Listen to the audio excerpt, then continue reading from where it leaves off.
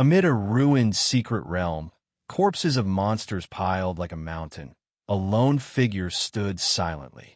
The scene before him ignited a fierce blaze of anger in his chest. Van Triet squinted, looked down at the one below, and ground his teeth as he snarled. La Oi, weren't we brothers who'd die for each other? Why would you do this to me? La Oi just snorted coldly and answered quietly. Do you still remember the situation when the catastrophe first began? Monsters from bizarre dimensions poured out, destroying everything. Later, people called those spaces secret realms. Anyone who touched a secret realm could gain a mysterious power called an occupation. So they formed occupation legions, conquering the secret realms and advancing like a storm. This time they even breached an SSS grade secret realm, the most dangerous tier. But because of that, La Oi was forced to eliminate Van Triet, for he had become an uncontrollable threat. Powerful occupation users could easily shatter the Empire's order, and Van Triet, having surpassed SSS rank, was the greatest danger. Supreme power was only allowed to remain in the royal hands to ensure stability. After all, it was just the greed for power and fear of the talent. Hearing this, Van Triet grew even more furious and roared. So this is why you kill my family and teammates? For the Empire's stability, La Oi felt no remorse and replied coldly. Van Triet was now swallowed by rage and shouted loud. Immediately, a surge of energy burst from him. But only 3 seconds later, Van Triet's body was engulfed by an explosion, and he fell to the ground, powerless. La Oi looked at this and sneered with contempt. I already tampered with your armor. Along with the explosion, there's a synthesized toxin that will seep into your wounds. Van Triet, exhausted after the SSS battle, no longer able to resist. La Oi curled his lip in a cold smile. I even prepared an entire squad. Consider this my gift to you. Van Triet lay on the ground, only able to lift his eyes to look at the traitor. Recalling old days, he sneered. What brotherhood for life, fake feelings, and fake loyalties. At that moment, a hidden skill called Mirror World activated, pulling Van Triet's soul away from the living world. Decades later, by a small pond, a gang of unruly kids were hanging a boy upside down from a tree. The fierce ringleader punched the boy hard in the stomach, cursing nonstop. Let's see if you enjoy dying like this. He immediately ordered them to drop him again, causing the boy to panic and scream, I'm not faking. But before he could finish, the boy was pushed under the water. The kids on the bank laughed gleefully, paying no heed to the boy struggling beneath the line between life and death. He didn't understand why he was being treated this way. Just then, a wandering soul suddenly appeared, startled awake by the cries for help. Nearby, a boy with some compassion trembled and said, If this keeps up, he'll really die. The words made the ringleader startle. Then he scoffed coldly. If he dies for real, just let him use his healing art. Doesn't he have the incantation occupation? Saying that, he slung his arm over the other boy's shoulder, smirking. Next is you. You're just as fake. He bluntly accused him of leading them here to trap the victim. If the boy died, wouldn't he be the one to blame? Hearing this, the bespectacled youth trembled as he protested. Before he could finish, the ringleader cut him off coldly. Even a punching bag has its own thoughts? Not bad at all. As soon as he finished, he tightened his grip on the bespectacled boy's shoulder, then swung a fist at him. But at that moment, an anomaly surfaced on the pond, startling him. The kids immediately turned around and saw something rising from the water. Seeing it, they screamed in panic. It's a secret realm. How can there be a secret realm here? The whole group hurriedly fled. The bespectacled youth was no exception, but after a few steps he looked back, his expression showing a flicker of hesitation. Then, without much thought, he dashed toward the pond to save the boy. The bespectacled youth hurried to the tied boy, but at the same time a monster emerged from the secret realm. He frantically tried to untie the ropes, but couldn't. The monster drew closer and closer, and, without hesitation, attacked them both. In that hair-raising moment, a hand suddenly grabbed the bespectacled boy's collar. The boy who had been tied somehow freed himself and pulled the other aside. Facing the charging monster alone, a small block of ice appeared in his hand, enveloping the monster in a burst of energy. Seeing this, the bespectacled youth shouted in panic, "What are you doing? Why are you healing it?" Immediately after, He tried to use his skills to fend off the monster's attack, while the other youth quickly checked his status. It turned out this boy was also named Van Triet, with the incantation occupation. Recognizing this, Van Triet froze, standing stunned.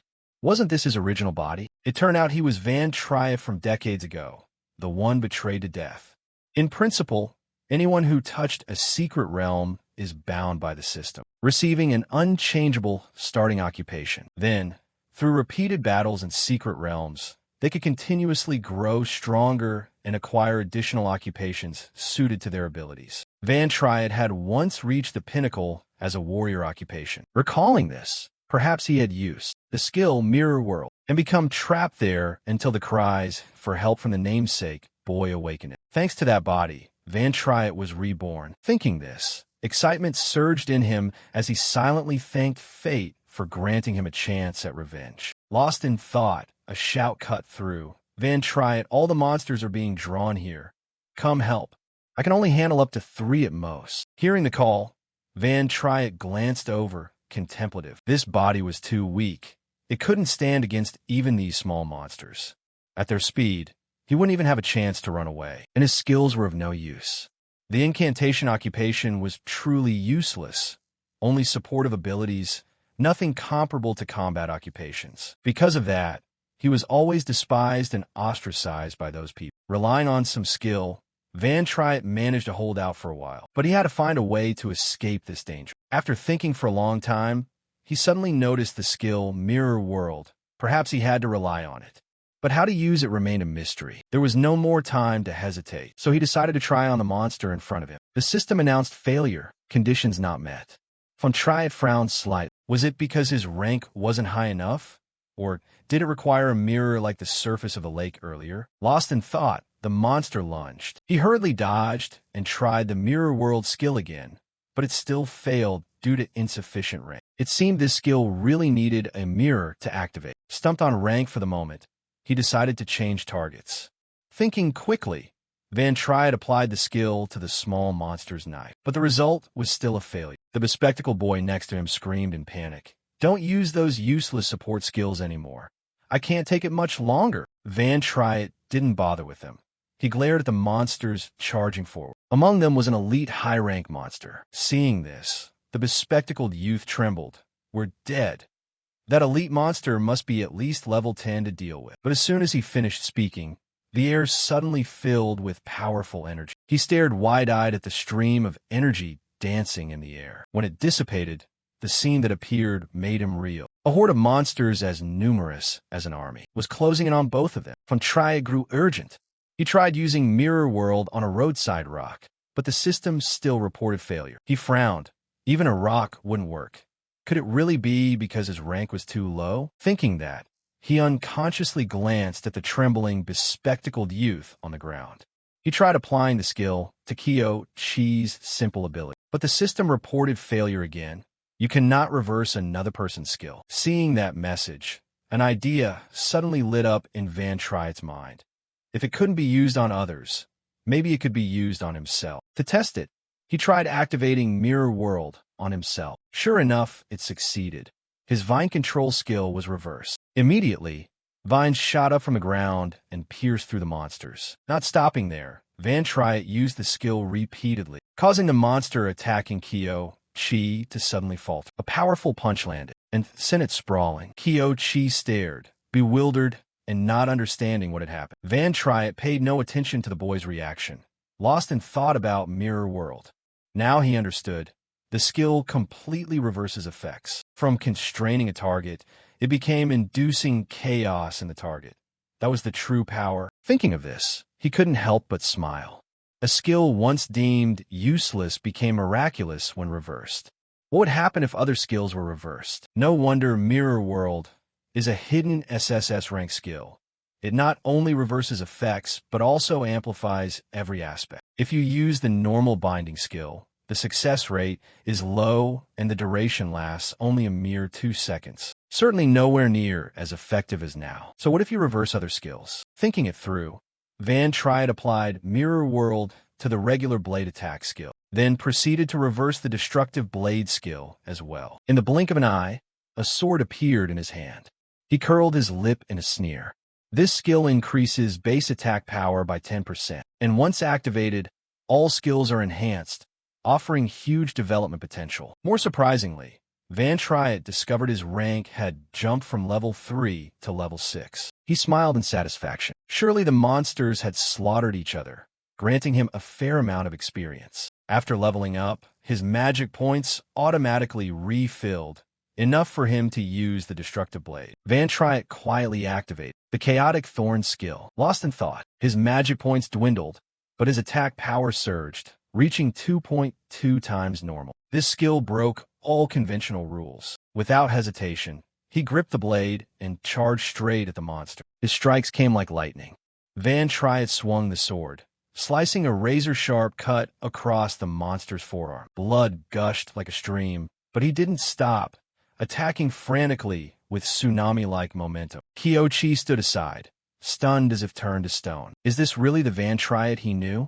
An incantation occupation possessing such terrifying power. Van Triet paid no mind to his reaction, focusing solely on killing the monster. With level 6 attributes, he recovered 120 magic points per second, and his max attack reached 2.3 times normal. Before long, Van Triet defeated the level 10 monster. Standing on its corpse, he wore a triumphant smile. With his current strength, he could handle an elite level 11 monster. At that moment, the ground shook violently. An explosion of energy erupted, flinging earth and rock. Van Triet looked up in alarm, only to see a gigantic great devil rise from beneath the ground. As it appeared, the smaller monsters around it scattered in panic, but they couldn't escape its claws. The great devil frantically slaughtered the lesser beasts. Kyochi recoiled in fear, nearly collapsing as he hurried backward. Van Triet remained standing, face grave. This secret realm hides a level 21 boss? Without hesitation, he immediately cast a skill on it. This time it succeeded. The Chimera's body was bound by sharp thorns, but in less than 3 seconds the skill failed. It was immune to the chaos status. Breaking free from the chains, the Chimera lunged at Van Triet. At that moment, Kyo-Chi suddenly rushed out, creating a protective shield in front of him. Van Triet's eyes flashed. Through Kyo-Chi's back, he seemed to see a familiar image. A youth whose face resembled Kyo-Chi by 70%, who had once furiously shouted at him in the past. "You idiot, who told you to charge ahead? Why won't you ever listen?" For a moment, Van Triet froze. At the same time, Kyo-Chi couldn't hold on and was sent flying by the Chimera. His body slammed hard into the ground, spitting out a mouthful of fresh blood. Van Triet rushed over, silently cursing Kyo-Chi for being reckless. He quickly appeared beside him, trying to heal him. Thanks to his efforts, Kyochi's vitality gradually recovered. But soon his healing skill was exhausted. He muttered in dissatisfaction. The recovery skill of the incantation occupation is really useless. After that thought, he turned and asked, "Do you have a life potion?" Kyo-Chi nodded slightly. "There's a bottle at the bottom of the basket." Van Triet didn't hesitate. "Then drink it." Then he turned back to face the Chimera. With his current power, he was still far from enough to fight this boss. But the monsters had nearly exhausted their health. Only a little remained, almost enough to finish them. Thinking that, he glanced at Kyo-Chi and said confidently, "Kyo-Chi, hold on a bit. I'll take care of them." Kyo-Chi was stunned upon hearing this. Before he could comprehend, Van Triet dashed off like the wind, slaughtering frantically. Thus his levels skyrocketed, and his health and magic points fully recovered. But to defeat the boss, he needed to increase his attack power by 400%, while the destructive blade could only be maintained for 1 minute. He had to use chaotic thorns at least 40 times within 50 seconds and reach level 10. While Van Triet displayed his power, Kyo-Chi stood aside, eyes wide and mouth open, astonished by the scene. After finishing off the small monsters, Van Triet lunged at the Chimera. By then he had reached level 12. His stats significantly increased, and the destructive blade boosted attack to 510%. Van Triet smiled in satisfaction. He still had enough strength to take it down. No sooner had he finished speaking than he swept past the Chimera like wind. and delivered a slash. The blade in his hand danced and twisted, leaving the chimera no time to react, turning it into prey on the chopping block. In the blink of an eye, its body was riddled with wounds. Van Triet delivered the final stroke and returned to Kyo-chi's side. Kyo-chi still hadn't recovered, trembling as he mumbled, "Am I not dreaming, right? Could an incantation occupation really clear an entire secret realm by itself?" Van Triet had truly done it. From a low-level incantation occupation a few hours ago, he had now reached level 15. Kyo-chi stared intently, asking in a trembling voice, "Van Triet, is that really you?" Van Triet didn't answer, busy picking up the dropped items. Kyo-chi continued, "How did you suddenly get so strong?" After finishing the loot, Van Triet finally turned back to look at Kyo-chi closely. He found him overly familiar and, hesitating for a long moment, asked, "Kyo-chi, what's your relationship with Kyo Bonbon?" Kyo-chi froze, replying in panic, "How do you know my great-great-grandfather's nickname?" Van Triet frowned slightly, thinking to himself, "Great-great-grandfather? I didn't expect Kyo-chi to be a descendant of Kyo Bonbon. That face, how could a descendant not resemble him at all? Weren't all my acquaintances already slaughtered by La Oi?" Thinking that, he suspiciously began to ask more about his great-great-grandfather, but before he finished, Kyo-chi coldly cut him off. "There's no need to talk about him right now." Saying this, he suddenly grew sad. "If you don't want to answer my question, you don't have to say things like that. There's no need to insult me." Van Triet fell into thought. Insult me? What did he mean? Not knowing what he was thinking, Kyo-chi spoke seriously. "Although I don't know why, you've always been hiding your strength. It's time to go back to school. Tomorrow the school is organizing a field trip to the Modern History Museum. Skip it and you're done for." Van Triet heard this and said nothing, inwardly weighing the situation. His identity couldn't be revealed yet. If investigated further, Kyo-chi might become suspicious. Thinking that, he recalled the Modern History Museum Kyo-chi mentioned. Surely that place held information about what happened after his death. The next morning, the group of students boarded the bus to the museum. Van Triet and Kyo-chi, being isolated, chose the back seats. At that moment, he realized the world had changed too much. After all the years since his death, everything had transformed rapidly. This bus was powered by products from secret realms, something he'd never seen before. Some items were strange, others familiar from previous secret realms. But logically, only items dropped by monsters could be taken out of a secret realm. Van Triet quietly touched the chimera bone ring on his hand. Van Triet quietly touched the chimera bone ring on his hand. Skill books and gear could be taken from storage or even traded outside the secret realm.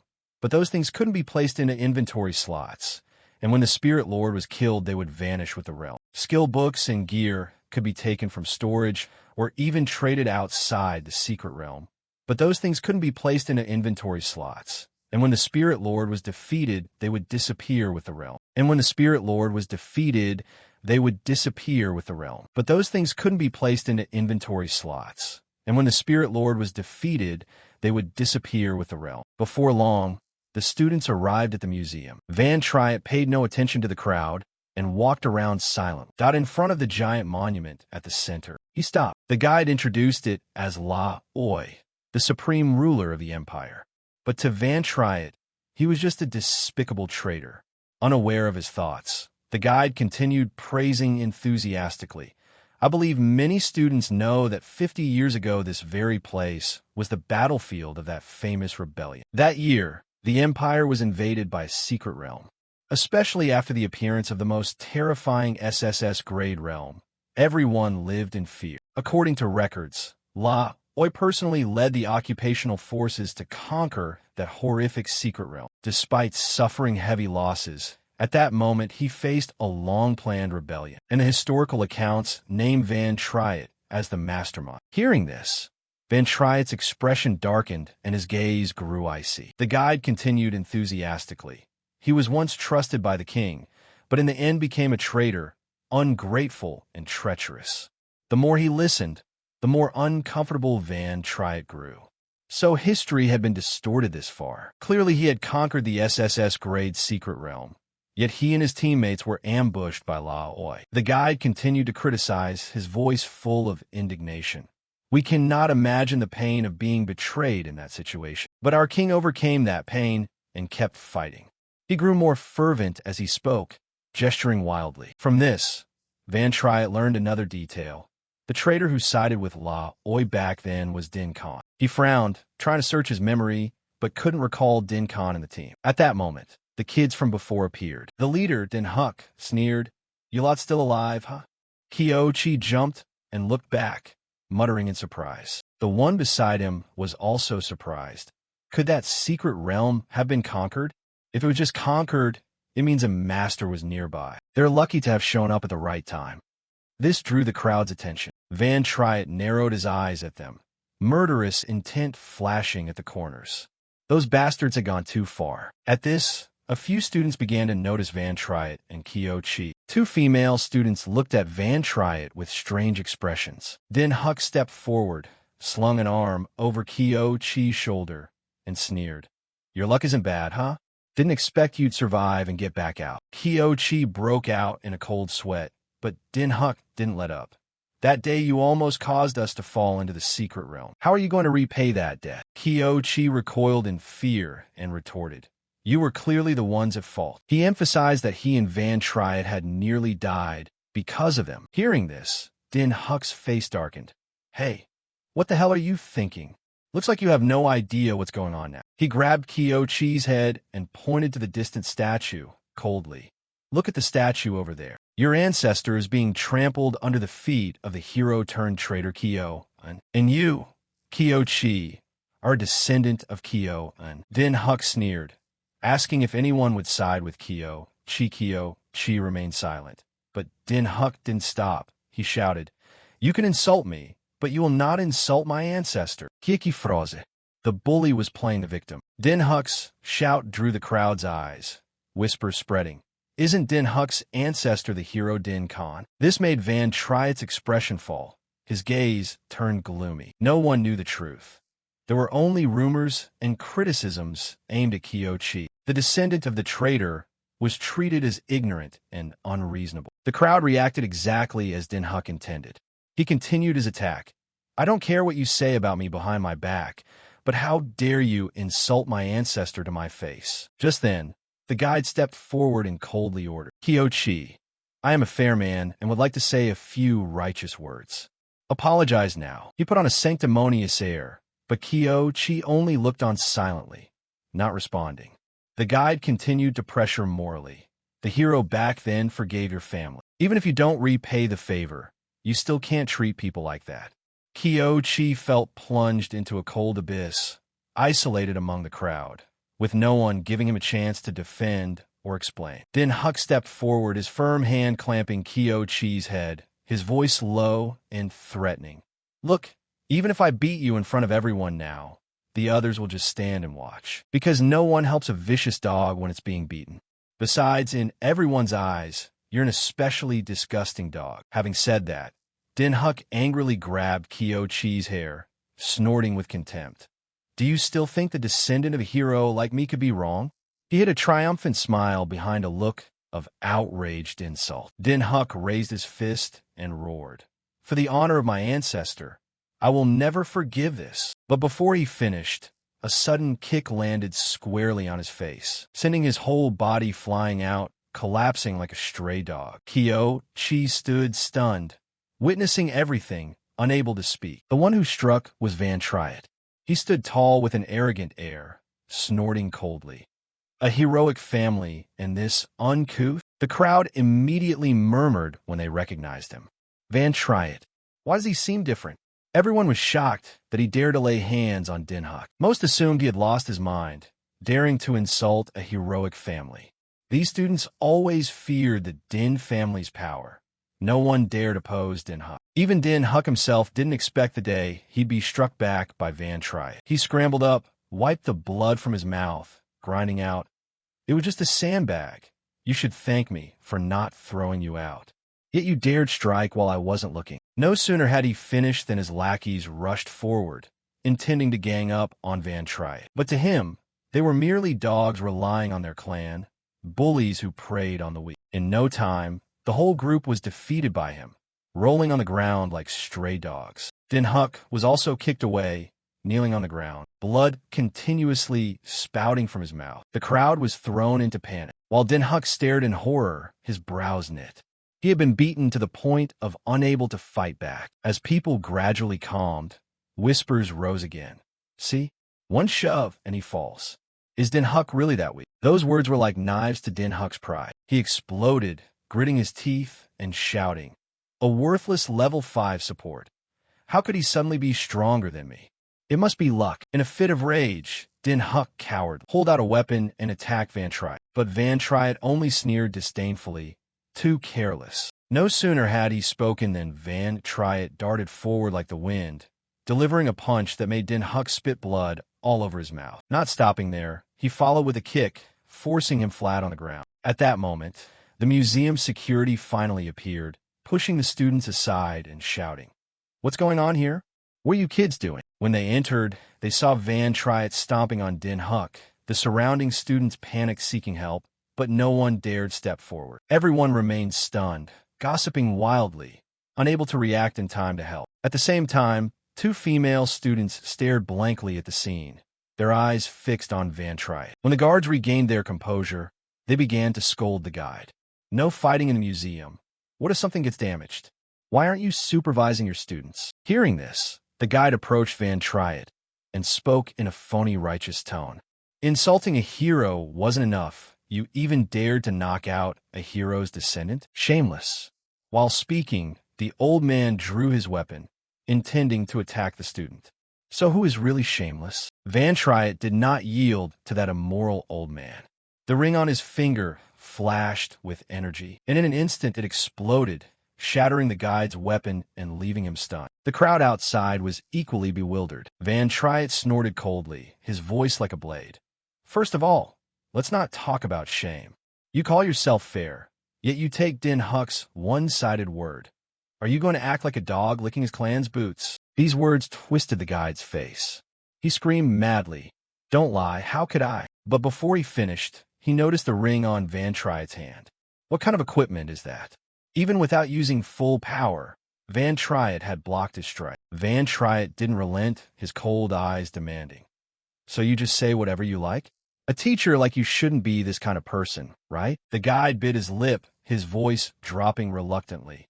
"Of course, I'll investigate the cause of the conflict properly." Van Triet was too lazy to pay heed to the old man's boasting and looked down at the ring on his hand. Though rare, it was ultimately just gear from a level 21 spirit beast. Against a level 35 teacher, it still felt a bit awkward. Thinking that, he waved his hand and said decisively, "Then as punishment, just expel us." Before the guide could reply, he turned to Kyo-chi. "Kyo-chi, let's go." Kyo-chi didn't want to get involved with people who changed with the wind. He hurried after Van Triet, ignoring the whispers behind them. At that moment, the guide suddenly remembered Din Huk and panicked. "Quick, use healing techniques to save Din Huk." Outside, Van Triet strode away without bothering to look back. What's there to see in a place that records history written by a traitor? But he had confirmed one important thing. Indeed, no one had survived. Even Kyo Van had been killed by the man who claimed to be a hero. Thinking this, he glanced at Kyo-chi worshipping behind him. If asked now, he'd answer without hesitation. He cleared his throat twice and said, "I'm not well-versed in history. Tell me the specific actions of the hero Din Khan." "Guji tenhui den ziblit hero Din Khan." "I'm not sure I remember correctly. It was him. At first, he seemed to have foreseen the villain Van Triet's scheme and ambushed near the SSS Grade's secret realm to provide support. Thanks to that, the risk of rebellion was extinguished." Van Triet listened, his brow slightly furrowing. Ambushed near the secret realm. At that time, he hadn't noticed anything suspicious, being preoccupied with killing monsters, only realizing it when he was stabbed from behind. Unfortunately, it was too late. All of his people were killed. Unaware that he was sinking into memory, Kyo-chi continued. Hero Din Khan had pledged since childhood to handle secret realm threats and trained diligently. After being appointed by the king, He traveled everywhere to provide aid to regions, such as the Great Disaster at Tuong Dong Tan, for example. Van Tai Se, Tung Jiong Tang, wasn't it you who actually put an end to that catastrophe? Indeed, history is written by the victors. Biting his lip in fury, he asked in a low voice, "What about that sword?" The one in the statue's hand. Kyochi knew he meant the Lu Van sword and replied seriously, "I heard that's the sword he used to behead the traitor Van Triet. It's supposedly the top-tier weapon." Van Triet's face was now filled with rage. Good. Not only did they steal his honor, but they even claimed his sword. If Din Khan benefited from what Van Triet created, he'd make him meet his squad first. A few watches later, at the Din family mansion, countless high-level guards patrolled outside. As they walked, something caught their attention, and when they turned they saw two figures slipping into a nearby alley. Sensing no threat, they turned and resumed their patrol, unaware that Van Triet was hiding behind a wall, brow furrowed, thinking, so alert? A drifter with scouting skills? Beside him, Kyo-chi pounded his chest in fear and whispered, "I told you, we should leave. The guards are thick here. If Din Huck returns, we're dead." Van Triet said nothing, lost in thought. Although he always wanted to kill Din Khan, according to Kyo-chi, he'd long been hiding in a high-level secret realm. Now, unlike his previous life, Van Triet couldn't freely enter secret realms, and high-level secret realms were guarded by armies. Entry required a pass, but Din Huck's household definitely had one. He glanced at Kyo-chi and said, "Why do they need so many bodyguards? Isn't he just one among dozens of Din Khan's descendants?" Kyo-chi sighed and replied, "Still, they're descendants of a hero, and they have a private secret realm in the house." A private secret realm? Van Triet widened his eyes in surprise. Kyo-chi nodded, annoyed. Low-level secret realms are now all bought by private interests. Without power, who dares to buy them? Din Huck always has guards, so he can always kill monsters to level up. But ordinary students entering the school's secret realm still get robbed. Hearing this, Van Triet couldn't help but scoff. The world is truly turned upside down. More money and power means higher levels. Kiki nodded exactly. Ordinary high school graduates reach level 15 to 20. After graduation, without access to secret realms, they stagnate at that level. Those who work with secret realms, like keymasters or rangers at national secret realms, might reach around level 30 by middle age. The guards at Din Huck's place, thanks to his secret realm, can reach about level 30. To reach higher levels, only those recruited into the military or organizations like unions or military academies can enter high-level secret realms and attain greater levels. Von Treat shined. To get stronger, a pass is indispensable. While he pondered, Kyo-chi urged again, "We should go.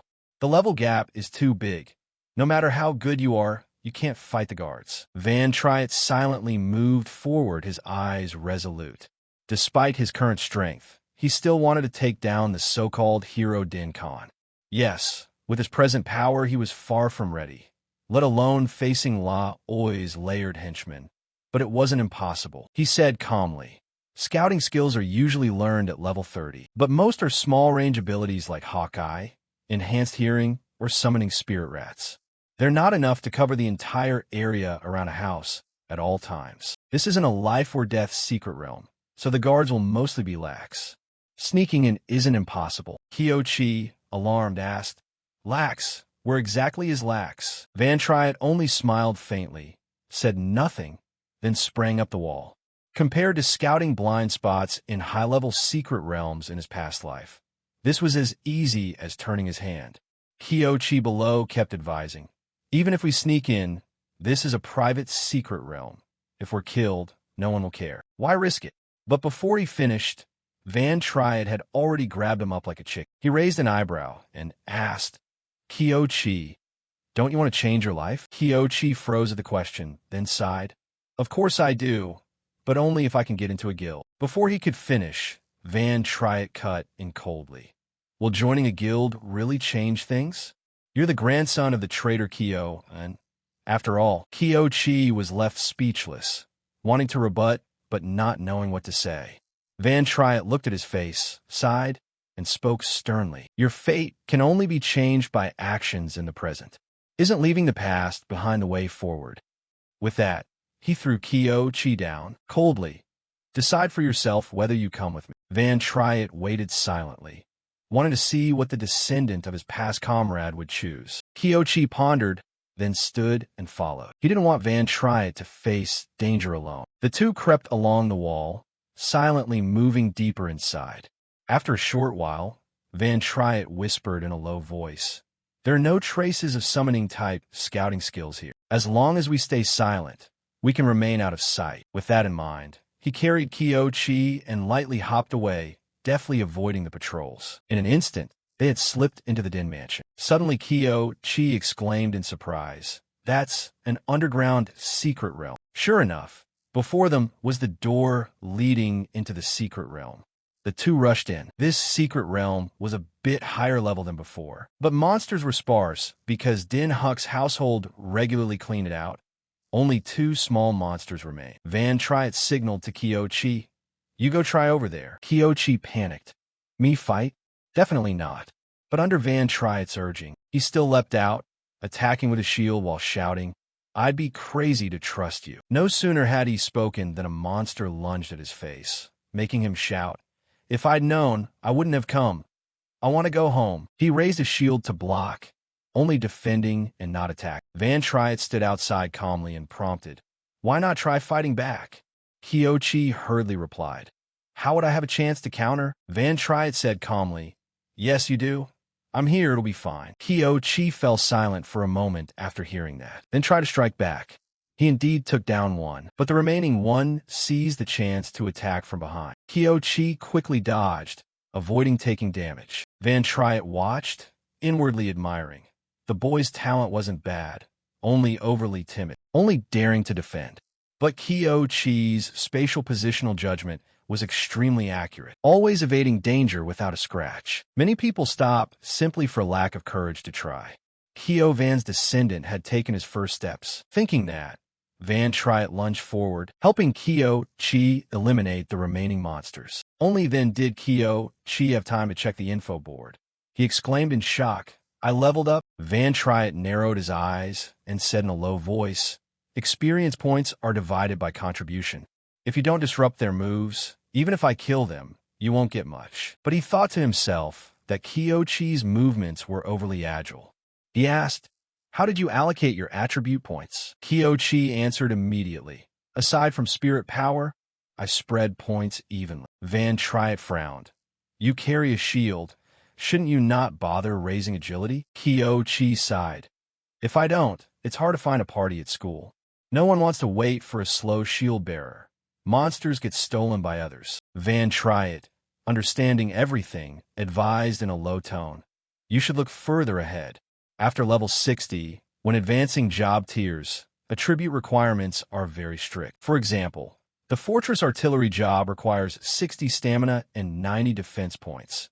You can't just dump points randomly." Kyo-chi couldn't help but retort, "An ordinary person might reach level 40 in a lifetime. Who dares dream of level 60? That's S rank." But before he finished, Van Triet placed a hand on his shoulder, his gaze firm. "From now on, you must aim for S rank, even surpass S rank." Those words froze Kyo-chi. He couldn't utter a word. Still, Van Triet began calculating his own job advance. As a support, he could only rely on the hidden skill Mirror World to turn the tide. Barring surprises, he would head down this path. But just then he discovered that Mirror World could be upgraded. Without hesitation, the two began slashing through monsters in the secret realm. With the small monsters, Van Triet dispatched them as easily as turning his hand. But the problem was the higher-level monster before them. His burst blade could only last 5 seconds, and despite frenzied slashing, it still had some health left. The boosted attack power faded quickly, and the corpse-like beast still hadn't fallen. As he swung his blade, Van Triet thought, "This skill is powerful but can't sustain long fights." His stamina had limits. Although his leveling speed had far outpaced normal people, he was now level 17, and killing monsters still accumulated experience for Mirror World. While lost in thought, he suddenly sensed danger. Like a lightning bolt, he leaped onto a nearby cliff wall. At the same time, the Din household's patrol force swelled. Kyo-chi hurriedly said, "Monsters are getting fewer now. If we keep going, the risk will only increase. Van Tryon knew he was right. Fighting monsters while watching for the guards, scouting skills, and managing the burst blade's duration was too forced for him now. Moreover, the new skill book that dropped showed not every reversal skill aids in combat. Mirror World was still 30% short of leveling up. At rank 1, the reversal skill was already absurdly powerful. Leveling up would surely make it stronger. Following the cliff wall, Van Tryon walked and pondered. Summon spirit rats, summon hawk cat. The scouting skills here grew more advanced. Passing a rocky nook, he suddenly stopped. Before him stood the secret realm's lord chained to a large chair, surrounded by guards. Kyo-Chi poked his head out, astonished. The lord is restrained? It's the first time I've seen this. At school, the lord is watched by teachers, and no one is allowed near. That chain must be high-grade equipment. Van Tryon fell silent. With so many guards, if he struck the lord, they'd surely summon more. At his current level, he couldn't kill the lord amid the encirclement. The guards had to be dealt with first. No sooner thought than done. Van Tryon lunged like lightning, and a single move crippled one guard. He said coldly, "Next, spill all the information, and you'd better be honest." The guard offered no resistance and blurted out, "Please, ask anything, and I'll tell. The Den household pays poorly. It's not worth risking my life." Van Tryon was briefly speechless, thinking there were even guards like this. Still, fine, straight to the point. He asked, "Where are the hero's secret realm passage permits?" The guard, surprised, "Passage permits? There's a stack in the Patriarch study. They're not rare." "You're a fan of Dinkon. Is that why you're so worked up?" he cried in fear, hurriedly adding, "Really, I've seen it a few times." "The permits are in the Patriarch study." Seeing Van Tryon's grim expression, he panicked and repeated, "Really, I've seen it a few times." "The permits are in the Patriarch study." He's leading the captain of the guards out. "But those are temporary cards. Personal information hasn't been entered. Without someone vouching, you'll certainly be interrogated." No sooner had he finished than Van Tryon grabbed him by the collar and hissed icily, "That's none of your concern. First, empty the contents of your system backpack." After a while, Van Tryon and Kyo-Chi left the secret realm, leading the guard with them. As they walked, Van Tryon turned and asked suspiciously, "The spell skill book on you. There's really only one?" The guard nodded emphatically. "I truly don't have more." He sighed and explained, "The Den are stingy. Anything found in the secret realm must be handed up. We only get a few leftover scraps." Van Tryon paid it no mind and casually flipped the skill book open. Inside was a record of the skill Baptizing Light, which when reversed becomes Moonflower Descent, able to heal and increase defense by 6% for 15 seconds. Before long, they reached an area crowded with guards. One hurriedly said, "That's the Den inner courtyard. Without a summons, our guards aren't allowed to enter." Van Tryon narrowed his eyes, his cold gaze sweeping the man. He went on, "Only people level 30 and above come and go, all with top-tier gear. Honestly, there's not much need for protection." Van Tryon smirked slightly and asked skeptically, "So if we get inside, we can grab the permits, right?" The guard shook his head desperately. "No, the main owner is there, level 42. You definitely couldn't beat him." He added, "The second and third masters are both over level 50 and are currently out working. If they return at the wrong moment, you'll be in even more danger." Van Tryon frowned, thinking. Entering the inner courtyard meant facing an owner far stronger than him. After a moment's hesitation, he suddenly struck the guard unconscious, glanced at Kyo-Chi, and said, "You stay here." The abrupt command left Kyo-Chi momentarily flustered. Without further explanation, Van Tryon quietly returned to the secret realm where the Lord was imprisoned. He knew they used high-grade iron chains to restrain the beast. Unless the Lord died, the secret realm would not disappear. Therefore, the Den family always posted strict guards. This method was thorough, but only effective so long as no one dare break the lock. And now, Van Tryon was exactly the one willing to do that. Like a ghost passing through the night, Van Tryon moved and swiftly took down a guard. The commotion immediately stirred the surrounding soldiers, but he didn't stop. He charged in and shattered the iron chains restraining the realm lord.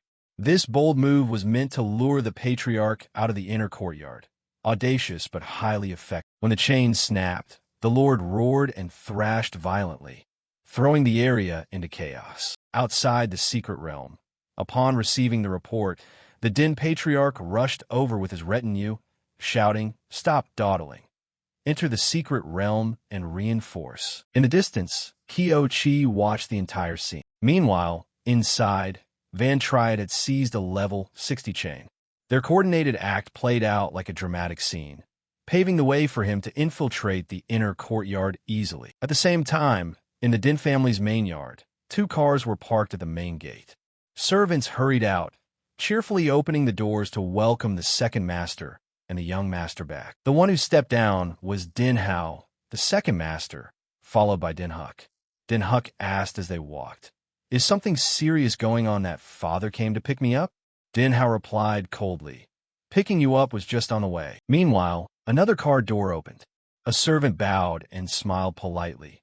"Miss Van Sa, please alight from the carriage." They were 2 classmates of Van Triet. As they stepped down, another servant bowed and said, "Welcome to the exiles' quarters." The remark made the Din steward frown. Without another word, he immediately kicked the man who had spoken, leaving the man sprawled on the ground.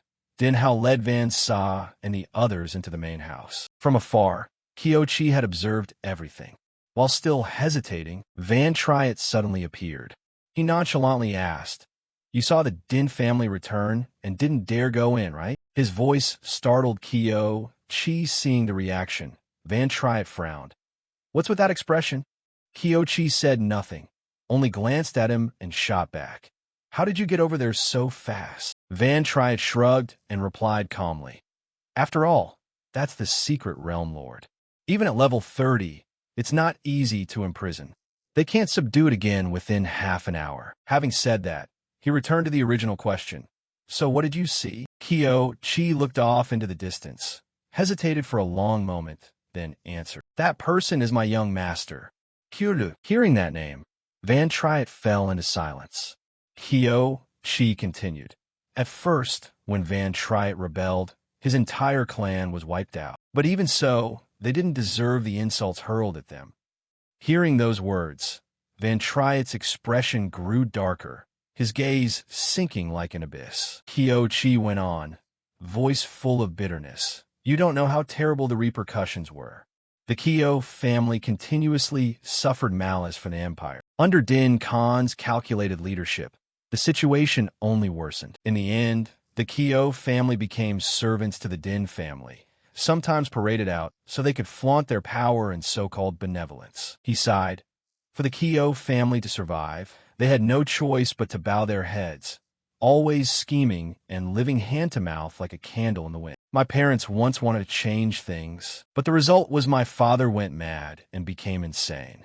As for my uncle, Kyo-lu, he completely turned into the Din family's loyal dog." Van Triet heard this tragic story and was momentarily speechless. After a long silence, he suddenly stepped past Kyo-chi, voice stern, "I'm going into the house." Kyo-chi, startled out of his pain, hurriedly warned, "Right now, Father Din Huck is there, level 42, fully decked in top-tier gear. If you're discovered, you're dead for sure." Van Triet's expression didn't change. He replied coldly, "In an age where secret realms are controlled like this, without taking risks, there's no hope for change. There are things that, if you hesitate, you'll never achieve." Having said that, he glanced at Kyo-chi sincerely. "I can help you change, but first you must make the choice yourself. I'll fight, but I won't force you to follow." Kyo-chi panicked. "But the opponent is a massively powerful noble family. Can we really fight back?" Van Triet left only one sentence. "What I want to confront is the entire empire." Then, like the wind, he disappeared. Kyo-chi was left standing, still unable to process that bold declaration. Van Triet's destination was the Din family's villa. In the drawing room, Din Hao sat on the sofa sipping tea and casually asked a servant, "How did the secret realm lord break free of the chains?" The servant stammered, only managing an "oh," unsure how to answer. Opposite, Van Jia spoke with concern. "Is something inconvenient, sir? We can visit another day, if needed." Din Hao smiled and shook his head. "No need, eldest brother. He can handle it. It's just a small secret realm. How is that more important than Miss Van Sa? Moreover, after learning she arrived, Father Den Huck and third uncle are already on their way back. This is easily manageable. He added, I've also contacted the AG family's hero. He very much wants to meet her. On the second floor corridor, a figure hid silently. That was Van Triet. Hearing Din Hao mention Din Khan, he fell into thought. To enter a hero's secret realm, you need a passage permit and someone to escort you. It seemed Van Sa, the girl who shared his surname, held a position far from ordinary. Thinking that, Van Triet quickly left, focusing on finding the passage permit first. Fortunately, he avoided the scrutinizing gaze of the person beside Van Sa. Going up to the second floor, Van Triet deftly avoided two maids and slipped into a room. He moved carefully, afraid of bumping into anyone. Luckily, the room was empty. At the same time, the Din family's main yard, Din Gak led people back from the secret realm, muttering angrily, finally restrained the realm lord. Clearly someone intentionally released it, but now there's no sign of anyone. Suspecting something, Din Gak shouted and ordered the villa to be surrounded. He knew Van Sa was a guest and could not allow any lapse to disturb her. In the room, Van Triet rifled through everything but couldn't find the passage permit. Frustrated, he activated his illusion skill and finally discovered a suspicious drawer. Opening it, he found a diary. Flipping it open, underneath were a number of high-quality skill books. Outside the Din gate, guards swarmed in, surrounding the place completely. Kyochi hid far away, heart pounding. Why are all the guards gathering here? The more he thought, the more anxious he became. He feared that if Van Triet didn't escape in time, both of them would be done for. If captured, the painful memories from the past would repeat. He intended to quietly withdraw, to preserve his life. But Van Triet's words suddenly ringing in his head gave him pause. Suddenly, Kyo-chi shouted loudly, drawing everyone's attention. The guards immediately located him and charged in pursuit. He ran for his life, hoping to draw attention and create a chance for Van Triet to escape. At that moment, Van Triet burst through the door and immediately noticed Kyo-chi's action. He smiled, eyes flashing with admiration. Kyo-chi had overcome his fear and chosen a fight. With a bold glint in his eyes, Van Triet suddenly shouted, "Attract everyone's attention. The chains and skill books are with me.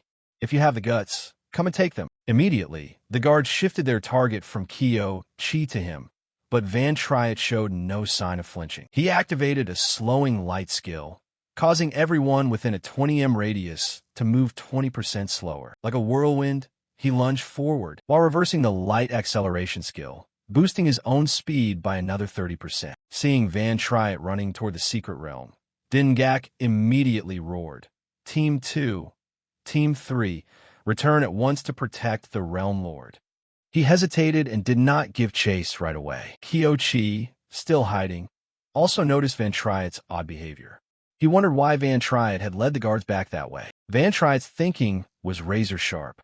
With the guards drawn outside, the realm lord must have been restrained. If so, it would be in its weakest state. If he could kill the realm lord, the mirror world would level up. Such a golden opportunity. How could he pass it up? At the same time, inside the Din villa, a somber atmosphere descended on the drawing room. Van Jia couldn't help but break the silence. The disturbance outside isn't small. Uncle really doesn't need to stay here to receive us. Din Hao smirked slightly. It's just a petty thief. Elder brother can handle it. Outside, the scene was chaotic like a smashed beehive. Din Gak bellowed, "Don't block me. You lot are as slow as turtles. Rush to the realm lord." He ordered the marksman and Lang Bat to chase the intruder, who was Van Triet. With half his skill points invested in agility and the acceleration from a level 30 skill, only the marksman and Lang Bat could keep up with him. Din Gak was no fool, but unfortunately still allowed Van Triet to reach the realm lord. The fact the lord was sealed here was its greatest weakness, and Van Triet was determined to exploit it. If he concentrated all his strength, he could take it down immediately. Without hesitation, he plunged down. The soldiers below instantly became alert and formed an attack formation. But Van Triet calmly unleashed his chaotic spiked skill. The floating spikes in the air turned the guards' faces pale. A scoffing voice said, "This is a skill that causes abnormal status. Humans aren't as easy to hit as monsters. No sooner had the words finished than an explosion rang out and one man took the hit. The soldiers panicked. Someone shouted, "Impossible! The abnormal proc rate of this skill is way too high." Ignoring the chaos, Van Triet pierced through the encirclement. The more crowded it became, the easier it was for him to reach the Realm Lord, who was low on health. Indeed, his bold action shattered the enemy formation. Van Triet sneered inwardly. What a ragtag bunch, completely lacking combat experience. Has peace dulled their fighting skills? He charged at the final layer of defense. The soldiers snarled at him, trying to hold the line, but Van Triet remained unflinching, unleashing a formation-breaking move and charging straight ahead. Just then, Din Gak appeared, shouting angrily, "Hold the formation! Let me deal with him." He donned his armor, swinging a great axe wreathed in fiery flames toward him. Van Triet glanced over, eyes mocking. "Come on then." He snorted coldly. "That works for me." Then, unexpectedly, he pulled out the level 60 iron chain he just seized. Although he wasn't high enough level to use it, he still took advantage of its sturdiness. Van Triet hurled the iron chain straight into Din Gak's flaming axe, using the impact to break the seal. Unaware of the plot, Din Gak focused all his force on attacking the chain. Seizing the opportunity, Van Triet rushed to the Realm Lord and raised an eyebrow triumphantly.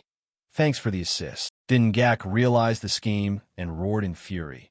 "You dare?" Van Triet scoffed. "Too bad. I actually do."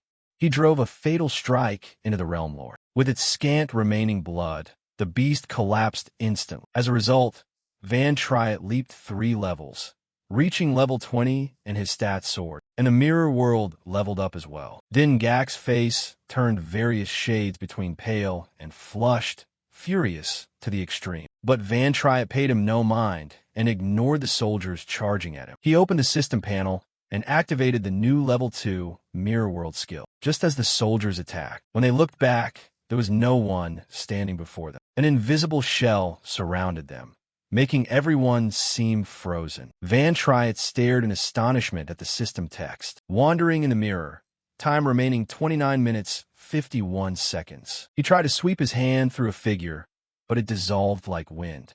No wonder reality felt distorted. These beings were just illusions. He bent down and picked up a stone from the ground. Strangely, it did not vanish. An information panel popped up.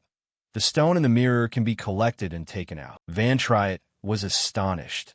It's not an illusion, but can be removed. The stone emitted a strange blue aura, though its purpose remained mysterious. He thought to himself that once the skill reached level 2, he could enter the mirror world and retrieve items to bring out. After considering it, Van Triet decided to store the item, planning to slowly investigate whether the system would change further. Immediately, the system panel displayed a long, endless list.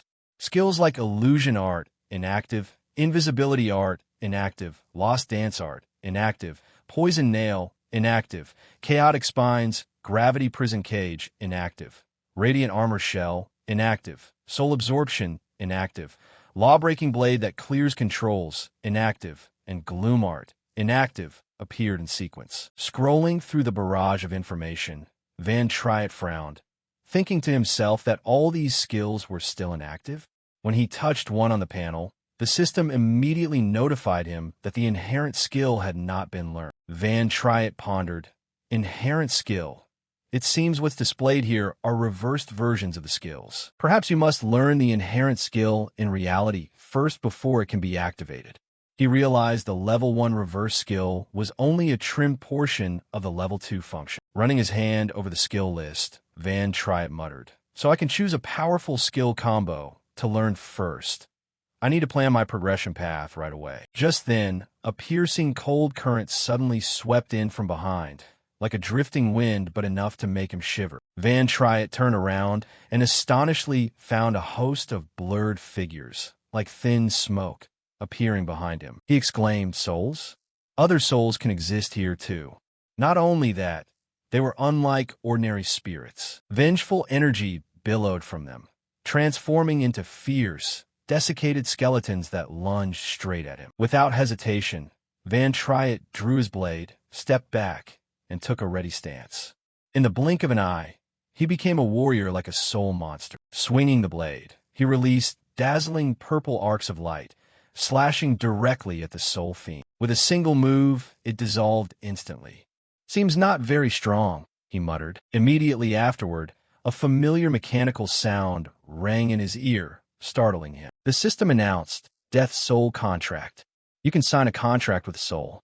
After signing, you can bring it out of the mirror world to fight for you. Contracts 0/20. Van Triet frowned in thought. Contracts, so after defeating a death soul, I can tame it as a summon and bring it out? Not only stones, the level 2 mirror world also seemed to allow bringing death souls into reality. The more he thought about it, the more excited he became. Looking up at the death souls circling in the air, he murmured, "How intriguing." At the same time in the real world, the crowd still swarmed like ants, but no one could find any trace of Van Triet. They buzzed. The secret realm vanished. Why hasn't that guy appeared? How could he disappear like thin air?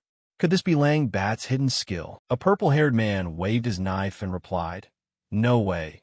Their hidden skills have physical form and duration, so it wouldn't be like that." Before he finished, another man, furious, rushed over, grabbed him by the collar and snarled, "Then you tell me, how could so many of us still let him get away?" While the other man was still shouting, Van Triet unexpectedly reappeared. Both of them were startled, eyes wide, not understanding what had happened. Unconcerned with them, he stood there scanning the system panel and muttered, "Has the mirror roaming time expired?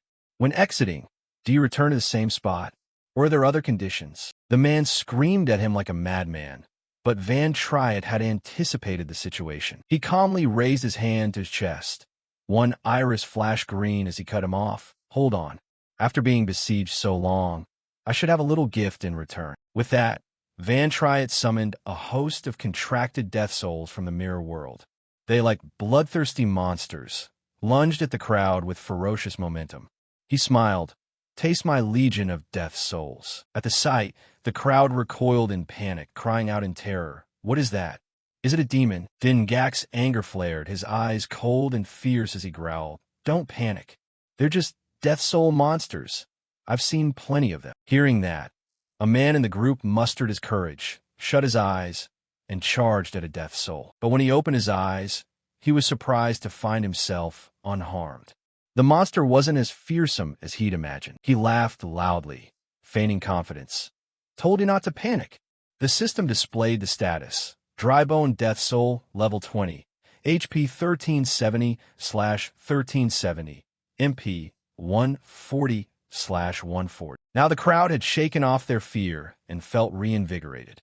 They surged forward to counterattack, shouting, "Capture it, and everyone gets a raise." After a bout of fighting and wiping out the death souls, they suddenly realized Van Triet had vanished. His figure seemed to dissolve into thin air.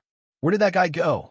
They panicked. It turned out that while the crowd was still occupied with fighting, Van Triet had quietly slipped away without anyone noticing. He privately judged these death souls to be too low-level. To stop these people, he needed to capture higher-tier, more powerful death souls. If he obtained elite death souls, that ragtag lot would be no match. But in the mirror world, the 20 strongest death souls he could contract were already taken. He recalled that while in the mirror world, the system had announced, "You have reached the search boundary." The mirror world has a search limit. Once entered, your action range is only 200 meters. Van Triet frowned, feeling a throbbing in his head. He had to find an opportunity to explore other areas of the mirror world to see if he could hunt higher-tier death souls. While thinking, he suddenly noticed two figures lurking under dense trees in the distance. One young man was lifted into the air by someone choking him. The captor snarled, "You think you can run? You think I'll let you go? Capture you. Who knows what reward we'll get?" Before the man could finish, Van Triet rushed over and slashed across with his blade. The attacker had no time to react and was cut in two. The young man lost his balance and tumbled to the ground.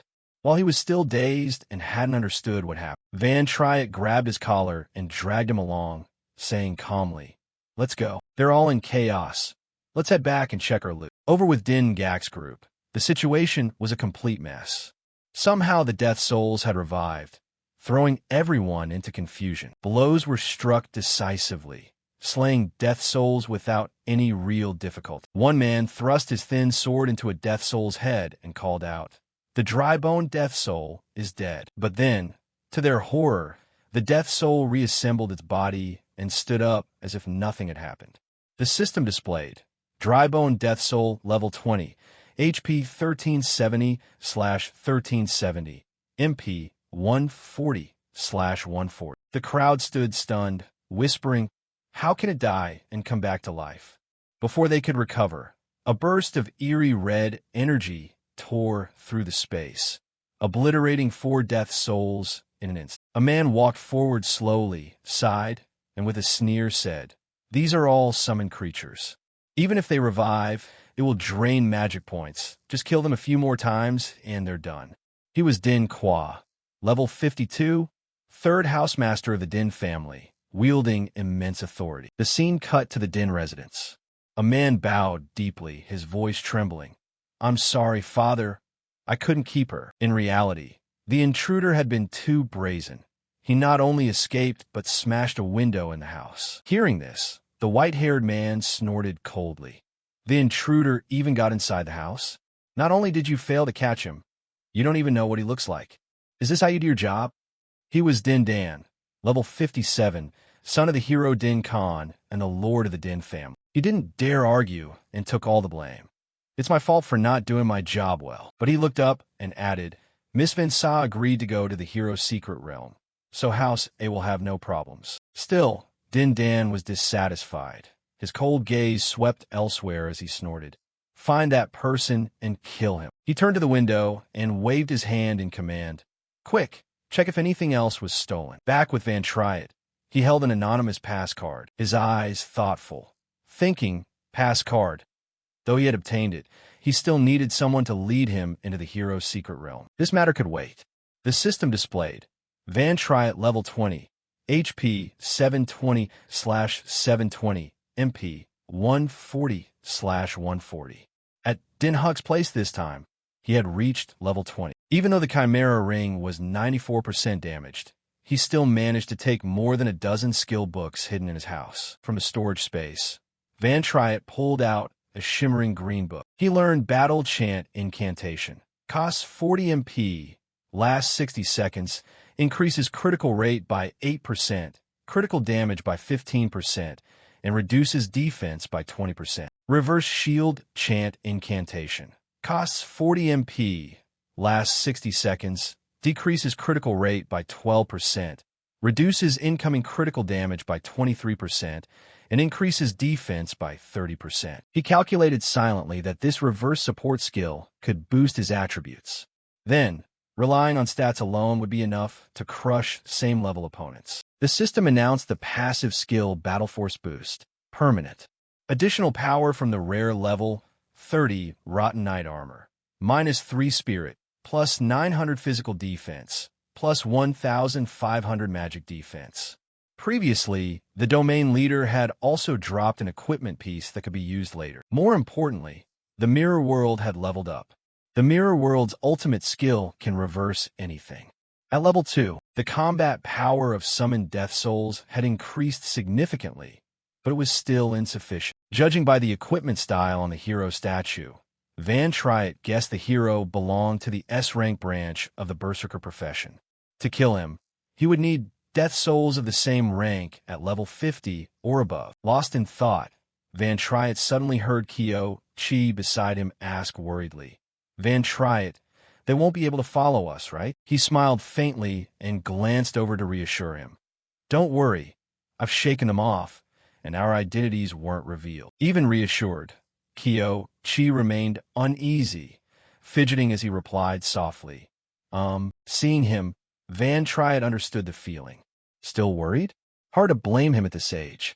Thinking that, he quietly called, "Kyo Chi, are there any secret realms recently where powerful experts died?" Kyo Chi asked in surprise.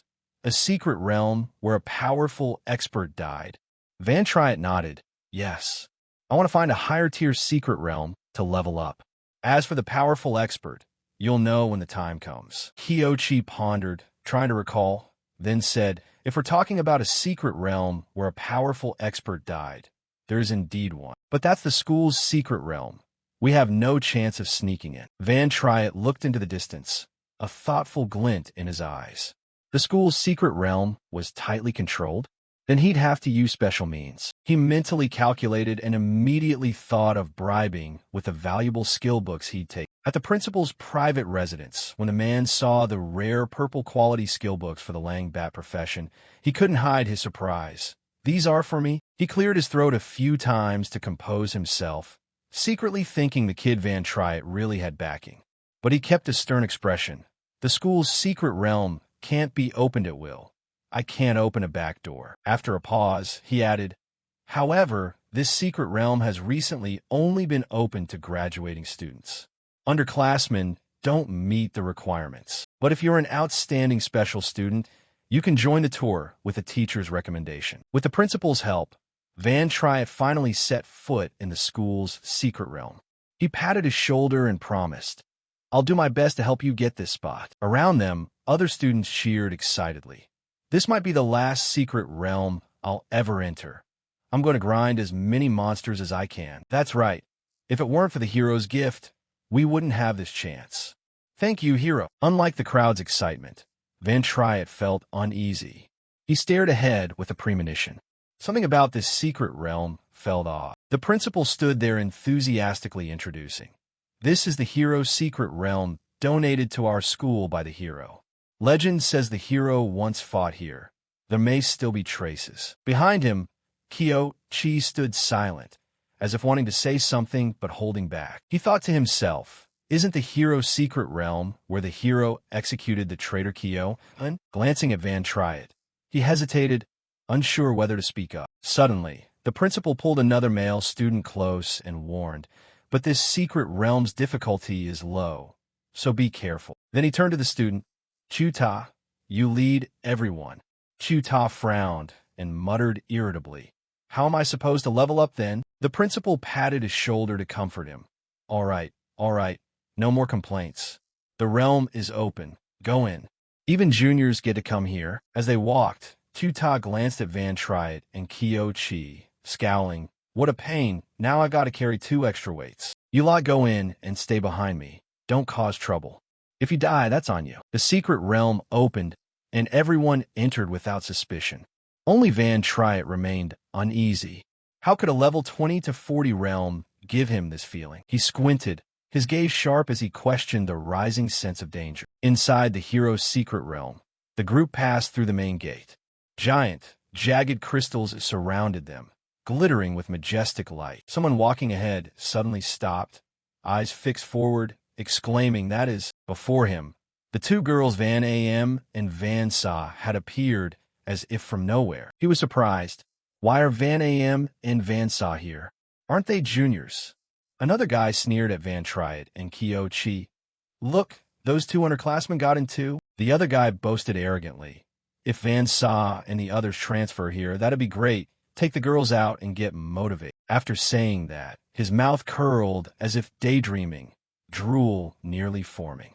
"Maybe I could still." Before he could continue fantasizing, an armored man stepped up and cut him off. "Don't dream. Those girls are definitely above 3rd year. We're asking them to lead us." The man added, "Don't even think about climbing higher." Hearing that, the conceited guy curled his lip and waved his hand. All right, I was just joking." At that moment, footsteps rang out. He looked up to see who it was. Van Sa and Van Am unexpectedly walked straight toward Van Triet, startling the guy. But instead of approaching him, the 2 girls stopped in front of Van Triet. He was briefly stunned and thought to himself, this person was a guest at the Den household with some status. Why seek me out? Does she know the original owner of this body? Or does she want to speak on behalf of Den Hu? Contrary to that guess, Van Sa smiled gently and said, "I saw you yesterday at the Memorial Museum.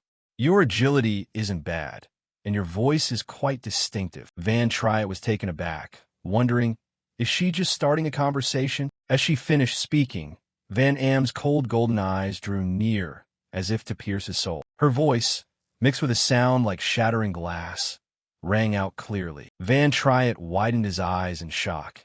He hadn't expected that after just 2 shouts yesterday, she would recognize him. Before he could speak, Van Sa turned, changed into a new outfit, smiled brightly, and waited. When she was done, she announced they would stop here for today. Behind her, Van M also donned different armor, clenched a dagger, and beamed. Let's go explore first. Van Sa's actions made Van Try It even more suspicious. She had recognized him, but chose not to expose him before the crowd, instead using this approach to signal him. An image flashed in his mind of when Din Huck had once recognized his voice. As long as Din Huck didn't come looking in the short term, given his current leveling speed, he had nothing to worry about. With that thought, Van Try It kept his eyes on Van Sa and Van Am's movements. If they showed goodwill, he would reciprocate. He called out, "Be careful. There's a dangerous aura in this secret realm." Hearing that, the two girls turned their heads to look at him. Van Sa replied, "Now that you mention it, there really is a strange sensation here. At my rank, I wouldn't normally pay attention, but thanks for the warning." The crowd around them buzzed in disbelief. Van Sa was known for being aloof. Why was she being friendly with him? To find out the truth, they swarmed Van Try It, clamoring, "Hey, how do you know Van Sa? Are you two acquainted?" "Yeah. Could you introduce her to us?" But Van Try It himself was vague. He coldly raised a hand and replied, "Sorry, we have to go." Someone called out urgently, "You planning to go solo? The weakest monsters here are level 20. 2 underclassmen like you could die if you run into one." Before they could finish, Chiu Ta's face darkened. He raised a hand to cut them off, his voice icy. "Let them go." A strange light flashed in his eyes as he continued. "Having a connection to Van Sa isn't bad, so I assume their rank won't be low." The female student beside him remained worried and stammered. "But Mr. Lai told us to be careful. Is this really okay?" Chiu Ta cleared his throat. "Don't forget the real reason we're here. The less you know about that place, the better. It's rare essence crystal. Do you want to share it with them? Anyway, everyone has emergency signal guns, so don't worry about it." His words were hard, but deep down Chiu Ta hid jealousy. How would a commoner get to know Van Sa? Thinking this, he glanced at Van Try It and Kyo Chi's retreating figures and thought to himself that if they overestimated themselves, they'd deserve whatever happened. Outside the secret realm entrance, only a few people remained silent.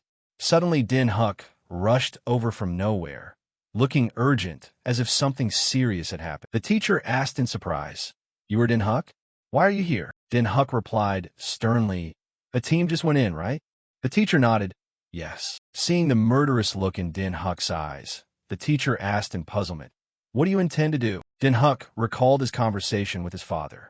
"Von Treat, Kyojai. Don't blame them for what happened at the Memorial Museum. I don't have time to deal with these small matters now."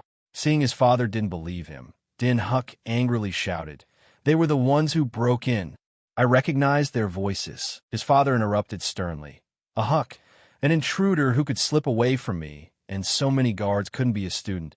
How could students pull off something like this?" Din Kwa interjected, "At least you must prove those two can overpower the guards. Otherwise I can't help argue your case." Din Dan reminded them, "All right, we're discussing serious matters. Don't interrupt." The more he thought about it, the angrier Din Huck became. He gritted his teeth, grabbed the other's collar, and growled, "Van Try It and Kyo Chi have already gone in? I want into that secret realm too." Inside the realm, Van Try It unleashed a flurry of razor-sharp slashes at the stone humanoid monster. With a powerful strike, the level 20 Manhwa orb collapsed instantly. But no sooner had it fallen than another appeared, a level 30 Manhwa I orb, HP 1981,980ths, MP 280/280. It was much harder to deal with, blasting potent magic from the top of its head. Van Try It remained unfazed. His reflexes were lightning fast as he stepped back to dodge the attack. He shouted for Kyo Chi, who immediately responded. Shield of Light. Instantly, golden-winged shields manifested around Van Try It. It cost 40 MP, lasted 3 minutes, forming a liquid barrier with 500 durability and 700 defense. Not stopping there, Kyo Chi let out an encouraging roar. A blaze of passion erupted, boosting Van Try It's strength, speed, and attack power by 5%. Agile and swift, Van Try It leapt onto the top of the monster, identified its weak point, and swung his blade hard. With a thunderous crack, the Manhwa Eye orb was cleaved in two, unable to react. System notification. Manhwa I star level 30 has died. Law-destroying blade. Attack power increased by 70%.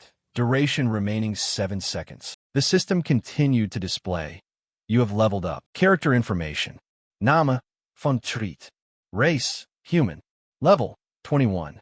Class, incantation. HP, 670. Mepe, Osuta Patruzic. Stamina, 11.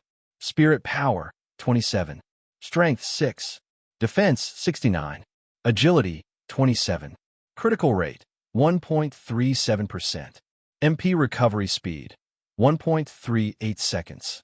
EXP, 47/400.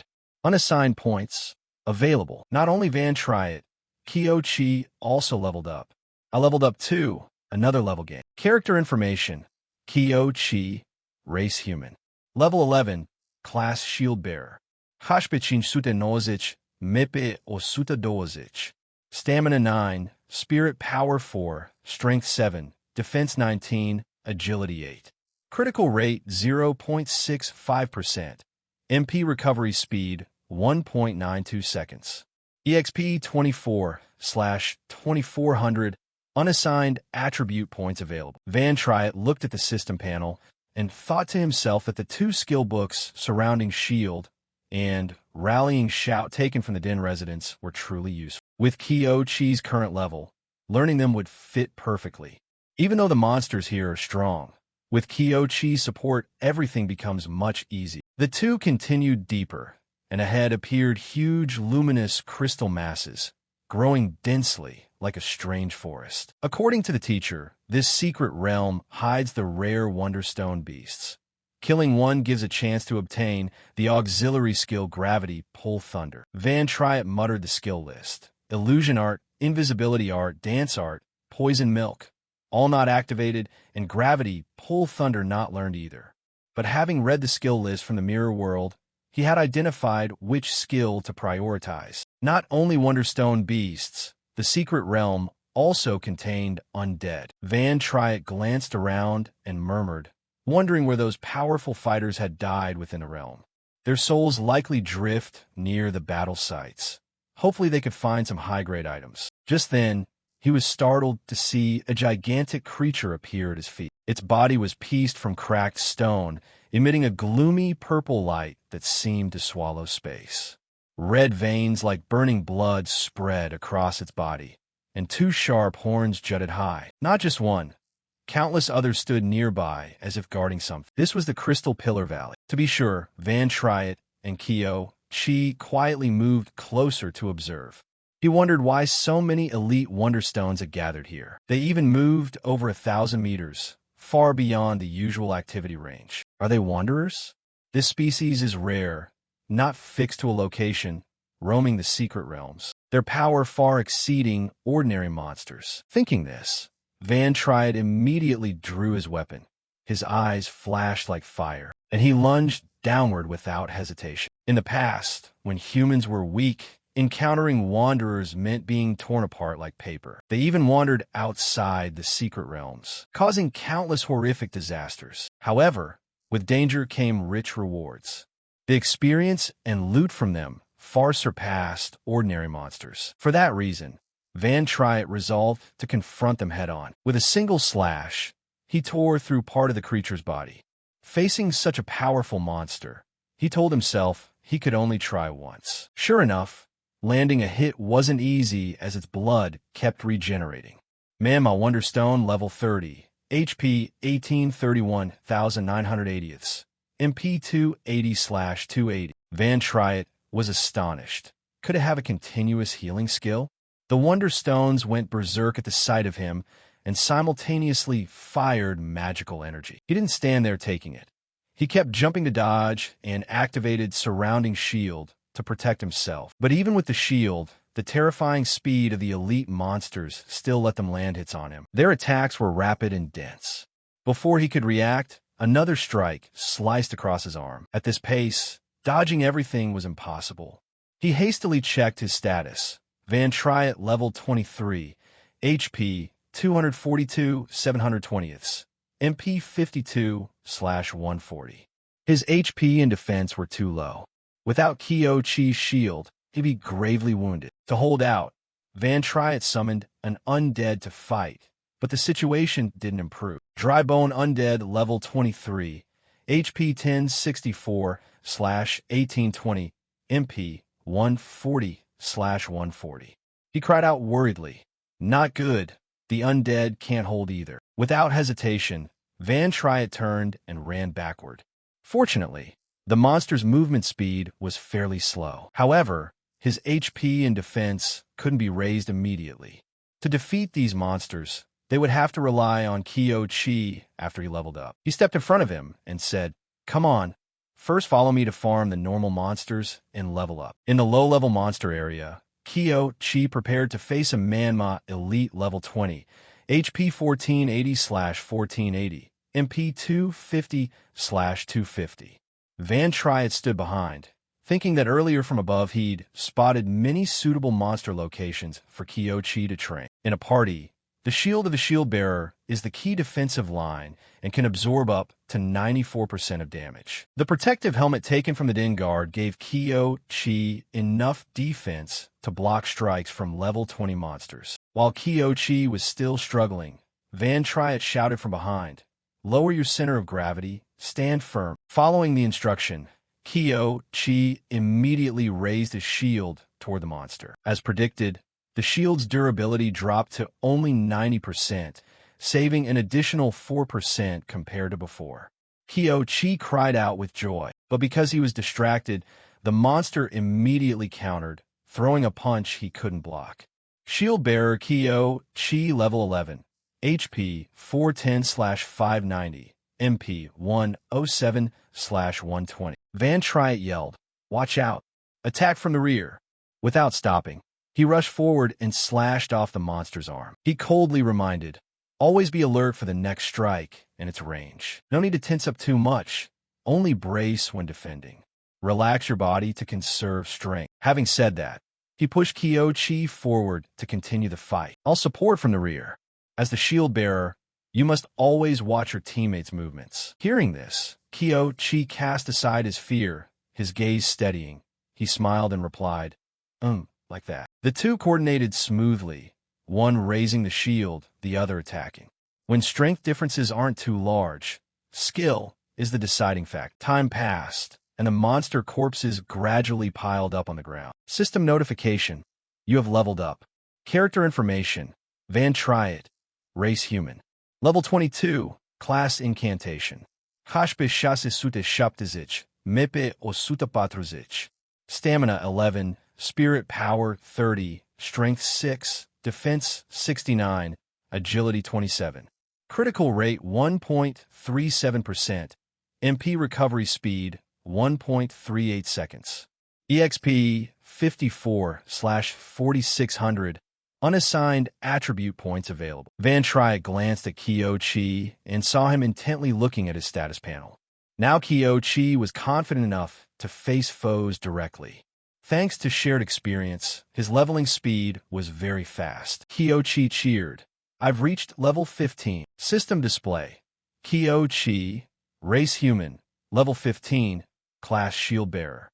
Hashpechin sute nozich, mepe osuta patruzich. Stamina 9, spirit power 4, strength 7, defense 19, agility 8. Critical rate 0.71%. MP recovery speed 0.92 seconds. EXP 320/3200. Unassigned attribute points available." Without hesitation, Kyo-Chi took out the skill book and finally learned. Skill book: Shield Armor Plate. Equips an outer armor layer to the shield. Increases durability by 400, defense power by 512, equal to 1/7 of user's own defense. Rarity: rare. Costs 50 MP. Requires shield bearer class, level 15. The skill was quickly activated. Van Triet thought to himself that the book taken from the Den residence was the last thing Kyo-Chi could learn at this stage. With shield armor plate, his shield was now strong enough to deal with the elite wanderers in Crystal Pillar Valley. At the same time, in Crystal Pillar Valley, 3 unfamiliar silhouettes appeared. Why are there so many elite wanderers here? One asked anxiously. Where did they come from? This is too dangerous for students. We must deal with it immediately. They were Elite level 33, Trang Chin level 37, and Loyan level 34, members of the professor's team. Loyan frowned. We can handle normal level 30 monsters, but these elite wanderers. Before he finished, a brilliant flare shot straight into the sky, the student's distress signal. The three immediately stopped and looked toward the flare. First, rescue the students over there, Loyan said decisively, though still hesitant. As for these wanderers, if students accidentally encounter them, then... Elite nodded. Right. As a precaution, I'll stay here. Trang Chin, full of vigor, reluctantly agreed. Then Old Bok stays. If anything happens then... Before he could finish, Van Triet and Kyochi suddenly appeared and approached. Shall we watch this area? The distress signal over there is definitely from the wanderers. If only the two of you go, I'm afraid it's not enough. Trang Chin was stunned and blurted. You too, Van Triet continued calmly. The wanderers aren't fast, and they haven't noticed us yet. As long as we observe from a distance, there won't be a problem. You teachers can rest assured. The three professors considered for a moment, then quickly departed. But Trang Chin warned, those monsters are extremely dangerous. Do not act on your own. He emphasized, hide well. If you're discovered, you won't be able to escape. The corner of Van Triet's mouth twitched into a mysterious smile, his eyes cold as he whispered, they won't be the ones who escape. After the three professors left, Van Triet immediately lunged down, swinging his blade in rapid succession, each strike accurately killing an elite monster. Their momentum remained fierce. One monster sprang up and fired magical energy straight at him. Kyochi did not hesitate. He raised his hand and shouted, surrounding shield. Shield armor plate. Even though the undead was encased by the armor layer, the elite monster's power was still overwhelming. A single blow shattered the defense and cleaved the undead in two with ease. While the monster was distracted, Van Triet slid around to the rear and unleashed a series of razor-sharp slashes. There was an explosion. The monster's body burst into pieces. Van Triet continued to deal with the remaining ones. System display. Manhwa Wonderstone level 30, HP 328/1980, MP 170/280. He thought to himself he was still short a bit of damage. Thanks to Kyo-Chi's support, Van Triet's strength and defense increased significantly. He quickly defeated the remaining elite monster. From its corpse, a brilliant purple beam of light fell down. Van Triet slid forward. His sharp eyes scanned the surroundings. Then he immediately resumed fighting.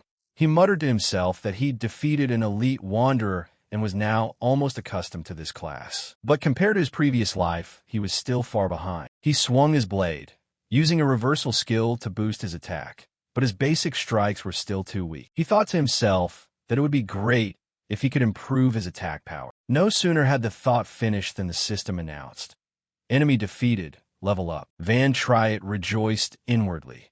Elite wanderers indeed granted a lot of experience. The system prompted, please pick up dropped items. He stepped up to the shattered corpse, his eyes lighting up when he saw an item, a radiant purple sword flashing with lightning. He exclaimed, an attack-boosting weapon, system display, long crystal blade, attack plus 552. A satisfied smirk crossed his lips. It perfectly compensated for his lacking attack, and from now on fighting would be much easier. Unfortunately, the skill book Thunder Gravity Pull he had hoped for did not drop. The drop rate was truly too low. He was still mumbling when suddenly a blazing red flare appeared in the sky, different from the earlier distress signal. He immediately recognized it as the distress signal location, but this time it was the special signal from the teacher's team. At the same time, near Trang Chin, the situation was extremely dire. He gritted his teeth, horror on his face, stammering this. They had been driven into a crystal stone ravine, surrounded outside by countless elite wanderers. Why are there so many wanderers here? The situation grew ever tenser. Groups were besieged from all sides with no escape. Not far away, on a large rock, Van Sa and Van Am were observing below. Van Sa frowned. Too many monsters are gathering here. What on earth happened? A man stepped forward and replied, I'm not sure either. We just followed the signal to reinforce. He pointed down. The signal came from the cave. They must be trapped. He continued anxiously. There are too many monsters. I'm afraid even the teacher's team can't handle them. Hearing this, Van Sa smiled. This is my task. She waved her hand. A beam of light hovered in the air and then shattered into countless fragments. On the ground, a golden formation of the secret art Tin E appeared. With the support, everyone was enveloped in a strong energy. Spirit power +2, attack power +20%. The crowd murmured, this skill's effect is so high. It must be at least rare. Van Sa leapt into the air, swung at the elite wanderer and shouted, Gravity drive!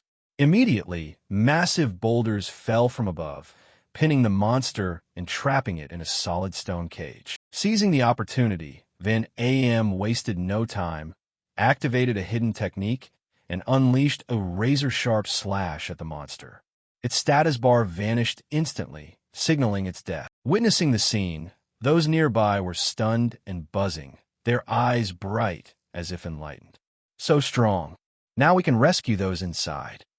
People kept exclaiming, praising Van AM and Van Sa's reputations. Standing behind, Van Triet silently observed and evaluated inwardly. Not only their equipment, but also their skills were top tier. He thought that even without him, this place probably wouldn't face trouble. However, a sudden, uneasy feeling flashed through his mind. Something wasn't right. What had caused the wanderers to gather in such numbers? Van Triet turned to Kyochi and said decisively, I'll go inside to take a look.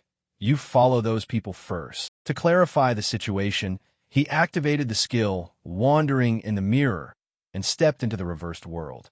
System notification. Wandering in the Mirror. Time remaining 29 minutes, 59 seconds. Van Triet glanced around and murmured, Glasses scattered across the ground. It's all mirrors. I can enter the mirror world at any time, but the mechanism to return to reality remains a mystery. The previous day, at the Din residence, when the time for wandering in the mirror ended, Van Triet had passed by a few standing figures, but still couldn't return to reality. Before him, in the crystal stone cave, a few silhouettes flickered. Humans cast shadows, but the monsters did not. He wondered whether, aside from himself, every creature in the mirror world lacked a physical form. Venturing deeper into the crystal cave, Van Triet suddenly halted when he recognized a familiar figure. This is Little Ta, right? It seemed they had come here to lure the wanderers and then send a distress signal. Thanks to the narrow terrain, the monsters couldn't cause much danger for the moment, but he still wondered what in this cave had such strong attraction. Taking a few more steps, the faint green light from the surrounding rocks made it hard for him to determine direction. Suddenly his gaze stopped, and he exclaimed in astonishment, They even have this here? Before him were not just ordinary glass shards, but countless multicolored, glittering mineral deposits. Are these special glass minerals? No wonder those Little Ta folks risked entering this cave. From his knowledge, this kind of glass exists only in secret realms and is completely different from the outside world. Those of the life system can use them to craft unique equipment and accessories. Thinking so, he gently approached and touched a piece of glass that glowed with vivid green. These mineral deposits are worth more than 1,000 taels of gold. Suddenly a prompt appeared. Mirror glass mineral can be collected and brought back to the real world. Yes or no? Van Triet froze and muttered, Bring it back to the real world from here? To confirm, he boldly touched a large glass chunk. The system appeared again. Bring back to the real world, yes or no? A corner of his mouth lifted as he thought inwardly that, apparently, as long as he was in the mirror world, he could still bring items back to reality. Without hesitation, he quickly collected all the special mineral deposits. This skill still held many mysteries to explore, but for now he needed to scout the place. He looked around and realized the quantity of mineral deposits here was unusually large. If fully mined, even an ordinary person could become a millionaire. No wonder the wanderers gathered in such numbers. At the same time, in the real world, the battle with the elite monsters raged on. Van Saw leapt up and cast Gravity Drive, pinning the monster to the ground. Van AM coordinated smoothly, swinging his sword in continuous strikes. Not stopping there, they also summoned Celestial Dance Technique, launching brilliant golden columns of light to the ground, prompting awe. Could all their skills be rare grade? Is their power really this great? One person gasped. They're much stronger than the teachers. Before such overwhelming power, the elite monsters were hacked to pieces, their bodies shattering like stone scattering. Little Tar ran over joyfully, exclaiming, "We're finally rescued. I thought we were going to die here." But before he could finish, Van AM cut in coldly. "Don't relax yet. We still have to fight our way out." Everyone had already expended a lot. Van Saw smiled faintly, more relaxed than before, but her eyes remained vigilant. Suddenly, the scene before her made her freeze. Her eyes widened. Oh! The little Ta group paled, their gazes vacant, speechless. Around them, elite monsters swarmed in from nowhere, as numerous as ants, surrounding them from all sides, ready to annihilate everything. The crowd cried out in terror. Could it be that all the wanderers in this secret realm have gathered here? Back in a mirror world, Van Triet faced towering pillars of crystal glass blocking the path. Without hesitation, he swung his weapon, delivering sharp strikes that shattered the massive glass block. Stone and glass fragments rained down, opening a maze-like passage. Suddenly, a brilliant blue light flared up and shot into his eyes, causing his purple pupils to contract. He murmured, "Oh!" Right in the middle of the cave, a strange crystal nodule hovered, emitting a powerful, alluring energy. Van Triet stepped closer, eyes glued to the object, thinking to himself, could this be the hidden secret? If those mineral deposits are special products of the secret realm, then this core must be the sole treasure. He knew that a treasure core is the crystallization of special products nurtured over a long time, so rare that ordinary people might never encounter one in a lifetime. He reached out and touched it, feeling the abundant energy. Joy flashed in his eyes, and a faint smile appeared. Each treasure core carries its own unique power. System notification: Mirror Core, rank, none, type, treasure core, unique item. Upon use, stamina plus 10, mana regeneration plus 0.5, reduces 20% damage from electrolyte element. This is a replica of the treasure core. Van Triet murmured in awe. It boosts base stats and reduces electrolyte damage by 20%. Percentage damage reduction is extremely rare. Even top-tier gear seldom matches. Increased stamina raises his health points, and the faster mana regen lets him cast Mystic Blade continuously. However, Van Triet still frowned, feeling puzzled. If a treasure core exists, normally the secret realm should house a monster far beyond the Wanderers. So why are only the mineral deposits attracting them? Deciding to use the treasure core, he saw the system present a choice: use or collect. Using it or carrying the item out will consume 10 minutes of wandering in the mirror time. Yes or no? He exclaimed in surprise. Switching back to the real world, a horror struck them all pale and rigid. Van AM and Van Saw no longer looked as powerful as before. Anxiety filled their eyes. Before them, massive boulders were smashed by a gigantic creature, the ground trembling violently. The monster resembled an elite species, but its size was 10,000 times larger. A single step could crush everything. Is this the leader of the Wanderers? A hidden boss. Everyone was terrified. A Wanderer Lord is a rare hidden boss, stronger than ordinary realm bosses, far surpassing the strength of any teacher or student. The group froze. Aren't Wanderer Lords supposed to appear only in high-level secret realms? Why has one appeared here? Despair spread. If things continued like this, everyone would die. Amid the chaos, Van Saw remained calm and spoke decisively. Everyone stay calm. Coordinated escape is our top priority. From that mountain pass, we can leave the valley. If we can just get out, everyone will be safe. She immediately cast Tindu Secret Art, holding back nothing and exerting full force to clear the way in that direction. Another person immediately agreed. That's right. At least get the students out. He led the way, unleashing a flurry of attacks. Meanwhile, The Wanderer Lord swung its massive arm toward them. The group coordinated, launching a barrage of skills to stop it. A gigantic battle shield appeared, glowing with 5 points of light, blocking the boss's attack. Energy beams from the monsters were also intercepted. "Not far now," everyone shouted. But at that moment, the Wanderer Lord roared and used Battle Howl. Muster. In the blink of an eye, countless small monsters of colors ranging from green to red appeared, surrounding them completely. The crowd panicked. Where did so many monsters come from? The boss continued to cast Crystal Radiance Orb, increasing all monsters' HP, attack, and defense by 20%. The monsters immediately pierced through the battle shield. The damage is too high. Health can't keep up. Panic cries rang out. "Help me!" Seeing their teacher fall before them, the group fell into despair. "He's dead." They couldn't hesitate any longer. Van Sa decisively ordered, "Shield bearers, move up." Cleric, prioritize healing the shield holders. She silently assessed the situation, heavy at heart. The group was exhausted and barely holding on, while the Wanderer Lord had yet to unleash its full power. At this rate, they could not break the encirclement. Seeing the dire situation, someone in the group used stealth and quietly slipped away from the horde, seeking an escape route. 36 stratagems. Running is best. But the teacher immediately shouted, "Those with the Wanderer title, do not follow his example. You don't have enough hidden movement time to escape." No sooner had he finished speaking than a blinding light flared. The Wanderer Lord began its attack. "Watch out!" the teacher yelled, but that light engulfed the runner, turning him to ash. The situation grew ever tenser.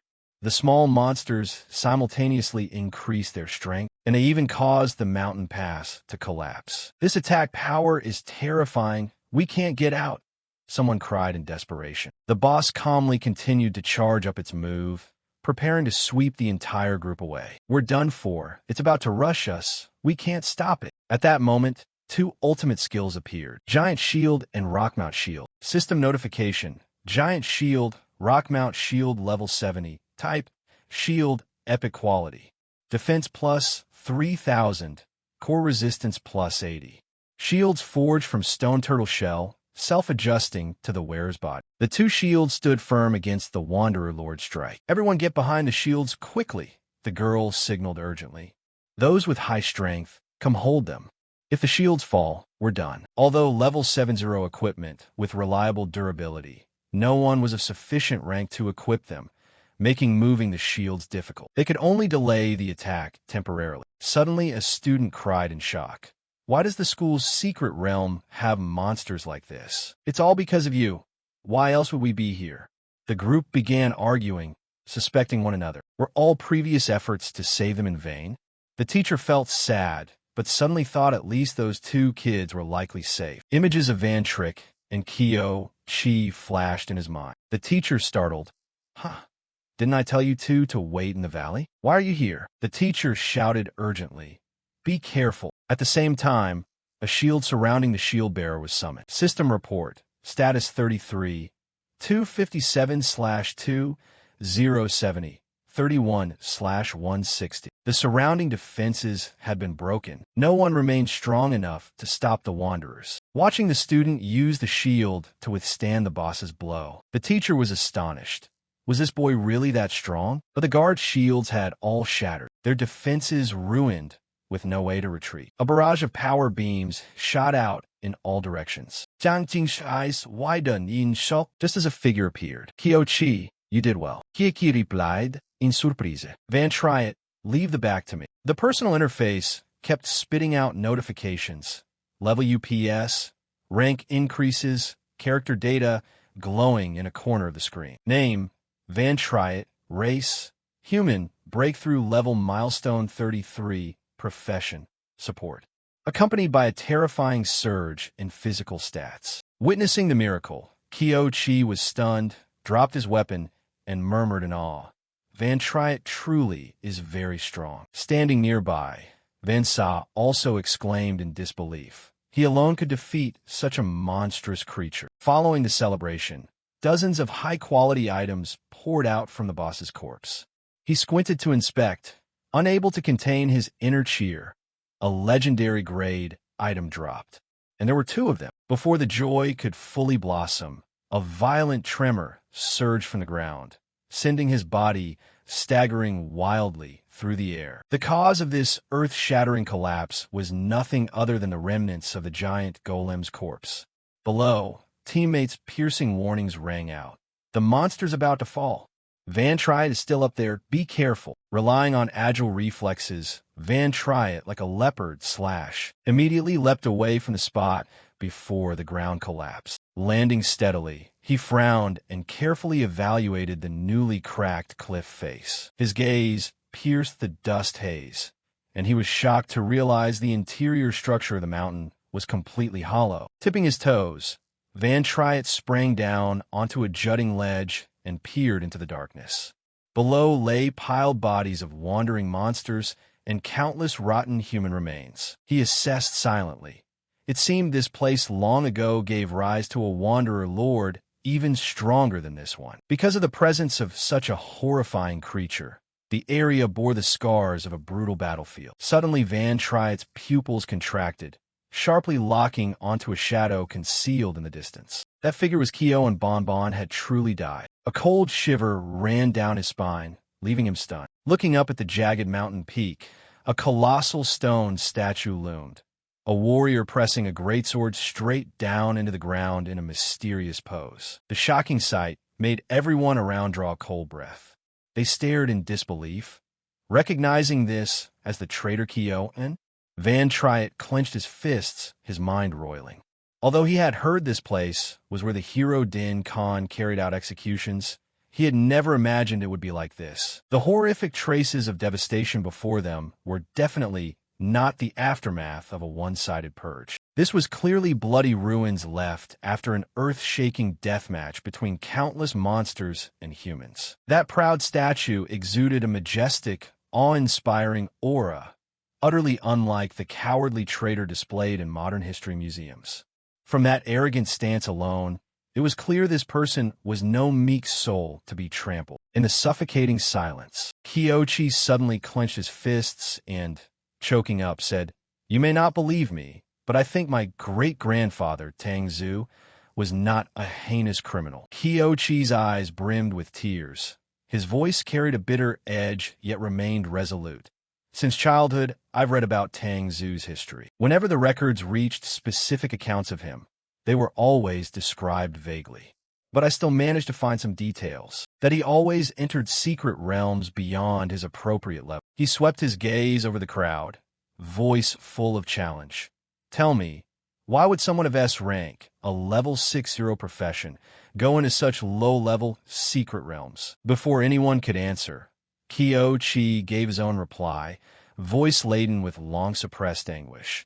"Because this is a secret realm capable of nurturing a wanderer lord." The atmosphere seemed to freeze as the youth revealed the brutal truth. The wanderer lord was the source of the catastrophe, able to summon monsters from across the entire secret realm into the outside world. Therefore, the authorities simply did not have enough forces to defend against the flood of monsters. He drew a deep breath and lifted his head proudly.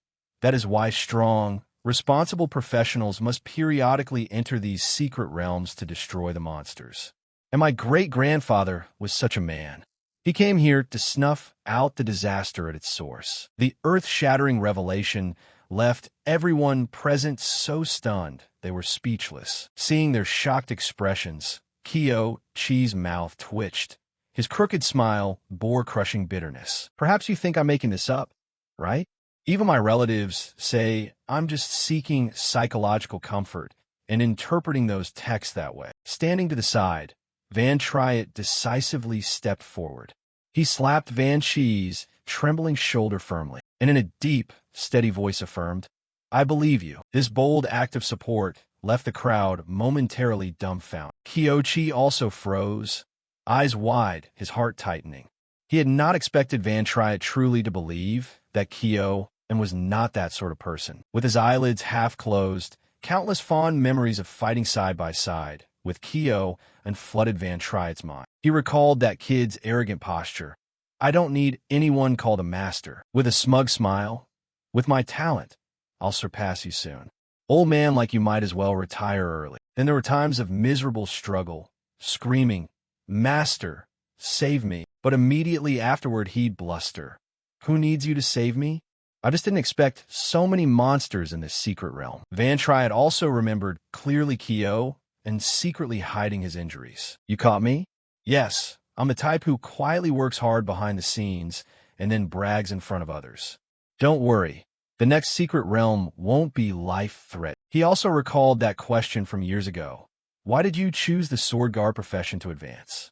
Isn't that the weakest development path for shield users? And his friend's confident explanation. Isn't it because you pretty much only focus on strength and speed? You always charge straight ahead. No shield class can keep up with you. Those familiar voices still echoed in his ears. "Old friend, I finally found you." The image of him grimacing when punished reappeared. "I know, leaving the team without permission costs 3 months' pay. I had to act because there were so many wanderers and I couldn't help rescuing people." "Aw, never mind." The recollection ended and Van Triet returned to the present. His chest swelled with an indescribable ache. He ground his teeth and made a cold vow. "Bon bon for you. I will definitely find the Ding family and settle this." Cut to a luxurious mansion in the real world. After hearing the report, the Ding patriarch slammed the table and shouted skeptically, "Is what you're saying true?" Bruised and battered from a severe beating, Ding Huck whimpered and tattled to his father. "It's true. If you don't believe me, ask the teacher in charge of that secret realm. That Van Triet is that formidable. I was blocked at the gate by the teacher guarding the secret realm and not allowed to enter." He recalled the guard's resolute face. "We really couldn't let you in. Your rank is still too low." He continued recounting the whispers of the hunters who had just escaped. "Did you see that earlier?" "Of course. From a distance, I saw that wanderer lord collapse. With such a commotion, who wouldn't notice? It's likely been killed by that person." An old veteran hunter stroked his chin in admiration. "Truly impressive. That's a rare hidden boss above level 40. Being able to subdue it is beyond my imagination." The rumor spread, and attention focused on one name. "That person is called Van Triet, right?" The nearby students couldn't hide their surprise. "I thought Van Sa and his group were already powerful. I didn't expect someone among the students to be that strong. What's that kid's background, anyway?" After hearing Ding Huck's entire furious report, the Ding patriarch, filled with murderous intent, leaped up and ordered the elite guard summoned. "Come with me to capture the traitor." Just as he was about to step toward the secret realm, he remembered something and halted. His eyes narrowed cunningly. "Wait, you said that Q's kid went along too. Then take the Q family's person with you as well." Back in the secret realm, the system notification popped up. A dazzling item appeared before Van Triet. Skill book, Golden Light Barrier.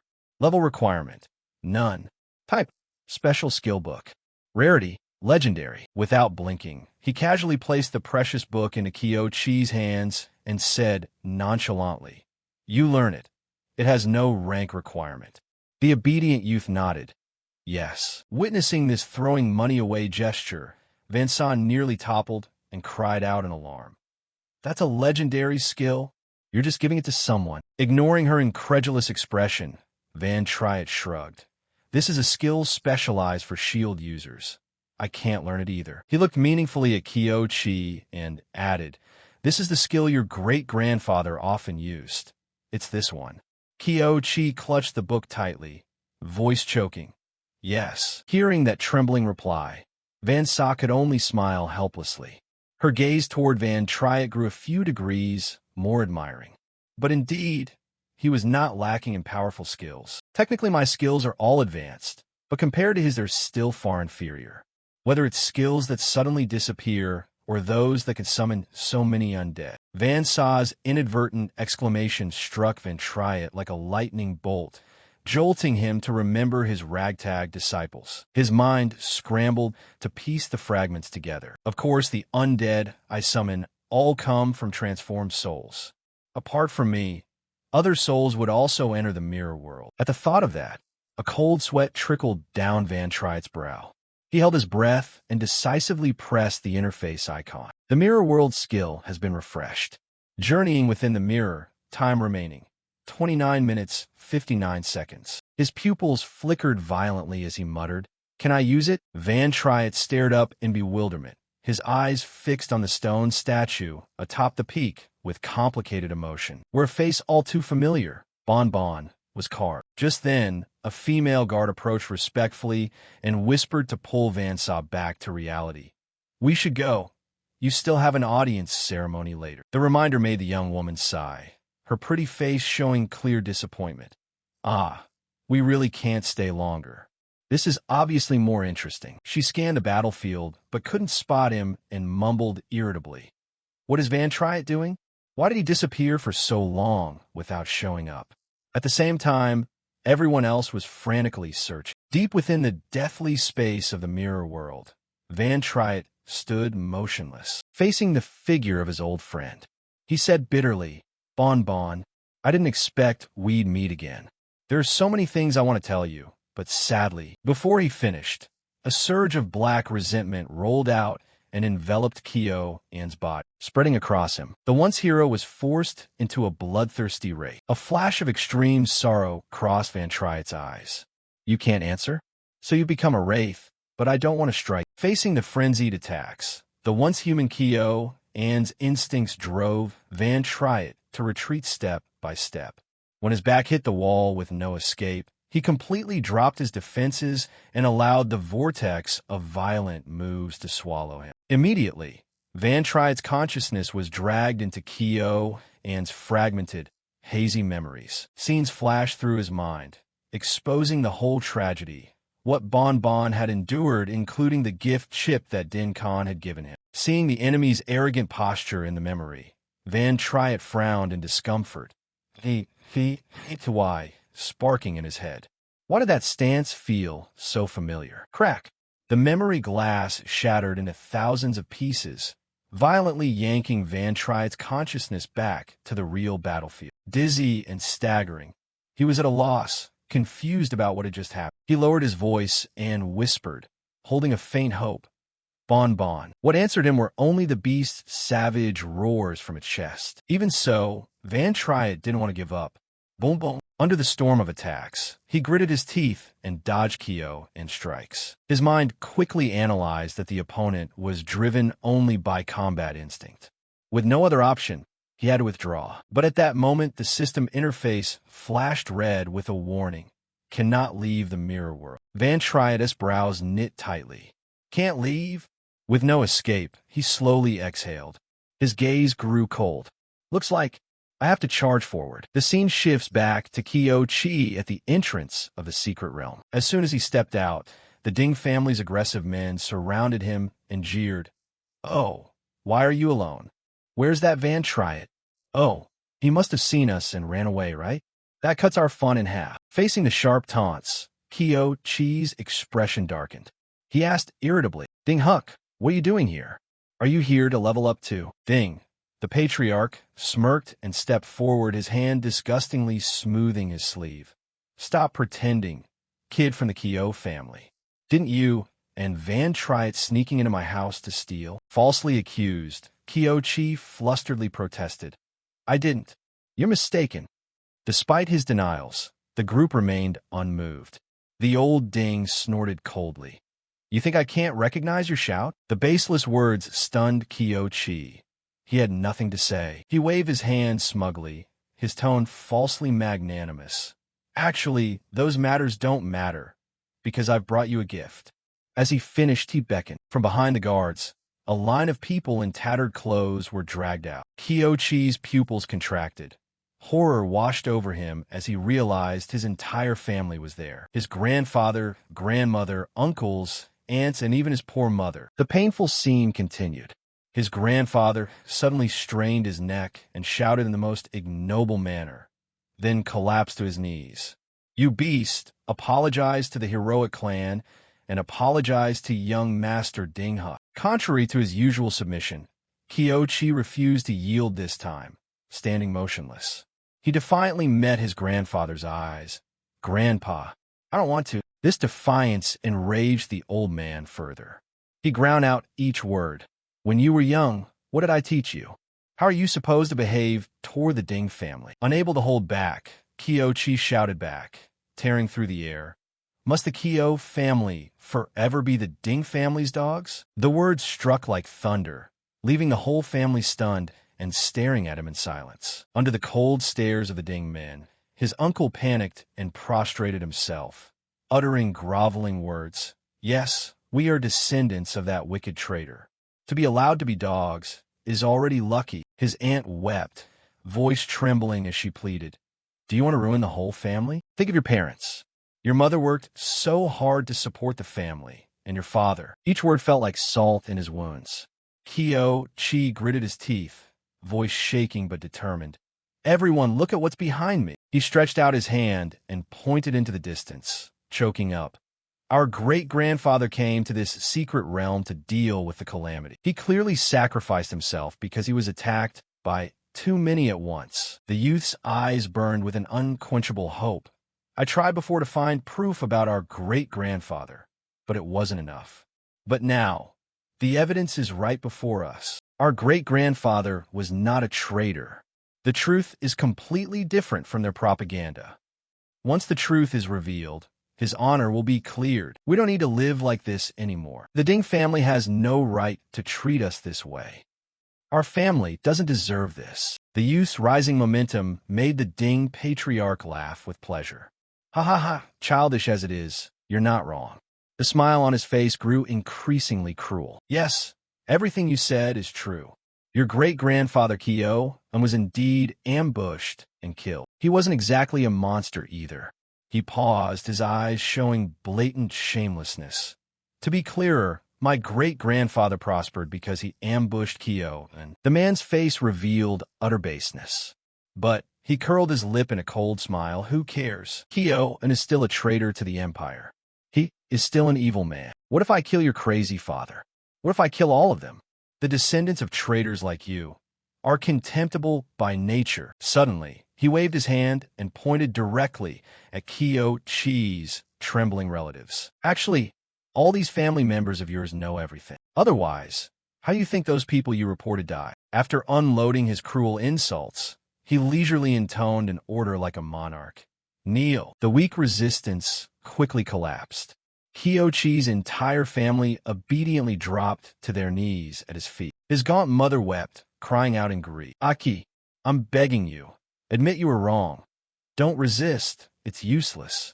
I truly can't lose my son after your father went mad. I can't bear it. Kyo-chi's heart twisted as he remembered his gentle mother who once held him and comforted him. Achi, don't mind those people. You're the best. You're the best. Time and oppression had aged her and worn her down. Witnessing that tragedy, Ding Huck burst into loud laughter, stepped forward, coiled his leg as if to kick him straight in the face. Still not learned?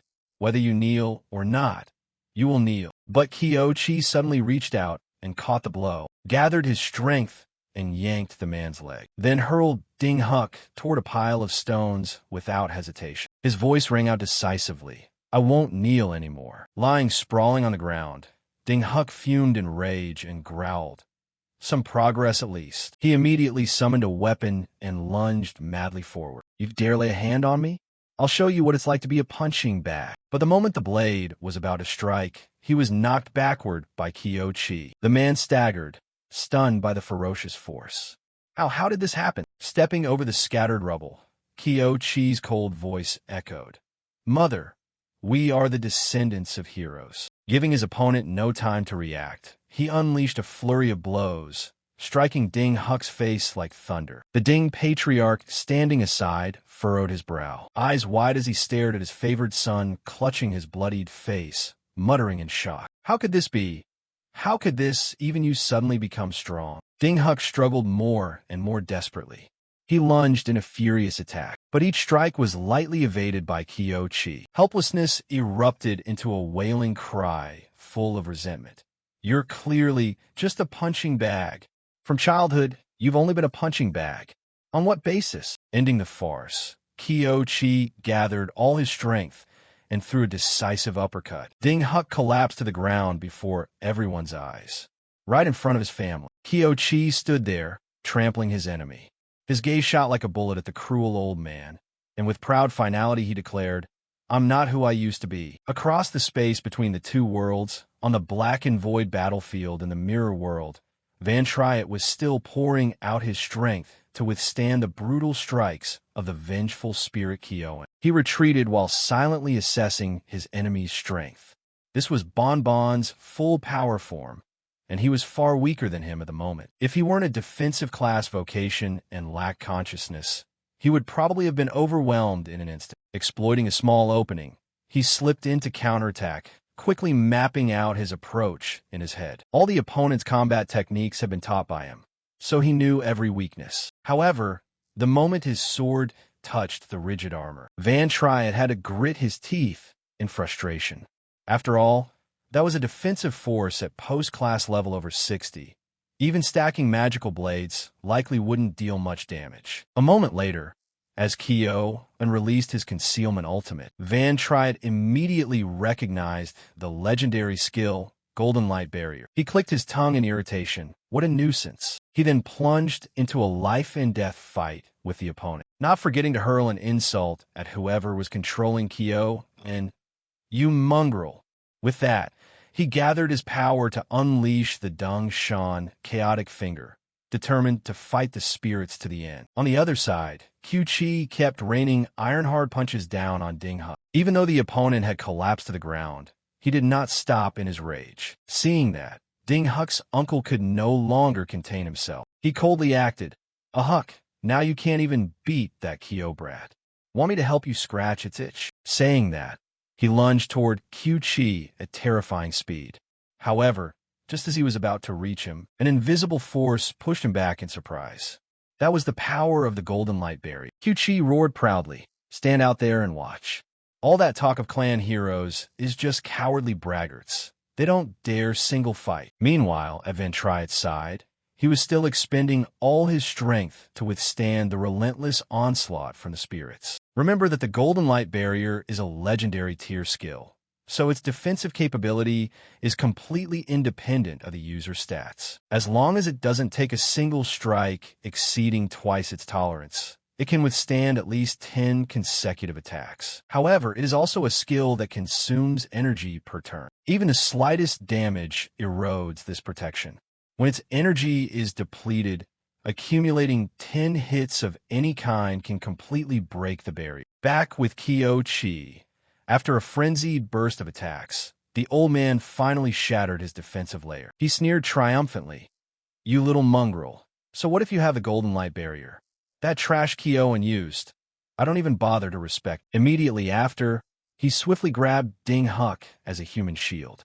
Kyo-Chi shouted loudly, "If my great-grandfather were still here, you'd only know how to kneel and beg for mercy." Those words infuriated him further. He instantly used a powerful aura to shove Kyo-Chi away. He sneered with contempt. Rely on some useless corpse who died in a low-level secret realm? Even if he came, he'd have to kneel. With that, the old man executed the gravity ambush technique, causing the ground beneath to crack open and disrupting the flow of energy within Kyo-Chi's body, forcing him to suffer internal injuries to the point of coughing up blood. He looked at the scene with disdain. "Oh, you're quite resilient. But wait until I cut off both your legs. Let's see how you'll stand then." Just as the killing blow was about to fall, his mother panicked and rushed out to shield her son. She dropped to her knees, sobbing and begging. Third patriarch, Kyo-Chi, is still young and doesn't understand. Please spare him. I'm kneeling before you. Do with me as you wish. Seeing that vulnerability, he put on a sly smile and issued a threat. "Oh, then here's the deal. Little brat, if you don't kneel, I'll cut your mother down." "Never mind. There are plenty of people I can cut." He raised his hand, and Kyo-Chi's resolve began to waver. He trembled and blurted out, "Wait, I—" But the merciless old man did not hesitate and delivered a decisive strike. Kyo-Chi could only stare wide-eyed at the thick cloud of dust before him. His relatives and those nearby were so terrified their limbs went weak. However, instead of triumph, his uncle's face suddenly turned to sheer terror. You are Kyoan." The appearance stunned the mother, the clan elder, and everyone present. The crowd began to murmur. "Kyo, and is alive? Impossible. How can the dead come back to life? That form looks more like an undead spirit. Amid the chaos, a very familiar voice rang out from where Van Triet was hiding. You all insulted him so much before. So now he can't crawl up from hell to settle scores with you? Seeing the false Kyo, and the uncle burst in a loud laughter. What fake gods and demons is this? Van Triet happily responded by continuously empowering the purple spirit. A string of system notifications appeared. You have equipped iron armor. You have equipped shield armor. You have activated guardian aura.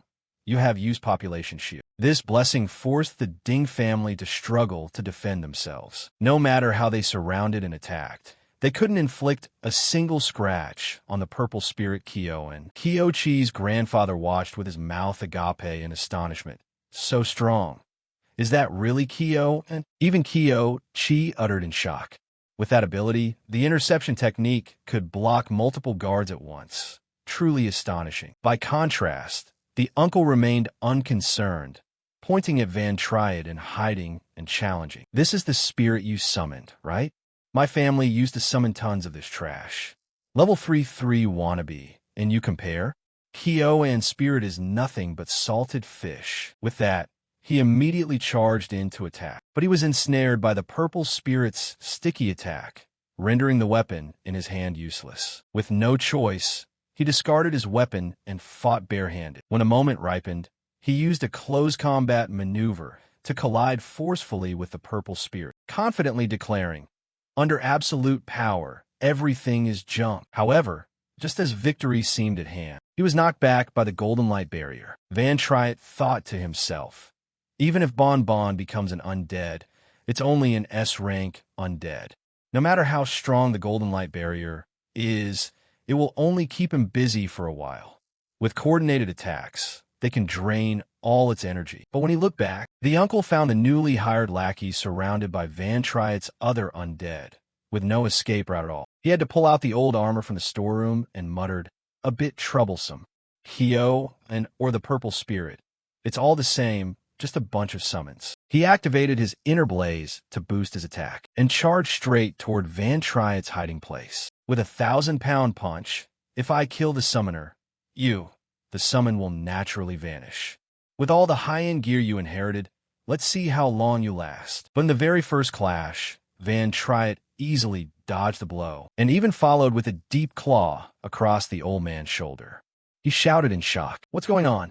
How can he be unharmed?" The old man frantically used his paralysis claw, but Van Triet vanished instantly. While the old man was still bewildered, thinking he had disappeared, Van Triet appeared behind him and drove his sword down decisively. Terrified, the old man dispersed his chi to push Van Triet away. He immediately ordered the purple spirit Bon Bon to coordinate an attack. On command, it drew its sword and charged forward, forming a 2-on-1 pincer with Van Triet. In the blink of an eye, the uncle's body was heavily ravaged. He stood there taking the blows, cursing nonstop. "Fuck your." Van Triet's fury erupted, and he lunged in, slashing wildly, splitting the old man's arm in two. The man screamed in pain. "My hand, damn you! Priest, heal me. Restore my HP." Suddenly, Van Triet appeared right in front of him before he knew it. Terrified, the old man hurriedly used gravity ambush to flee. "Get out." But Van Triet appeared beside him once more, smirking with sarcasm. "Well, scared yet?" The uncle's face had gone deathly pale as he tried to call for help. "Priest, why aren't you healing me?" Unfortunately, the priest on his side had long been devoured by Van Triet's undead. Van Triet laughed at his opponent's despair. "You still think my undead have the same strength they did when they were in your house?" He immediately used the heretical twin form, greatly boosting both offense and defense, dealing continuous damage to the surrounding area. Under the blessing of the legendary skill, his power far exceeded the guard's ability to resist. An item dropped, causing the uncle to panic in fear, and he could only turn and flee. Of course, Van Triet would never let him escape. Every exit was sealed by him. He walked over at leisure and activated his Sword Guard class exclusive skill, the Shield Sword Absolute Formation. Below S rank, no one can get out. You could try if you want. Cornered, the old man pulled out his last card to threaten. "Don't come any closer.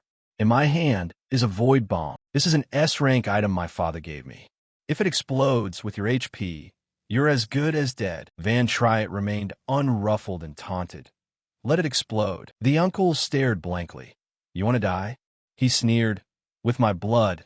Even if it explodes, I can survive. Even if it kills Bonbon, I can resurrect him. Instantly, he appeared behind the old man. And you can't make it detonate on me. Saying that, Van Triet decisively chopped off the old man's remaining arm, causing the bomb to fall to the ground. Then he forced the old man to kneel prostrate in front of everyone, including Ding Huck, who had gone pale. He calmly pressed his sword to the man's neck and asked coldly, "Do you still think you have any worth?" Cut to Van Triet in his normal form, inventorying loot from the old man's storeroom. There were many valuable items, including hundreds of life potions that restore 100 HP over 10 seconds. He evaluated them mentally, but given the potion's recovery rate, even if Kyo and used them, then it would be insignificant. Looking at the purple spirit Kyo, and he realized there was no avoiding death for him. After finishing up, he captured the soul of the dead man into the mirror world, turning him into a new undead. He nodded with satisfaction. Just as predicted, killing is the fastest way to add high-rank undead. Then he looked at Ding Huck and decided to spare his life. I'll keep this guy alive for now. He may prove useful later. At that moment, Kyo Chi's grandfather couldn't stop praising Van Triet's spirit. So young and already this strong. Was this boy guiding Chi? Though he saw Kyo Chi had matured, the death of the Ding family's third patriarch made him anxious about the future. He said, "What will we do from now on? The third patriarch is dead. Ding family will surely seek revenge. We're doomed this time. This young man may be strong, but against the heroes there's absolutely no survival chance. The hero who killed the ancestor 15 years ago is surely even stronger now." Van Triet eavesdropped on this conversation and had to admit to himself, right? If what happened here leaks, I won't have much time left to grind levels. I need to level up faster to handle that Ding Con. Immediately the system sound announced he had leveled up. He was surprised. Leveled up by myself? Looks like sending the undead to farm monsters works too. Based on the undead's current strength, they could easily sweep this secret realm. However, this place no longer has enough resources for him to level up quickly. A more important goal now is to find the realm lord of the secret realm. He calculated. Unlike that wandering hidden boss, the secret realm's lord is the core of the whole place. Kill it, and the entire realm is considered fully conquered. He judged the entrance was being guarded by the teacher and people from the Ding family. The only way to get the Kyo family out safely is to end the secret realm so it automatically collapses. Then the chaos would be their chance to leave without the Ding family discovering third patriarch Ding's death. Just then, the system announced he had leveled up and successfully defeated the secret realm's lord. The surroundings began to blur, the sign of dissolution. Van Triet stepped forward to reassure everyone, "I killed the secret realm lord. The realm is about to vanish. There will definitely be chaos. With third patriarch Ding mysteriously missing, the Ding family won't react quickly." He added, "Once everyone uses the chaos to leave, there won't be danger for a short time. But if there's an investigation and they're forced to question people, just pin it all on me." Immediately after, a new notification appeared saying he received a secret realm soul stone and 5,000 mirror world skill experience. It turned out that to upgrade the mirror world to level 3, he needed to hunt a realm lord. He believed this upgrade would help narrow the gap with Ding Con. At another private secret realm, the guards were lazily complaining, "Do we really have to be this serious? Who would dare stick their head into this private realm? Let's just play cards on the sly." Van Triet slipped inside at that moment, making one guard startle. "Why do I feel like someone's behind me?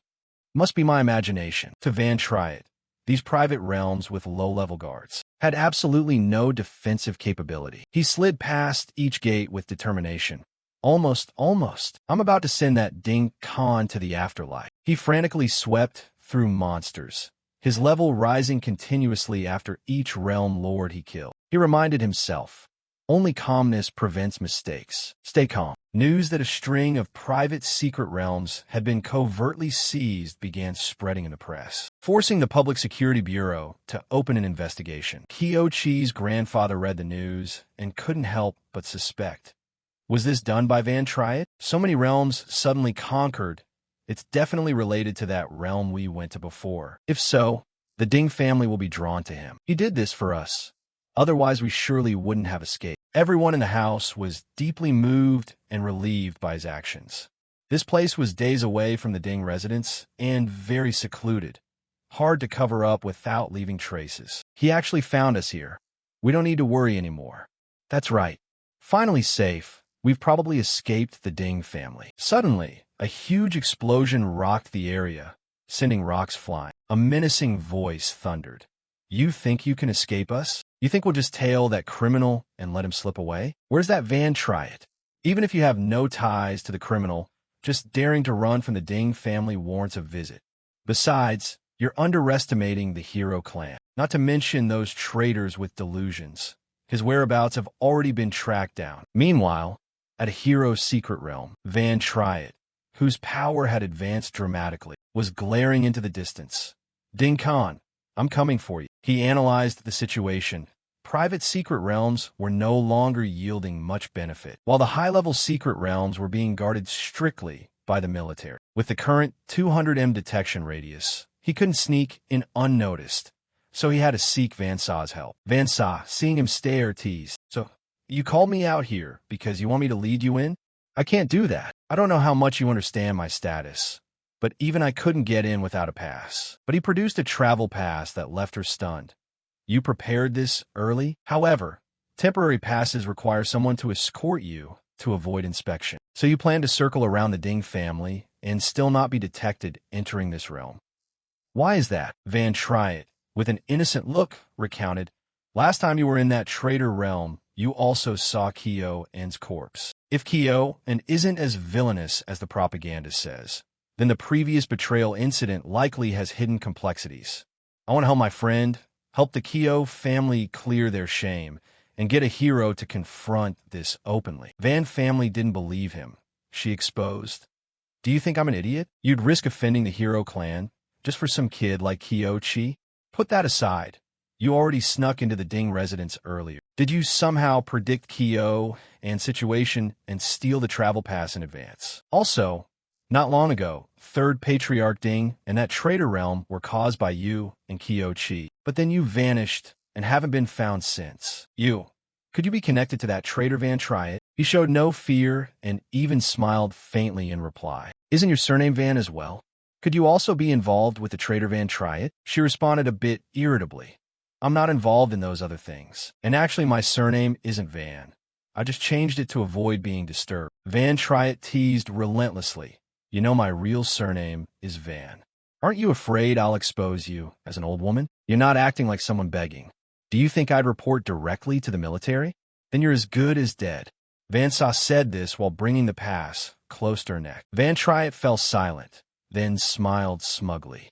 I trust you wouldn't do that. I trust that someone inside a secret realm who risks exposure to defend a student wouldn't side with the Ding family. He stepped closer and produced a notebook, diary stolen from the Ding family. You can see how many evil deeds the hero's descendants committed. Van Saw took it. Though frightened, she still tried to appear tough. Then you miscalculated.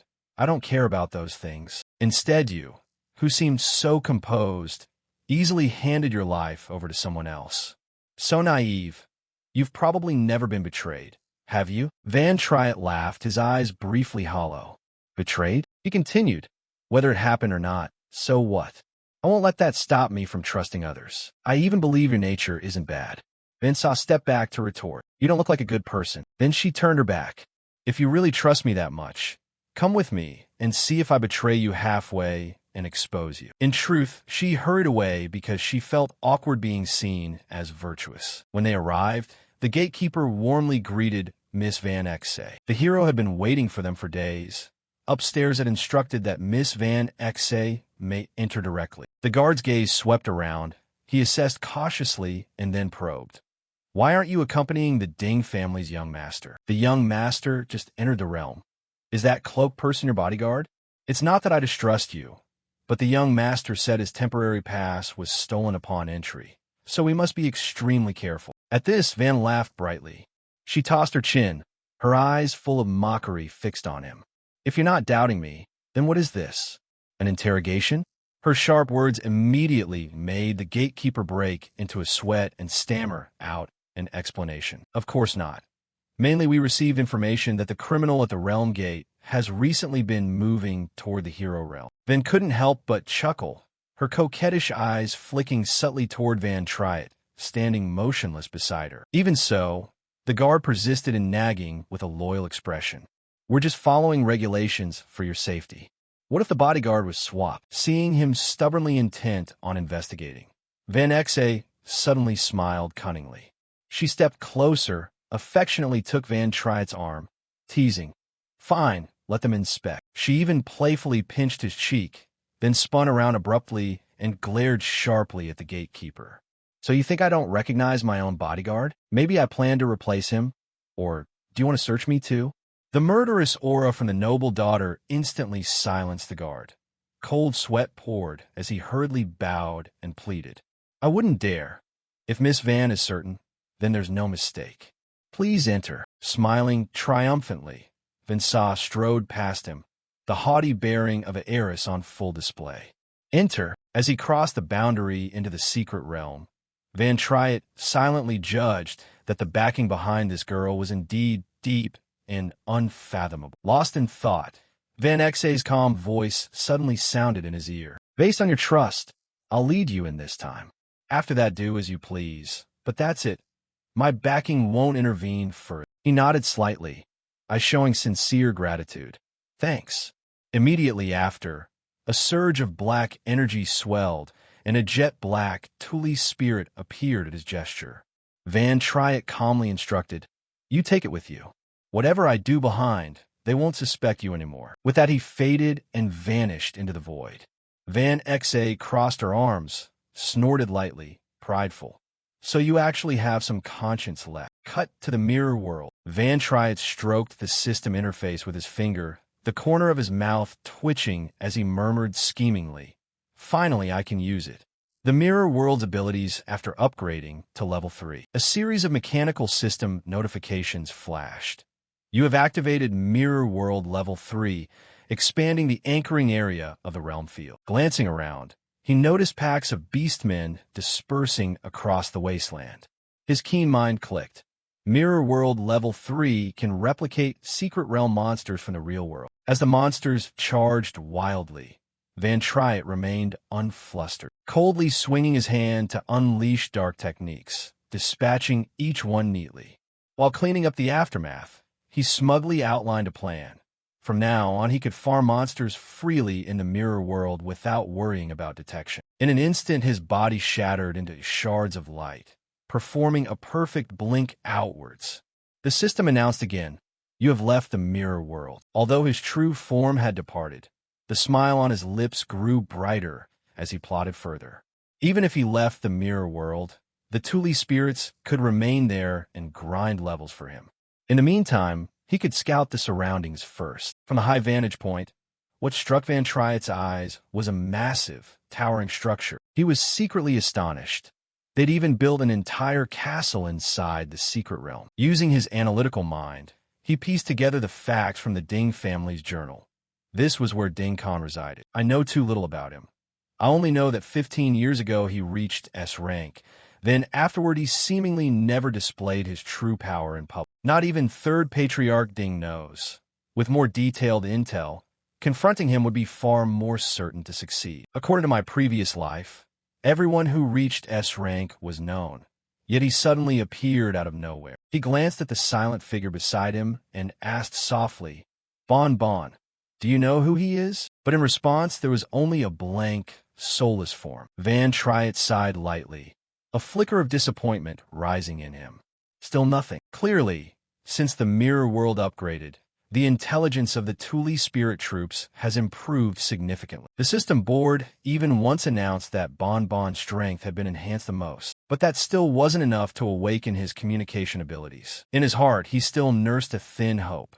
Perhaps if the mirror world continues to level up, Bon Bon will regain more consciousness. At the same time, deep beneath the imposing castle, cries of lament rose and whimpered. "Father, you always spoil Third the most. You can't just sit idly by." Third's whereabouts remain unknown. According to So Chi-An's report, that criminal even dared to come near the hero's secret realm. Seated on the cold throne was Ding Khan, Van Triet's archenemy. The man below continued to wail, forcing Ding Khan to sit up irritably. The man kept nagging, capturing third silently, and suddenly, he may have reached S rank. For safety, I beg you to act, father. Of course, if you could obtain a promotion certificate, then, before he could finish, a bloodied arm ruthlessly pierced his abdomen, hoisting his large body into the air. Ding Khan growled with murderous intent. You're so old and can't even stop a kid, and you dare lecture me? The man coughed up a mouthful of inky black blood. Ding Khan frowned and sneered coldly. This brat only just touched S rank and received a promotion request. He couldn't even withstand one hit from me. It's a pity I have to keep a useless piece of trash like you. I left you to take care of my grandson, and instead you lost him, and now expect me to clean up after you. As he mercilessly drained the son's life force, Ding Khan hissed each chilling word. Do you know? Without third, I'm missing a family member and have lost years of my life. Do you understand? Not far away, in Ding Nan's area, a vicious young scion of the clan, a brutal scene unfolded. He arrogantly rode on a servant's back, as if it were a mount, driving hungry wolves to tear civilians apart for his amusement. He clapped and cheered. Steal faster. Hurry up and loot. If they're all eaten, there's nothing left. The elder mage Tam Fook approached obsequiously and suggested, Young master, your mount hasn't eaten meat in days. Exchanging glances, they grinned wickedly and continued their lively chatter. Hidden in the nearby shadows, Van Triet took in every crime within his sight. He grit his teeth, furious in judgment. Compared to this place, the Ding family outside the secret realm is extremely restrained, so repulsive they barely show it. Suddenly, a murderous aura flared skyward right beside him. The Tuli spirit Kyo and was radiating fierce flames of anger. Van Triet's heart tightened. He choked back his tears and thought silently. Bon Bon, even in this state you still want to save people like that? Faint memories of those harsh days surged back. Among the disaster camp children, at first he and Lon were the kindest and strongest. The image of little Kyo, and always standing with outstretched arms to protect the weak, appeared vividly. He recalled the nobles' shouts from back then. A slave like you dares to steal the master's food? Where did this little brat come from? Get out. Van Triet half closed his eyes, remembering the vow he made when he took them in. That's why I took you as my students and trained you. I hope that when you grow stronger, you can help others. His voice choked with bitterness. But in the end, it was me who harmed you, turning you into this. Suddenly, as if provoked by Van Triet's pleading, the Tuli spirit Kyo and emitted broken, staccato sounds. He opened his eyes wide in surprise. Bumble. His trembling hand touched his brother's shoulder. You have consciousness. Through clenched teeth, Kyo and uttered two words filled with hatred. Ding Khan. The deduction flashed through Van Triet's mind like lightning. He froze, his pupils constricting violently. Lon, is Ding Khan. Back in the main hall, Ding Khan leisurely wiped the fresh blood from his hand with a silk handkerchief, squinting, pondering with a cruel delight. Van Triet. Did you deliberately use that name to provoke me? I didn't expect, after so many years, to hear that name again. Let's see who dares to impersonate you. Beloved master. At Din Nan's hunting ground, the sickly young master was stroking the bloodthirsty wolves. Good little treasures, all of you. I've been busy these past few days taking care of other pets. You're starving, aren't you? He pointed at the innocent villagers, trembling and clinging to each other.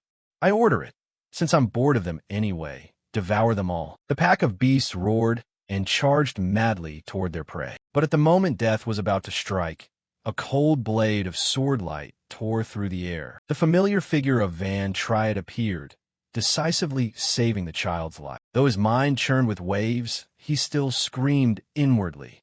Lan San. How could you be Din Khan? How could you possibly be Din Khan? Din Nan startled and stepped back, trembling as he barked. Who are you?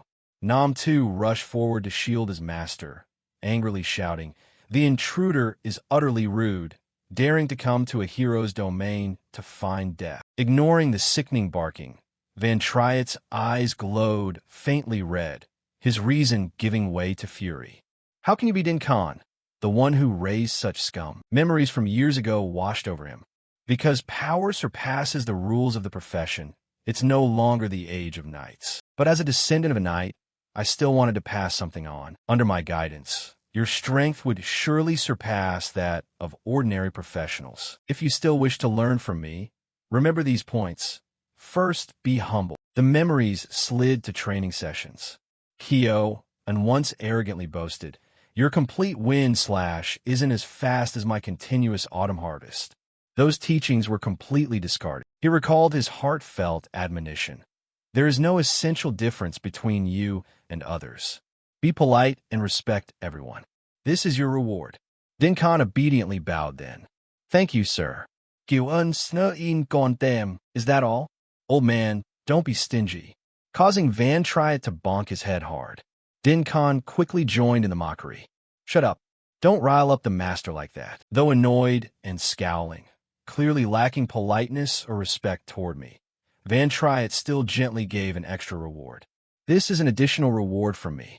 Remember this feeling and don't become arrogant. Pulling reality back to the present, the brutal truth made Van Triet unable to accept that the once obedient disciple had become so corrupt. Rage turned into a violent strike. He frantically lunged at Din Non. One slash split the enchantment shield in an instant. The young master screamed in panic. How could this attack be possible? This is my level 30 legendary equipment, though. The expensive gear lay ruined beneath the enemy's blade. But arrogance runs in the blood, and Din Non quickly recovered his haughty demeanor. A reptile dares strike the big boss. Teach this peasant what different tiers of strength mean. The insolent attitude of the heirs only ignited the volcano within Van Triet further. He wondered why the core teachings he passed on were discarded without a second thought. One must show compassion. Be kind to the weak, especially the powerless, always resisting violence and wrong with compassion. He had earnestly taught them. Initially, he had rescued you from that slave-trading organization. You two were wounded and could understand the helplessness of the weak. You must render the most just judgment. Now Van Triet lunged like a lightning strike, aiming his blade straight at Din Non and Nam Tu. But the sword only cut through a shimmering illusion. Din Non's voice rang with mockery. They must have loved slicing my shadow to bits. If you like that, there are plenty more things for you to cut. They began to play cat and mouse, but Van Triet remained utterly still, cold as an iceberg. This unnerved Din Non, who continued to spit venom. But don't you always wear that angry face? Is it because of these peasants? Or is someone of yours here? Now that's interesting. Try cutting us then. I wonder what expression you'll have when you realize the things you cut down were actually them. His tolerance snapped. Van Triet flew into fury, his innate combat power surging by 10%. Using the mirror world ability, he immediately located their true bodies to the left fork. A ghostly silhouette streaked forward as he delivered a thunderous blow that nearly killed both master and servant. Din Non's eyes widened in horror. No way, how could you see that? Van Triet's mind felt split. One half murderous fury, the other gnawed by the dishonored knightly philosophies. Third, be valiant, fearless, and brave. When facing secret perils, do not be weak, but fight for justice. The terrified voices of his two students echoed. Old man, we nearly died. It was so dangerous. He would only smile and reply gently. Rest assured, I was always watching by your side. Under the merciless blade of reality, both Din Non and Nam Tu were slashed severely in the chest. Din Non clutched his wound, howling in pain and panic. Damn, this guy's a bit strong. He turned and vented his anger on his servant. You useless piece of trash. Can't you use illusion magic? Hold him off and give me time to escape. If anything happens to me, my grandfather will kill you. Abandoning his subordinates, the young master fled for his life. Nam Tu gritted his teeth and unleashed all his survival skills. From bewitching humans to summoning swamps, self-eluding himself. A spellcaster who can't use illusion magic is truly useless. Packed up, just as he prepared to make a last stand, the target vanished from sight. He spun around. Where did that guy go? Before he could steady himself, a cold blade pressed against the back of his neck. A fatal slash descended, forcing him to his knees to beg pitifully. Please spare me. I'm not family of the Dins. I'm only hired.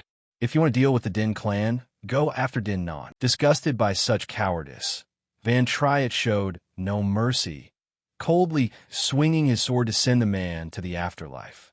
The corner of his mouth lifted as he muttered the fourth rule, for is the spirit of sacrifice. In another corner, Tu Lin Kyo and had already grabbed Din Non's limp neck and tossed him flat to the ground. He still babbled threats and fear. Who the hell are you? I'm a hero's grandson. You touch me, and I'll make sure your whole family won't die in peace. Ignoring the screams, Van Triet calmly summoned power and collected all the gear dropped by the unlucky mage. Seeing him approach, Din Non trembled and curled up. Wah, what do you want to do to me? Van Triet's gaze was as sharp as a blade as he counted off the fifth rule. All the injustices and torments Kyo and endured surged before his eyes. 5 is to be truthful. 6 is justice. 7 is honor. 8 is the soul. Allowing no further sputter from the scum, he manifested a weapon from the void and launched a decisive strike to take Din Non's life. After dealing with the small fry, he launched himself onto the fortress wall, roaring angrily into the air. Lang San, not only did you ignore my teachings, you betrayed Bon Bon, and you even tolerate your descendants doing such vile things. Why? A slow round of applause came from behind. Din Khan stepped out of the shadows, a cruel smirk twisting his lips. What do you mean, why? There are plenty of pleasures in my secret domain. With that, he erupted with terrifying speed and drove a fatal punch into Van Triet's chest. The blow, with mountain-splitting force, blasted him through more than 10 solid stone walls. A choking dust cloud rose, obscuring a swath of sky. Severely wounded, he frantically pulled out every healing item and his best equipment to shore up his strength. Though his body was falling apart, Van Triet still cried out in anguish amid the daze. Why? As Din Khan arrogantly stepped forward to finish off his prey, Van Triet activated a counterattack skill aimed straight at it. Din Khan flinched, noticing something amiss. A mirror? Waiting only for a momentary lapse, Van Triet blink stepped in from the flank C, utting a killing blow into Din Khan's shoulder. Blood spurted, and Van Triet's reason shattered. He roared, lungs burning. It's really you. Why did you betray me? The iron mask shattered to pieces, revealing Din Khan's arrogant face. He broke into a sick laugh. You actually broke my armor? Your speed and power aren't trivial either, huh? Although prepared mentally, seeing the familiar visage beneath the armor made Van Triet tremble violently. He cried out chokingly. I asked why you betrayed me. Unconcerned with concealment, Din Khan summoned a superb greatsword, radiating murderous intent. Betrayal? You call yourself Van Triet, and you even know my old name. Could you have been sent by that old man? He swung the blade down with crushing force toward Van Triet's head, sneering as he continued. Pretending to be my master? That's a bit nauseating. Thanks to quick reflexes, Van Triet managed to dodge the deadly strike in time. He gritted his teeth and once more screamed in utmost fury. I asked why you betrayed me? Din Khan spat contemptuously, trampling on all past favors. You're nothing but a tool. Why speak so much? He roared, swinging the blade to unleash a wide-area ultimate technique. The ground shook and stone crumbled, yet the spot where Van Triet stood remained completely unharmed. Behind him, Tu Lin Kyo and his golden defensive barrier flared brilliantly. Tu Lin pushed his red-rimmed eyes open with difficulty and croaked. Where is he? Having identified the target, Kyoan frantically charged straight at Lan San. Din Khan was momentarily taken aback, but instantly flew into fury. He got to Lingsha Plot and violently slammed him down onto the cracking ground. Bon Bon, you're still alive? Quickly tell me how you did it. Despite fierce resistance from his former brother, Din Khan increased his pressure, using overwhelming strength to tear through the legendary defensive layer with ease. Sensing the empty aura, he curled his lips coldly. Is it a death soul? They can be resurrected as many times as you like, but they don't seem to have much spirit or wit. What a pity. Just as the battle was in a stalemate, a formidable group of descendants from the Din Duk Daik clan stepped out. They shouted arrogantly, Where's your ancestor? Descendants of heroes, leave these little pests to us. Scanning the youths whose rotten characters mirrored their progenitors, Van Triet felt disgust rise in his throat. Despite his flesh being torn, he raised his hand and summoned the entire Death Soul Legion, the cold command issuing. You go stop them. Glancing over the death souls, Din Khan was shocked to recognize the familiar figure of the third elder, whose most capable henchman was now nothing but a soulless corpse. He ground his teeth until they screeched in his throat. My blood. Madness flickered in his eyes as he growled. I'm starting to find you interesting. Discovering that his opponent could borrow corpses to regain form, Din Khan lunged like a beast, clawing at Van Triet. But Van Triet easily slipped aside to evade. Din Khan's mind twisted completely. He wailed desperately, "Master, prove to me that you are my master." Then he smugly babbled, "You must be my beloved master." A second later his expression flipped, and he sneered challengingly. "You want to ask something? I'll answer everything. I'm hiding nothing from you." Facing the madman, Van Triet suppressed his fury and asked coldly, "At first, even when you were locked in a cage, you could still help others, couldn't you?" He immediately poured mana into his weapon, consuming 80 of 180 points. Critical damage increased by 10%. Each swing of his sword carried overwhelming grief. He shouted, "Why did you go mad like this?" Hearing that, Din Khan let out a witchy chuckle. "Isn't this because of your dear master?" Those words ignited him. While cutting in succession, Van Triet rained curses down. "What nonsense is that? For whom did you escape slavery? For whom did you become a powerful professional? How'd I teach you?" Despite blades slashing toward him, the rebellious disciple cackled, violently pushing away the weapon meant to repay his benefactor. "Why? Because you came to save me too late." Jealousy that gnawed to the bone made him lose control. He kept yelling, "Why did you make me suffer so much before you came to save me? Why could your disciple, but the Knight's son's disciple, live so comfortably? Everyone treated him politely. Why has Kyo Bon Bon, who never went through anything, been allowed such treatment? Why is he stronger at everything than I am? Why did you favor Kyo Bon Bon? Is it because he was born cleaner than me? Why?" Rage swelling, Din Khan snarled, "You made me switch to the Berserker class. You say I'm cowardly, so you changed my class to Berserker? Shouldn't you have switched me to a swordsman for better defense?" Shaking his head at such stubbornness, Van Triet replied in a low voice, "When did I ever favor you? You didn't always perform well. You wanted to be braver and stronger. That's why I—" Before he finished, the rebellious pupil snatched the words fiercely. "Isn't it because you like that person more? You like that bonbon more? I clearly try to show courage too. Are you favoring me?" His face contorted in extreme indignation. "Deep down you really wished I had never been born, didn't you? So what's with the pretense? Mercy, humility, damn it, the virtues of a knight. Do you think that makes my life any better? Weren't your treatment of me dictated by your power and status?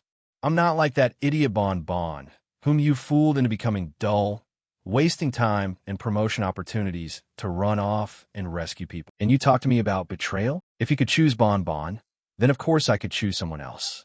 Your good brother La Oi could give me far greater status and strength." Alongside his shameless excuses, the aura around Din Khan began to swell violently. He boasted arrogantly, "Look at the fate of Bon Bon's descendants now. What about mine? They'll only ever be servants beneath my den house." He wantonly trampled moral bounds. "Look at you now, then go see what position Laoi holds. Now who do you think made the right choice?" At that, Van Triet's patience snapped. He pointed at the traitor and ground out an oath. "You're a despicable, wolf-hearted bastard." Righteous fury surging, he hurled sharp shards of mirror toward his opponent, the images splitting into numerous clones that encircled from all sides. While Din Khan flailed, trying to find the real one, Van Triet slipped in and delivered a crushing kick to his hip. The force was terrifying, shattering the armor into 100 fragments, and the last traces of teacher-student sentiment dissolved. He coldly carved another wound into his enemy's pride. "You're truly no match for Bon Bon. You aren't even worth one of his toes." The broken armor accidentally met the hidden condition and activated the Berserker physique. Din Khan's muscles bulged as he threw back his head and laughed savagely. "You've admitted it now. System warning. Attack plus 300%, speed plus 200%. The lower the HP, the more attack and speed increase exponentially. Unleash power." Din Khan charged like a runaway tank. "You admitted you favored Bon Bon, didn't you? Turns out you're a fraud." The Berserker blood surge increased run speed, attack speed, and effect resistance, at the cost of intellect and defense. Feeling the horrifying pressure, Van Triet knew he was walking toward the gates of hell. His opponent's attack speed could tear the sky. Van Triet was forced to retreat into the mirror world to survive. Seeing his master's silhouette flitting about, Din Khan sneered. "Master, you're using those mirrors to teleport and escape, right? Without mirrors you can't run, can you?" Not giving his prey a moment to breathe, he summoned an ultimate skill, the berserk blood weapon descending from the sky, forcing Van Triet to struggle to manifest. He taunted arrogantly, "Come face me. A knight must be brave. Practice the knightly virtues you taught." The blood rain carried a corrosive effect that sent his HP plummeting. Din Khan's eyes were now a brutal, murderous green. "So what I thought was true. You only preach morality when you're safe. What does a pampered, silken brocade brat know of hardship? You've never borne my pain, yet lecture on compassion." Each swing of the blade was a cutting insult. He poured all his resentment onto the one who once sheltered him, just masturbating his emotions. "And you even think friends and disciples will always support you? How laughably naive." Powerless to stop it, Van Triet grit his teeth and took a critical hit, down from over half HP. The interface now only flashed a crimson alert. The traitor gloated victoriously. "Look at your pitiful state.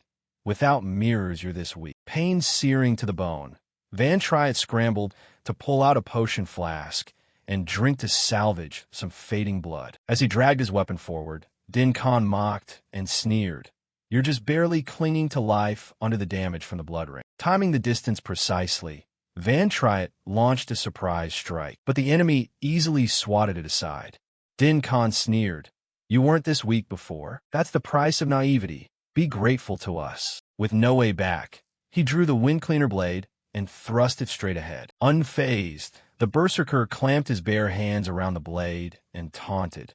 "Only through betrayal does one mature. Falling from the heights to the mundane must be painful."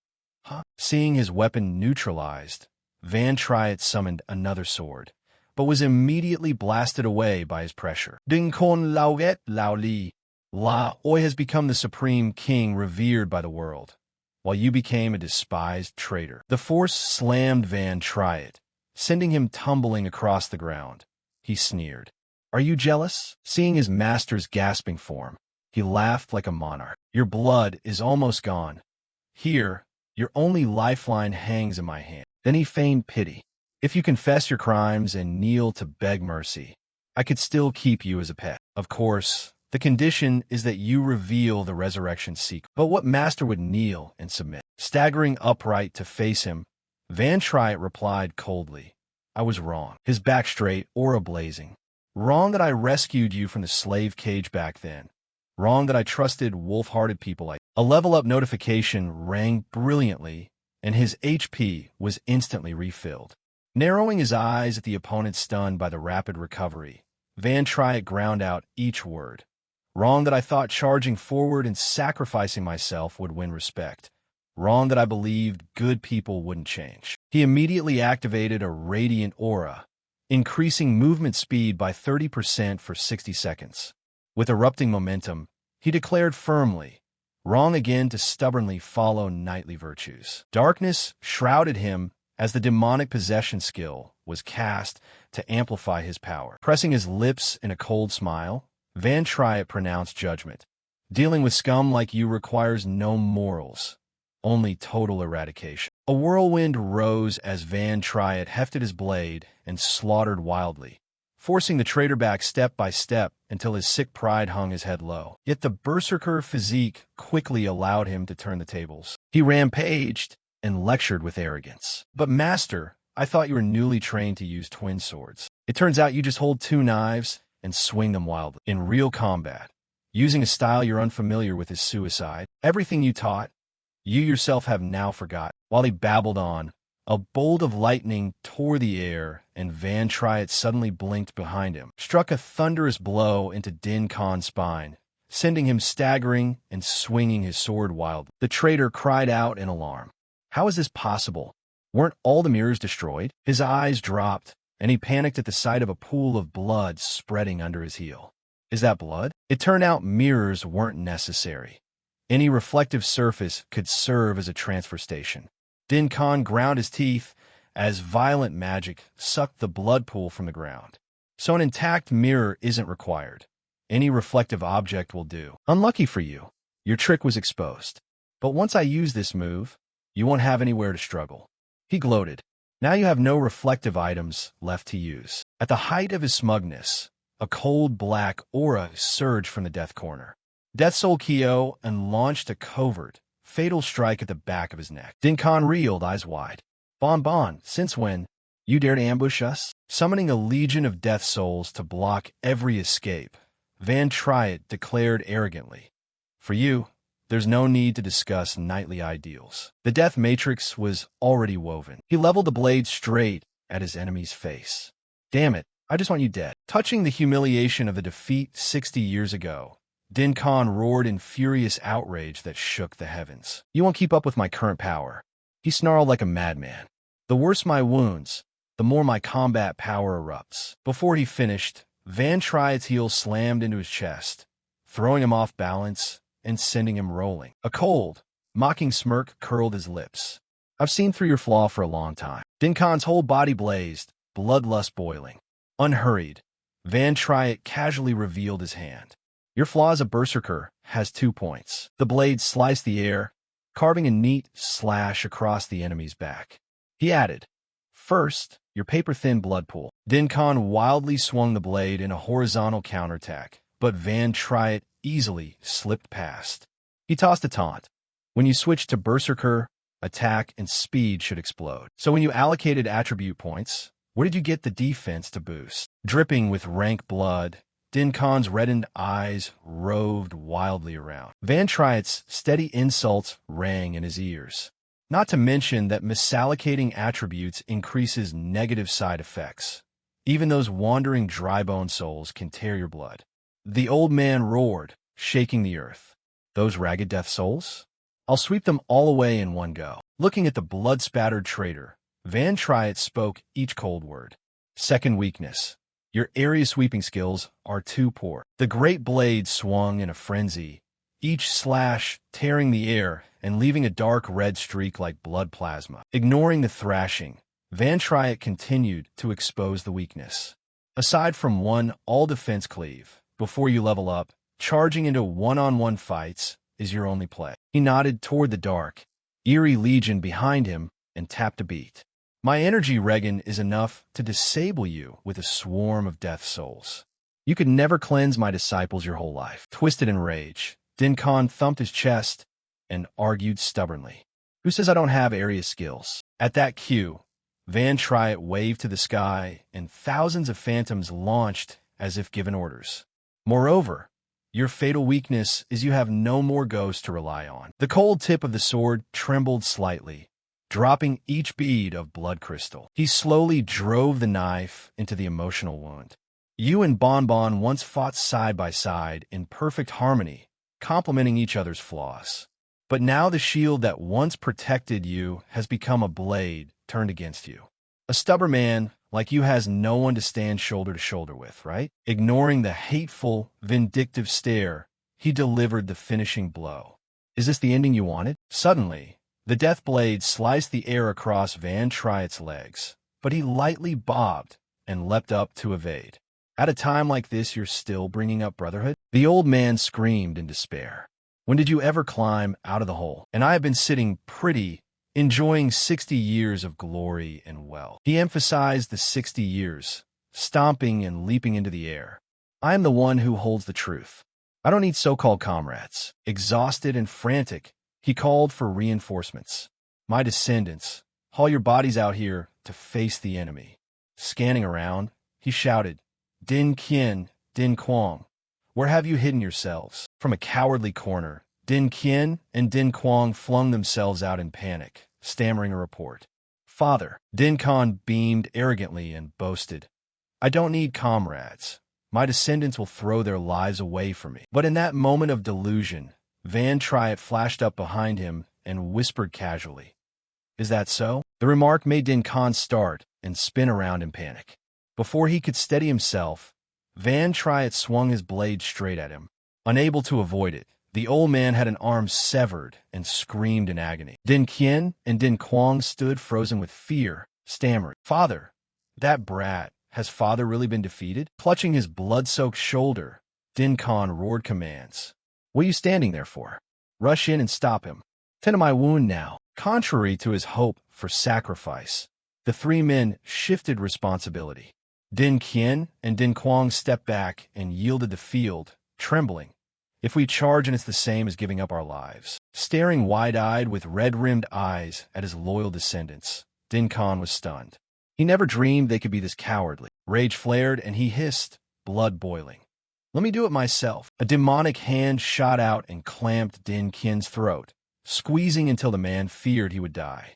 "Father, what are you going to do?" The old man's smile twisted into a grotesque, inhuman cruelty. "Everything you possess was given by me. Did I give birth to you just for show? Your lives are my strength and longevity. How dare you disobey me?" Siphoning the life force of his kin, he glared murderously at the other two and threatened, "You two better rush up to block him, or the whole lot of you will go to the grave." The knife-like gaze froze both of them stiff. Before they could escape, a pack of monsters with glowing eyes tore through the air, staring at them like fat, tasty prey, making everyone flinch. A barrage of blue light shots struck Din Khan in succession, forcing him to turn pale as he howled in pain. His arrogance withered away.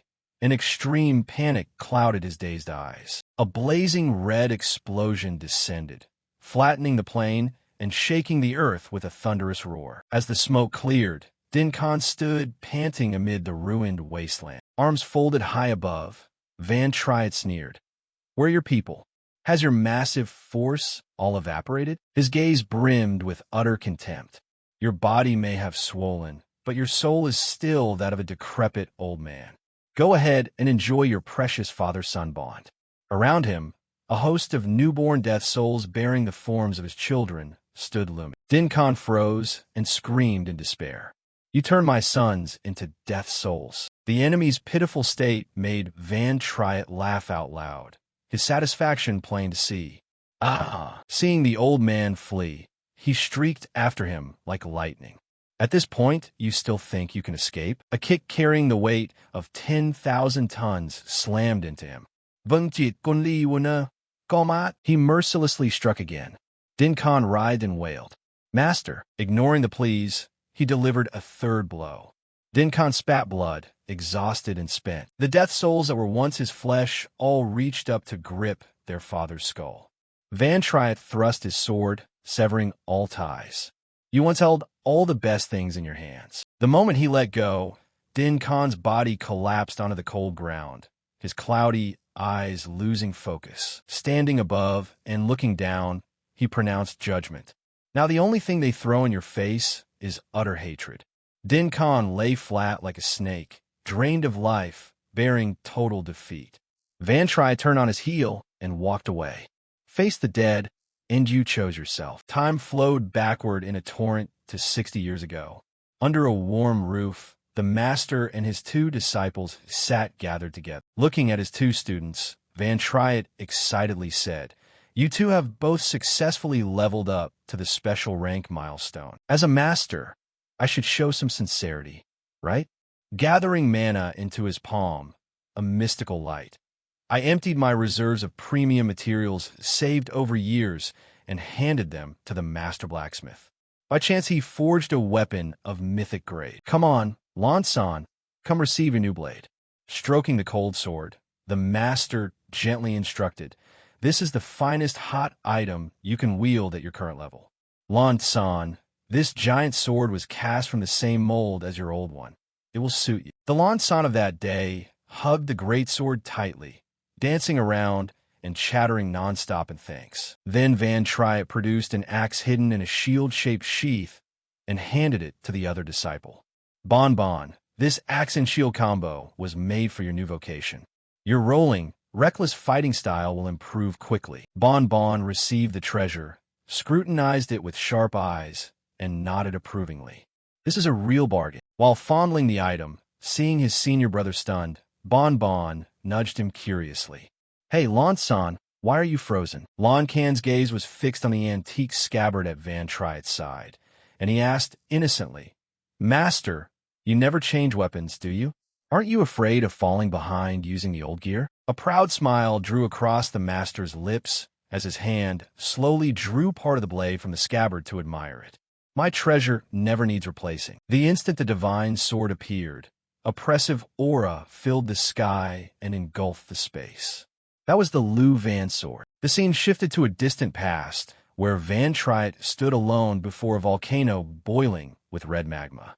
He felt proud that he had risked his life, spent countless hours in the hidden, super-secret realm, and crawled through a third-tier superlative dungeon to obtain the supreme gear forged in an ancient smithy. Standing arrogantly before the furious sea of fire, he drew out the primordial blade. It was then only a steel blank with no shape. In the world, the item tier system is always clear: common, rare, epic, legendary, mythic. Yet the thing radiating a bitter chill in his hand possessed a singular quality. White mist curled around the blade, emitting a killing intent that even gods and demons feared. Its greatest attribute was a special awakening ability, fluid as clouds and water, ever-changing, allowing its master to shape it into any weapon form. The prerequisite for its full awakening is the process of understanding the user's heart. Images of the Lu Van sword turning into a gigantic axe, cleaving a monstrous tiger in two flashed through his mind, countless battles bathed in blood. It could effortlessly shift into any form he imagined. Spinning the pommel, Van Triet smiled in satisfaction. "It has already synchronized with my power." Jaw wide in amazement at the weapon's wonder, Lan San stammered, "Is it that OP?" Laughing at his pupil's mundane expression, Van Triet generously offered the pommel. "Try holding it." Lan Can's eyes lit up. "Really, master?" But the memory reel was immediately buried by the most disgusting scene of betrayal. A hand clad in cold steel gauntlets clamped down on the Lu Van divine sword. The warrior lurked, ready to stab his comrade in the back. Cheers of sycophancy rang out. "Long live the king." From afar, the tyrant's ruthless voice outlined the plot. "Has your side been cleaned up? Make it clean. Create a good impression." The plot's mastermind nodded, teeth gritted, answering, "Don't worry, no one will find out." In another squalid corner, the warrior who'd seized the sword grinned roguishly. "Finally, the treasure is in my hands." Caressing the singular quality super gear, he sneered with satisfaction. Lifting the sword high, he poured in mana and shouted the command to transform. Responding to that ambition, the sword immediately unleashed power, splitting into two completely separate yin and yang streams. Back in the present, Van Triet advanced step by step, murderous chi bursting around him, followed by a terrifying army of death souls. His legs quickened, closing in on the betrayer, gasping for life. He recalled the solemn vows made at the front of that hidden realm years ago. "Despite endless dangers, I never once retreated." The Lu Van sword in his hand suddenly radiated a brilliant, deathly light. He roared in supreme fury. "I can chew through this shabby, hidden realm with ease." As the sacred sword slowly shifted shape, he spoke in a low voice, suppressing his sorrow. "I could have lived peaceful, serene days with you." The keen tip of the blade pointed straight at the gray sky. He shouted, "Because of your bottomless greed, this sword has been reduced to this." The weapon stats displayed clearly before him. Lu Van severely damaged multiple times, requires adaptive profession, attack plus 2,500, spirit plus 10, with shape-changing skill. He lowered the blade, aiming it at Lan Can's face as the man writhed in pain on the ground. Panicked, he stammered a confession. "Master, I was wrong." Van Triet replied coldly, his gaze like a dagger, discarding all hollow glory. "I don't need those fake hero titles." Lan Can's face was smeared with fresh blood, his life like a candle in the wind. Trembling, he clasped his hands and knelt, begging desperately, "Save me. Please, don't kill me." With a slicing screech, the Lu Van sword instantly became a reaper's scythe pressed to his throat. Van Triet spat each word with contempt. "In the hands of scum like you, the Lu Van sword is nothing but a clumsy killing tool. For those few empty honors you dared to stab me in the back." The system interface jumped numbers again, updating the weapon's new status. Lu Van's sword critically damaged. Attack plus 5,200, speed and defense minus 50%, has shape-changing skill. Beside him, the Death Soul 2 Lin Kyo exuded an overwhelming aura of vengeance, as if demanding the villain's life. Van Triet gritted his teeth in extreme fury. You dare betray even Bon Bon. Lan San was so terrified he wet himself, his eyes clinging to the last shred of hope.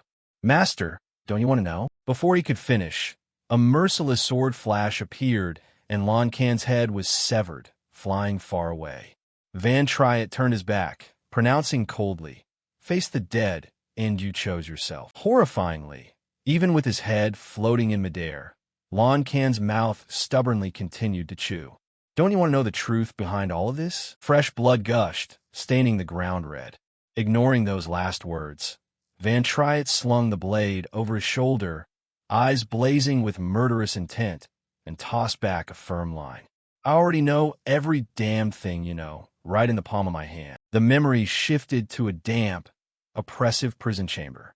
Van Triet sat perched on a throne of power. Below him the figure of Lan San knelt, cringing in humiliation. The image of Lan San bowed his head then, painfully confessing he had been the bait. Van Triet had heard every petty detail without missing a word. His eyes gleamed with cold calculation. This revenge game has only just begun. You lot will be the stepping stones that make me ever more dominant. He raised a glowing card high in his hand. The card's surface reflected miners bent double, extracting resources within the hidden realms. He calculated the harsh rules of this world. Here, the highest limit an ordinary person can reach after a lifetime of grinding is only around level 30. Even the most outstanding elites, once they absorb resources from formal organizations and grind day and night, hit a ceiling at level 60. He understood the deep cause of that restraint.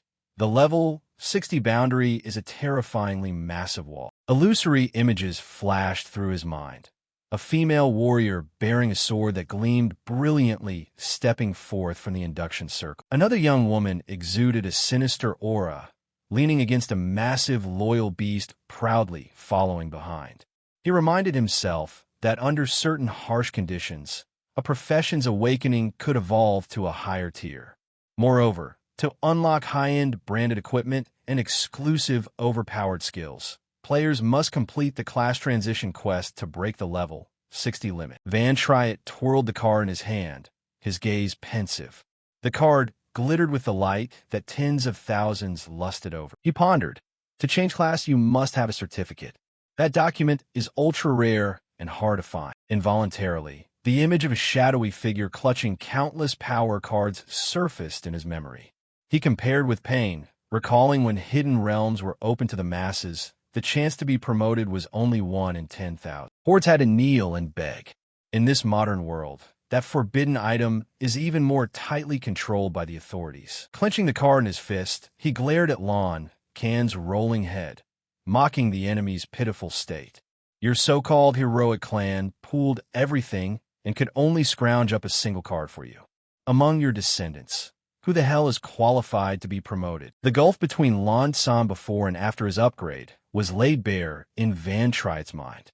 Objectively, he judged the distance before and after class transition is as wide as day and night. Lan San transformed from a mediocre fighter into a berserker, acquiring overpowered innates. Recalling the recent deathmatch, he carefully estimated how many times his combat power had increased. Without the abilities from the mirror world, this fight would surely have been lost. A corner of Van Triet's mouth curled up as he decisively pressed the loot icon on the system interface. A bold idea flashed. What if I take this mirror world asset and advance first? The system panel immediately began scanning non-stop, emitting a blinding light. A cold smile spread across his lips. Let's see how dominant I can become. The icon he selected radiated a dazzling blue aura. The system server chimed repeatedly, scan complete. Spirit 65, speed 55, stamina 34.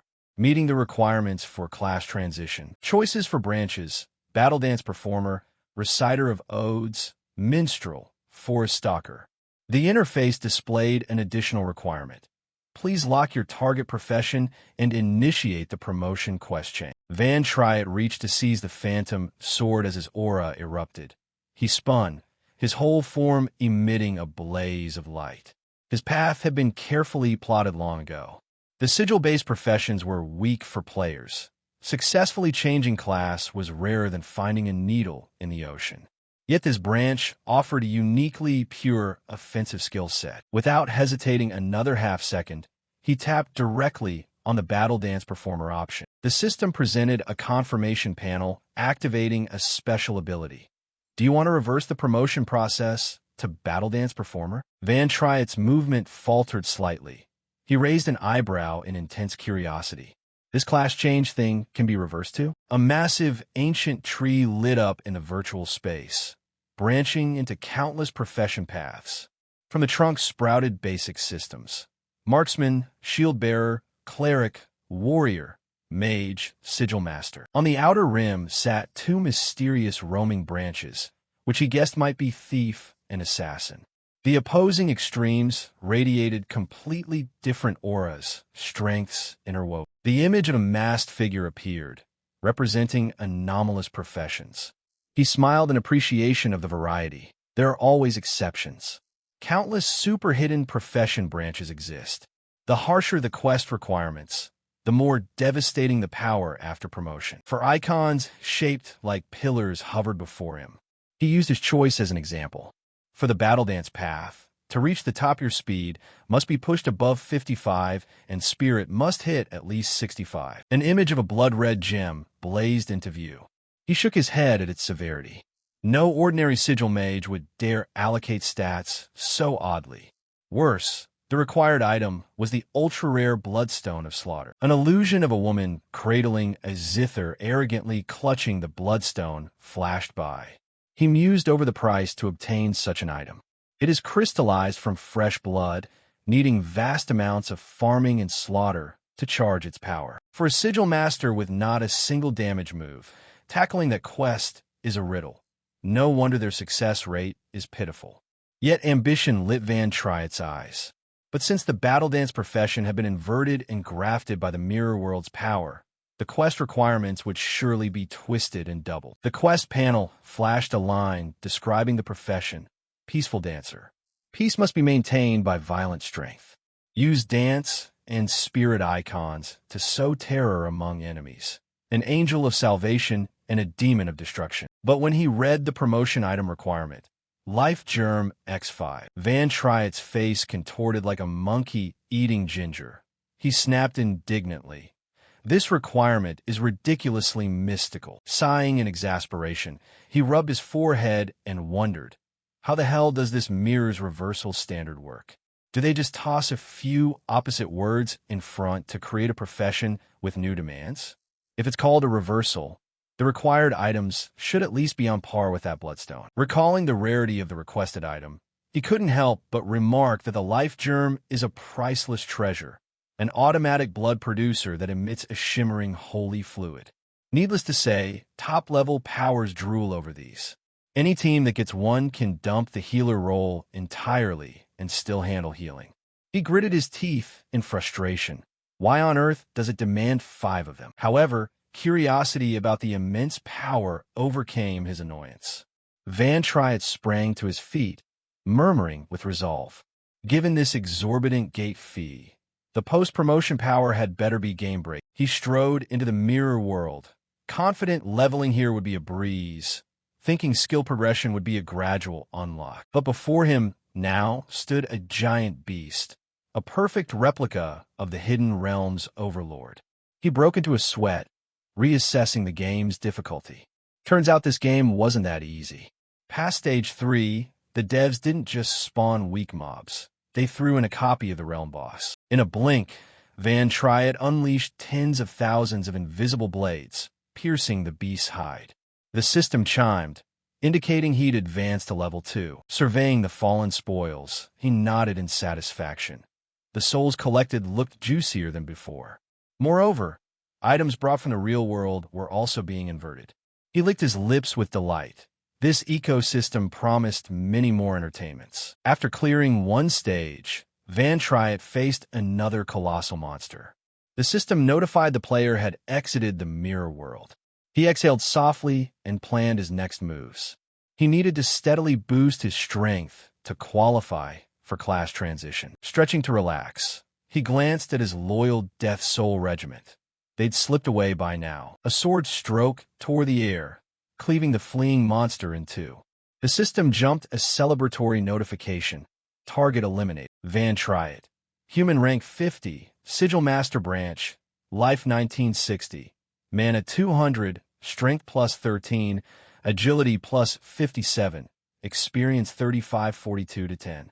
200 free points, 6 legendary equipment rewards, dungeon cleared. The purple, ethereal dungeon space suddenly cracked and shattered into fragments. The crowd of players trapped inside stood dumbfounded, watching the purple sky fade and give way to the clear blue of the real world. The crowd buzzing with chatter. Hey, did the hero dungeon just vanish? What's going on? What stunt is Hero Din Khan pulling in there? We plebs weren't even allowed it. Suddenly, the sturdy inner structures began to collapse, bricks and stones raining down. Sharp shards pierced several unlucky people. Someone screamed in panic. The heroic clan's finished. The panicked crowd shouted, "Everyone, charge in and see." When they ran up to the scene, the guards were shocked, staggering as they pointed at the lifeless body. This is Din Kien. They cried out in alarm. Was Din Kien slaughtered? That very day, the shocking news spread at breakneck speed. Tens of thousands of flyers blanketed the streets with sensational headlines about the death of the national hero. A middle-aged man listened to the news on the radio and went numb. Loudspeakers blared. The heroic clan was drenched in blood. Suspects have not been identified. Anyone with clues, the upper class watching online, were equally stunned. They couldn't believe their eyes. Even a hero got wiped out? He was so overpowered. A candid shot of Van Triet's cold, haughty back was widely circulated. A police officer stood solemnly before the camera, bellowing, "This is the only photo we recovered from the scene. Orders have been issued to mobilize all forces to hunt the criminal and turn this city inside out." The blurry image clearly showed the chill radiating from the young man's back. In the luxurious royal court, La Oi, the supreme ruler, sat perched on his splendid throne. He spoke coldly, without pity for a fallen henchman. "That brat Lang Tsan is dead." He glanced at the surveillance monitor, reproachful. The perimeter was clearly sealed. How was this only discovered after everything happened? He turned to his aide and pressed, "Have you dug up any info yet?" At the ruins of the hero dungeon, a young man with an arrogant air lounged atop piles of S-rank fighters and S-rank brutes' corpses. He curled a smirk and reported over his radio, "Your Majesty, the guard for Din Khan were pathetic, knew nothing at all. I order my men to comb the entry cameras carefully and even borrowed files from the Security Bureau to dissect every detail. The targets under scrutiny are Van Sa and Van Triet." Hearing those two names, His Majesty crossed his legs. The room fell into a suffocating silence for a beat. "Van Triet, Your Majesty. This name has a certain nostalgia.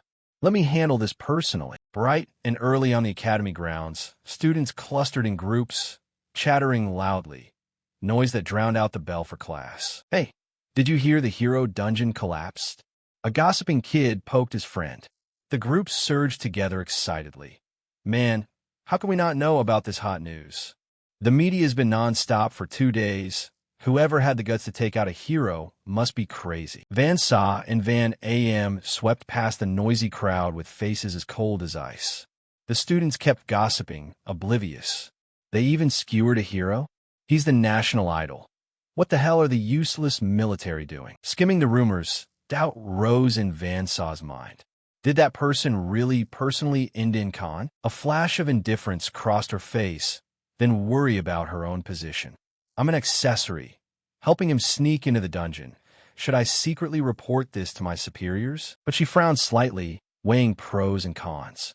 Then again, someone capable of such a monumental act might appear once in 1,000 years. Lost in thought, she froze when she saw Van Triet approaching from afar with a school bag, looking haggard as if he hadn't slept. Seeing that familiar figure, the Van family members went stiff, unsure how to face him. Van Triet tossed her a look as sharp as a razor, not bothering with a single greeting. Memories of the bloody interrogation in that sealed room rushed back. Lang Tsan knelt trembling on the floor, confessing in fear. Life germ? I've never heard of that before. At the time, Van Triet was silently calculating the item's difficulty. The life germ used for class transitions must be top-tier rarity. Probably only the royal elite could reach it. The proud image of Van Sa appeared faintly in his thoughts. He connected the dots and targeted the royal elite. Right now, only that brat Van Sa. She's the Golden Branch and Jade Lee. Back then, Van Triet had pressed a knife to Lang Kan's throat and coldly interrogated. Do you know Van Sa's background?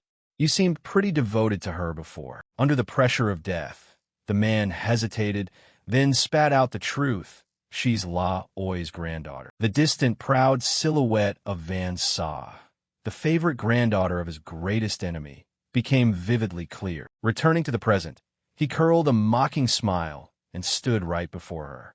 Van Triet's whole body involuntarily exuded waves of murderous intent. He cursed inwardly. What a small world. His face darkened like a predator that had locked onto its prey. She turned out to be the granddaughter of my mortal enemy. Sensing the chilling, killing intent aimed straight at her, Van Sa froze, her legs nailed to the ground, unable to move. She stood motionless, lips dry, about to murmur an explanation. At that moment, a swarm of classmates burst from behind like disturbed bees, cheering loudly and shattering the tense atmosphere. Van Triet's back in school. The crowd closed in on the youth, chattering nonstop. That time you soloed the domain Boss Lang Bat. You must have been drained, hiding at home to recover. Thanks to you carrying the team, we survived that boss. You're insane. They jostled to praise him to the skies. We were shitting ourselves in that fight. Glad to see you back. Our group insists on treating you properly. I heard the school's preparing an award for you. A puckered-lipped male student pushed into the excited crowd. But showing your face at school like this might get the Din family sniffing around to take revenge. The massive shadow of that powerful clan loomed in the worried student's account. The three overlords of the Din family mysteriously vanished along with the dungeon. Their people had been scouring every corner looking for them. After some chatter, the friend got to the point. You being out and about like this makes it easy for them to nab you and rough you up. Meanwhile, a slew of online outlets spread sensational rumors everywhere. Someone waved it off. Don't worry. Everyone knows the culprit is that dungeon sabotaging terrorist the papers ranted about. Besides, even a hero got killed. You may be strong, but who'd believe you could punch a hero to death? Ironically, the so-called dungeon sabotaging terrorist terrorizing the city was none other than the student Van Triet standing before them. Listening to his friend's babble, his face unchanged, he quietly analyzed the situation. Previously, the Din family could trace someone just by their voice. They revoked travel papers, but still lacked conclusive evidence, so only they had reason to target him now. The friend chuckled confidently, acting like he had inside info. I heard that terrorist got chased by the police until he was smoking. Sooner or later, they'll catch him and charge him. He slapped Van Triet on the shoulder reassuringly, forcing him into a hollow, practiced smile. Just rest easy, Van Triet. The police will clear your name. Behind that strained grin, Van Triet's eyes darkened. He sneered inwardly. He had no time to be dragged off by them. Memories of how elite the security forces were flashed through his mind as he assessed things objectively. The so-called public security in this era was truly massive. The disarmament patrols on the streets were all big, burly types with serious combat capability. Recalling that day, how they coordinated the hunt for those Death Soul monsters was terrifyingly professional. If the Death Souls hadn't been called out to create chaos, he wouldn't have been able to get back here, even with wings. He turned and glanced at his carefree classmates' smiles. He devised a disguise plan. This place was full of students glued to their desks. Playing the obedient Van Triet would fool them. Having worked out his moves, he relaxed, looked up at the deep blue sky, feeling pleased. The smartest move was to hide at the academy. He could conceal his identity while digging up knowledge about this era without arousing suspicion. At that moment, A friend snapped angrily, pointing the finger of public opinion. Let's be clear, the blame falls entirely on that dungeon-sabotaging terrorist. The friends chimed in, indignant. If he hadn't ruined things, why would we and Van Triet get dragged into this? The Din family would only get collateral damage. Two male students nearby fanned the flames, loudly defending their idol. Exactly. The hero is dead. He was the real deal. Then they grit their teeth and curse the anonymous killer. That assassin will get his comeuppance. No matter how cold-blooded, you don't touch the national hero. Van Triet stood with his arms crossed, hearing the crowd insult him to his face and remaining unperturbed. He glanced at them and started to walk away, inwardly mocking their ignorance. They'd been brainwashed with the false image of Din Khan by La Oi since childhood. Even if he exposed the truth, no one would believe him. But from the crowd, a mysterious whisper rose, drawing everyone's attention. Hey, did you hear? Apparently the hero isn't as glorious as the old books make him out to be. A new wave of murmurs broke the freshly praised image. The rumor monger hinted, my uncle in the business says that Hero Dungeon was a sham. Someone skeptical retorted, the hero's savage like that? I heard he's already gone to the underworld. Another student raised his phone to stop the bickering. Quit arguing. There's a clip being circulated out there. At the word clip, Van Triet's steps stalled. His eyes widened with surprise mixed with interest. The horrific footage of the catastrophe inside the dungeon was spreading wildly across the students' phone screens. Someone had risked filming the moment the dungeon collapsed.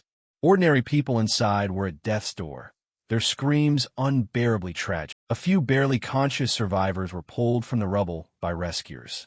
They sobbed as they accused the Din family of monstrous crimes, kept as slaves, and brutally tortured for years. After watching that chilling, realistic footage, the students' faces went pale as banana leaves. They cried out in shock. They exploited people so brutally. Van Triet rubbed his chin and sank into thought, a faint smile flickering on his lips. Perhaps the wheel of history had begun to slip off course? After watching the clip, the students turned and started arguing loudly, split into two clear camps. Is the clip fake or real? Where did you dig up this video? That place is guarded like a presidential palace. How could this get out? Standing awkwardly in the middle of the storm of debate, Van Triet chose to remain silent and listen. Some stubbornly defended the idol. I bet this is a conspiracy to smear the hero. The clip sharer snapped back. Whether you believe it or not is your problem. Suddenly, Van Sa stepped out of the crowd and, asserting her status as a noble young lady, corrected them. These videos are 100% real. Not long ago, a VIP guest invited me to tour that dungeon. Her assertion hit the crowd like a bomb. What you see online is only the tip of the iceberg. She smoothed her proud hair, her eyes skirting direct contact with Van Triet, as she added ambiguously, everyone in the upper circles knows about these scandals, they just haven't been exposed. The students gaped, whispering among themselves. Even Princess Van Sa has confirmed it. They looked at each other pale-faced and disbelieving. So, what's a historic fraud? The top-tier hero fell like that. Amid the public storm, Van Triet stood with his arms crossed, maintaining the same contemplative, unreadable expression. Abruptly, Van Sa lunged forward, grabbed his sleeve, and yanked him along, ordering, "Come with me." The sight of a noble heiress brazenly dragging a male student stunned their friends into open-mouthed astonishment. She dragged him to a secluded corner behind the campus before releasing him. Hands on her hips, she fired questions rapidly. Why did you show up here? Aren't you afraid La Oi's followers will track you down? Do you think the police are your only problem? Her expression turned instantly dark and icy. And aren't you afraid I'll sell you out? Contrary to her panic, Van Triet stayed calm, a slight smirk as he recalled his offhand remark outside the dungeon. I told you, your nature isn't that bad. Hearing that, Van Sa's face twisted. She turned away, trying to hide her awkwardness. The Din family committed monstrous acts. No matter how many times they died, it wouldn't repay their sins. Then she ground her teeth and glared at him, warning, "You owe me a huge favor." Van Triet replied indifferently, his tone cold but threatening. "Don't worry. Whatever schemes you're plotting, I already have you pinned." His deep gaze swept the space as he mentally reanalyzed the whole picture. Her true identity beneath the facade of La Oi's granddaughter. Why would a noble heiress pave the way for him to infiltrate the dungeon? He reasoned, his eyes narrowing dangerously. Was she irritated by the Din family's brutality? Or did she harbor a deep hatred for her uncle La Oi? Could an assassination plot against the patriarch, using her as a pawn, be at play? They stared at each other for a moment as the air thickened.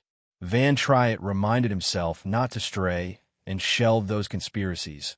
Prioritize the immediate objective. He tilted his chin and asked directly, "Do you have any leads on a life germ?" Footsteps echoed in steady rhythm. Van Sa answered casually as if it were common knowledge. "What's so strange about that thing? It's the stuff they squeeze out to make life-restoring serum, right?" With her pointing the way, Van Triet slipped to the threshold of the principal's office. A voice echoed in his head. "The old man keeps one of those in his safe." He slowly pushed the door and stepped inside cautiously. The system chimed. "You have entered the mirror world." In this silent, reflective space, the holographic principal was buried in paperwork. Van Sa's voice echoed back. "That old man is hiding a world germ sapling, treating it like an egg, cradling it like a flower." Van Triet crept along the wall, his eyes scanning. He knew the life germ game well. Of course, the old man hoarded all the best stock in his vault. At the far end of the room, a row of seedling pots emitted a soft glow, neatly arranged side by side. The corner of his mouth curled in satisfaction. It was time to harvest the old man's treasure. A warning plaque slapped him in the face on the shelf. World Germ Nursery, simulating hidden dungeon. Supernatural grade 3S. Staring at the pile of precious artifacts, Van Triet swallowed and muttered, "How did this guy get so lucky to gather all these VIP items?" Just as he reached out to touch one, a magic circle suddenly flared brilliant. "Nuking vuntiet bakwat," he grumbled and brushed dust off his clothes, glaring at the shield enveloping the plants. It was clearly sealed rigidly by the old man's formation. Staring at the illusory treasures, he sighed in annoyance.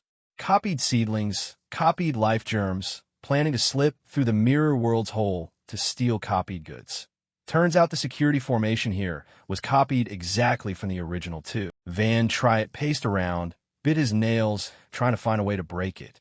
Although he'd worn out his hands on sealing formations in his past life, the formations of this era were freakish hybrids, mixing all sorts of technomagic. He scratched his head in frustration, headache from calculating costs because of this mechanical technology. At his current low level, how could he break it? And if he forced it and shattered the formation, the seedlings inside would explode too. Out of options, he spun on his heel and left, deciding to hold off for now. Suddenly, the system armor chimed with a consolation string of notifications. Acquired a copied Frenzy Relic, copied Formation Tablets, copied Thunder Clarity Formation Skillbook, Basic Formation Textbook, and copied Machinery. Stepping out the door, he recalled the principal's level, 89 stats. His gaze hardened. The old man's attributes crushed Kid Lansan. If he couldn't muster the power to change class successfully, confronting him would be like an egg against a rock. Recalling the old man's use of magic, Van Triet analyzed the situation. There were only two ways to get the seedling inside. One was to wait for the old man to personally lift the seal, then slip through the mirror world to steal it. Standing by the empty staircase, he weighed a safer option. The second was to cram himself with this era's technomagic knowledge, find the root cause, and unlock the formation himself. He did as he said, strode into the vast library and grabbed a thick handbook at random. As he flipped through pages filled with characters, he murmured, "Start from the basics, build a solid foundation." His eyes darkened with murderous intent, recalling his vengeance target. Priority now was to eliminate Din Khan. When he first came back, he had been too hasty. Surrounded by stacks of books, he became keenly aware of his own backwardness. The meta of this world was changing so fast. Without catching up on knowledge, he couldn't even dream of brushing La Oi's code. Remembering how he'd sweated fiddling with machines earlier, copying items to study, yet clueless about their mechanisms. He seriously hugged the pile of books and plopped into a library chair, muttering, They say La Oi backs the development of this techno-magic, but where on earth did he dig up these bizarre designs? Turning to a new page, his eyes lit up. Ah, the principle of using a mana core is like this, but what's the core's operating mechanism? He connected the theories to actual machines. The loot from the dungeon was easy to digest, but integrating it with machinery was a tangled mess. He scratched his chin in confusion. Solving one question spawned a dozen more. Scanning the scrawled lines, he slammed the book shut in irritation. With such vague writing, he needed to find more reference books. He stood up, pushed open the door to a deeper archive, mumbling about the education system. Those profitable secrets aren't printed in textbooks. The more mainstream the book, the more heavily it's censored. Sometimes you have to dig up banned, dust-covered uniques to find what you need. He scanned along the dim shelves and sighed in disgust. Nothing but junk books. Finding useful material would take ages. While he was bumbling through the search, he froze, looked up, and saw Van A.M. engrossed in a book. He squinted to study her face, wondering, isn't she always trailing Van Saw? What's she doing here? The royal granddaughter's bodyguard has time to bury herself in books. His gaze landed on the title of the book she was holding. Statan Van Look Up Abeli fired a bullet-like glare at him, her annoyance obvious. Van Triet strolled over nonchalantly and pointed at the shelf behind her. I just meant to take the book in the back. She snapped, guarded. Which one? He shrugged and said casually, haven't decided. Van A.M. shot him a puzzled look as if he were an idiot. Van Triet had to explain his purpose. I'm looking for materials on dungeon artifacts hybridized with machinery. On hearing that, she wordlessly tossed the book she was reading toward him, coldly saying, this has what you need. Van Triet caught it quickly, stepped back a pace, and nodded slightly. Thanks. A while later, he returned to her and casually offered his hand. I've finished this one. Do you have anything on mobile mana communication technology? Van A.M. was speechless, eyeing him like a strange creature from another planet. The next day, she reluctantly handed the book to him with a sulky expression. To repay her, Van Triet cheerfully offered a pastry. This shop makes great cakes. Want a bite? Van A.M. turned away and brusquely shook her head. No. Undeterred by her snobbish attitude, he left the pastry on the edge of the table. I'll leave it here. Walking out, he silently judged her surly demeanor. But his steps faltered. Standing close felt oddly familiar. Strange. The next day, the pastry giving and book borrowing repeated. Van Triet beamed and made a new request. Today I want to grind through books on mana engines. She replied curtly without looking up. This section doesn't have that. Van Triet cursed inwardly. She was probably enjoying the quiet reading space, and he'd been disturbing her. He put his hands in his pockets and teased. I'm lost. This area would be noisy if it were busy. You're not fond of noise, right? Van A.M.'s face darkened like a pot bottom as she hissed in anger. Pretty face, rogue temperament. Though scolded, he smiled inwardly, brazenly cozying up, hoping to pry some dirt on La Oi and La Saw from her. One night, stuck, Van Triet pointed at a page and shamelessly asked, translate this sentence for me. She glanced at the ancient characters and shook her head. Clueless. The next morning he put on a serious face and asked, with faux expertise, do you know anything about the intermana-link formation system? She munched the pastry he gave and reluctantly explained. Basically a machine linking production lines with formations. He seized the opportunity like striking gold. Then help me find books on this.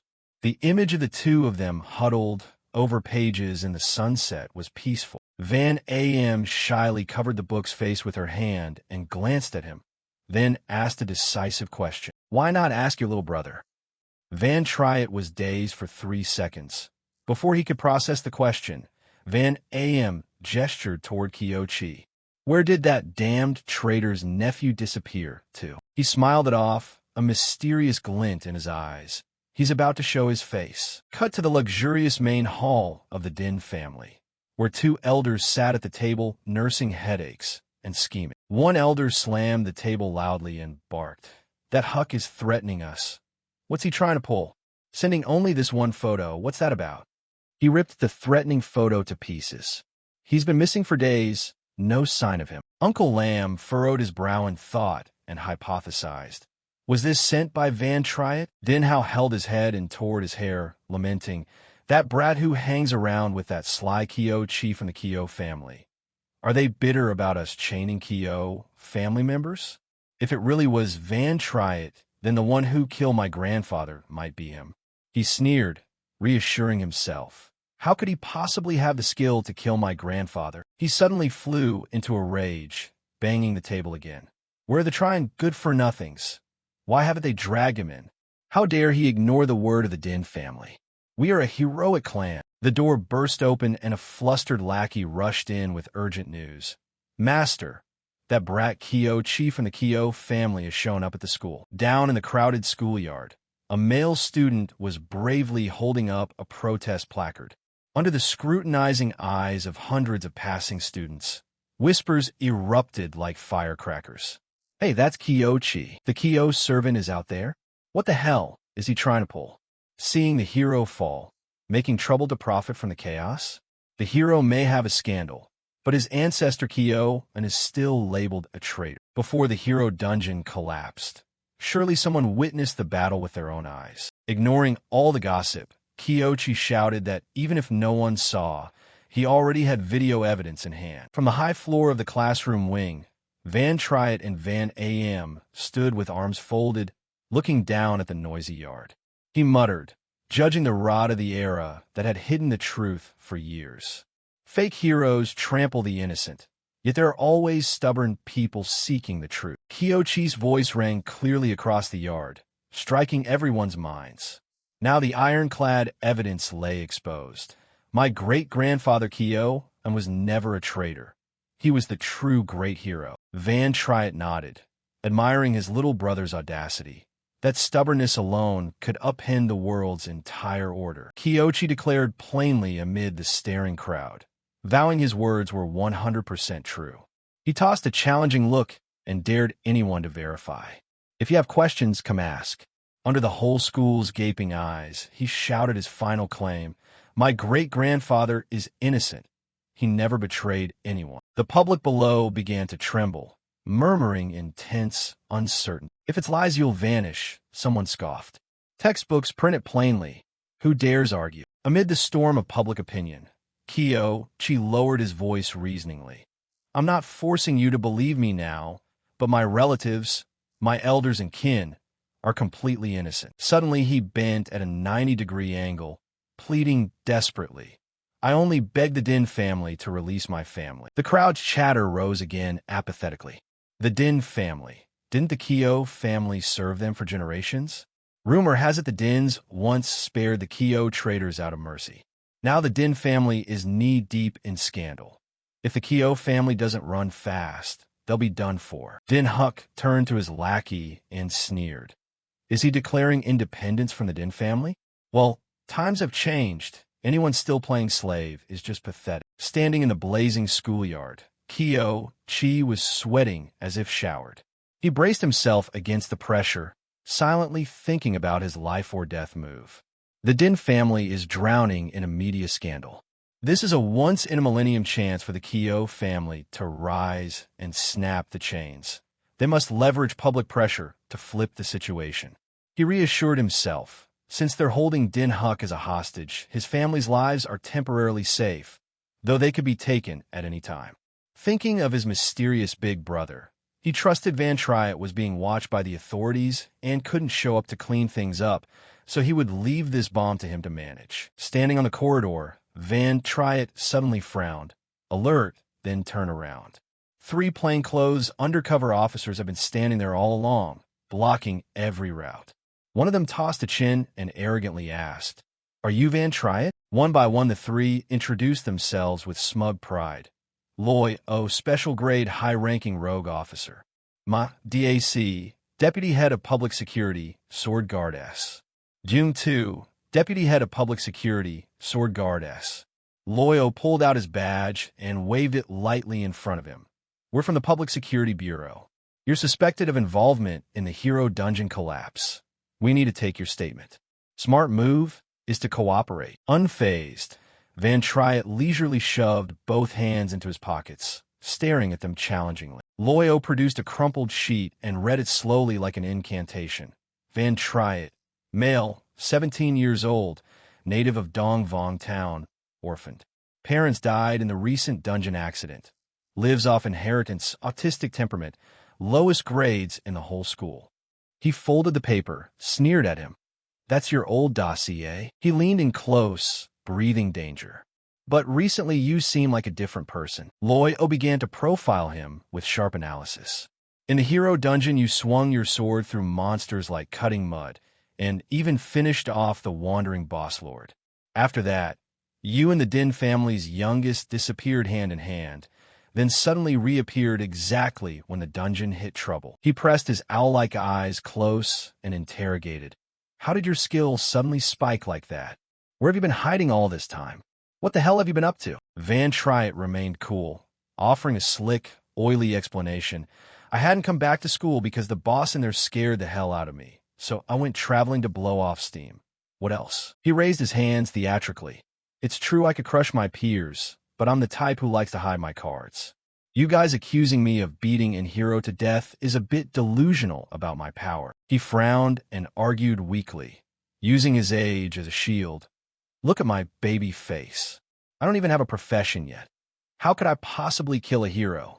Those people are VIP class professionals. Then he twisted it back. What's my motive then? The man lit a cigarette, took a long drag, and slowly exhaled smoke into Van Triet's face. He nodded in acknowledgement. A kid and student like you certainly doesn't have the guts or the strength to pull off such earth-shaking deeds. He sidled closer to probe and proposed a new hypothesis. Hey, I've heard there's a trick in the underworld where some class transitioners impersonate others. You're using a clone account, right? He gave a light laugh, a fake, innocent smile. Boss, I'm just a lowly student. Where's the evidence for you to make such definitive claims? Impatient, he suddenly unleashed a demasking move, shouting, Remove camouflage, assess quality, strip away all coverings. A cold light flashed and swept across Van Triet. A chill voice from the system struck like a bucket of cold water at the officer. Activation failed. Please use the skill on a target currently in camouflage mode. Loyo went pale, cursing inwardly. How strange. Could his camouflage skill be higher than my anti-camouflage? He cleared his throat and changed tack to save face. Right, at your age you should be studying principles of communication machinery in class, right? He scratched his head, playing the role of an ignorant student. That's taught in the final year. I'm clueless about the relationship between the profession system and those mechanical devices, let alone communications. The three officers were left speechless, staring at one another, unsure how to press further. Loyo angrily tossed his cigarette to the ground and crushed it. Enough for today. He turned his back and walked away, not forgetting to throw back a cold warning. We'll reopen your file. After they were out of sight, Van Triet let out a quiet sigh and smiled inwardly. Fortunately, he'd been cramming a ton of basic textbooks lately. Bluff a bit and you get by. A cold glint flashed in his eyes. Those three were just creeps clearing the path. In the silent space, a faint blue figure gradually appeared, its voice drifting back from the past. I am Laoi. I cast bait to lure the fish that's linked to my master. The chilling aura of a ruler emanated. The apparition continued its absolute command. If I die, Van Triet frowned, his mind rapidly analyzing the situation. The real Laoi surely sent shadow guards to hunt. Their strength could easily snap his neck. He gritted his teeth, feeling the Empire's brutality. Laoi's hound-like shadow guards don't care for morality like those in Sisters. If he didn't grit his teeth and undergo a class transition, his life was as good as over. The image of the principal's solid formation flashed through his mind.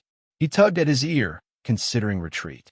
That old man had loitered at school for an hour, without once going into the treasury. He clasped his hands behind his back and paced in the shadowed corner, shaking his head in dismay. Hoping the old man would personally disable the formation was unrealistic.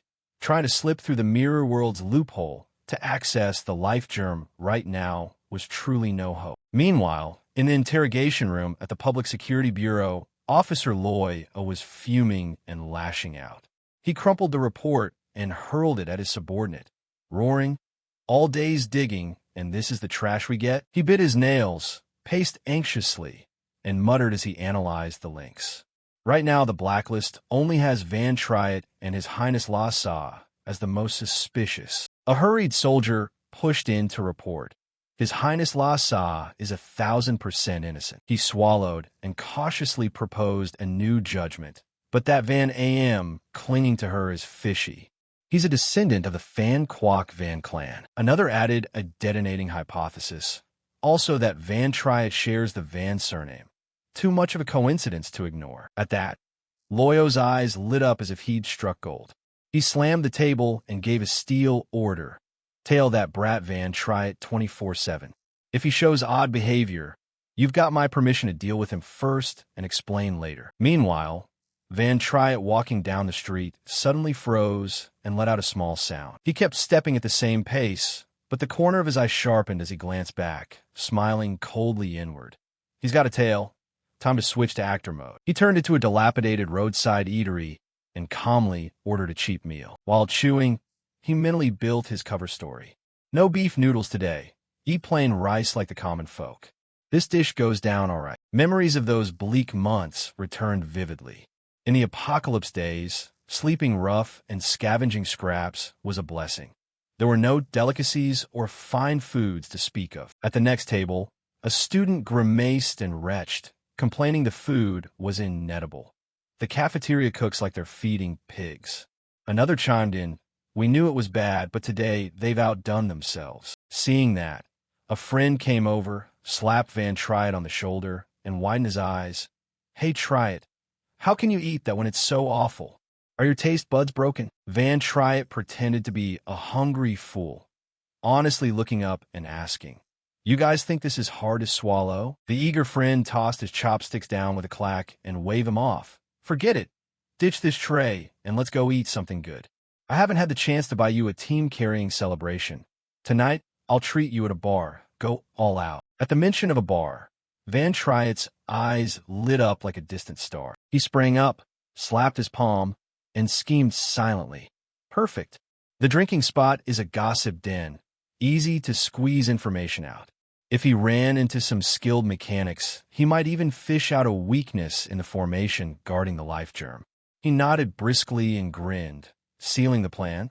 Let's go, what's there to fear? They barged into the noisy bar, and his two friends yelled to the owner, 2 glasses of Orange Dream, then nodded toward Van Triet. The VIP of tonight, bring him a special dream. The friend draped an arm over Van Triet's shoulder, winking like a connoisseur. You have to try this special dream. 1 sip and you'll be on cloud 9. The flavor's surreal. Even Prince Yu Wong is hooked on it. Hearing the enemy's name, Van Triet inwardly marveled at the era's decadence. Times change. People get obsessed with being green in the worst ways. He clinked beer with his buddies, chatting loudly, but his eyes kept scanning the bar surreptitiously. After a while he sighed in disappointment and judged. This low-class joint won't yield any secrets about the life germ. Leaving the noisy bar, he stood brooding in a dead, chilly alley. Night wrapped around him, and he mocked his own clumsy performance. What a ridiculous act are you putting on?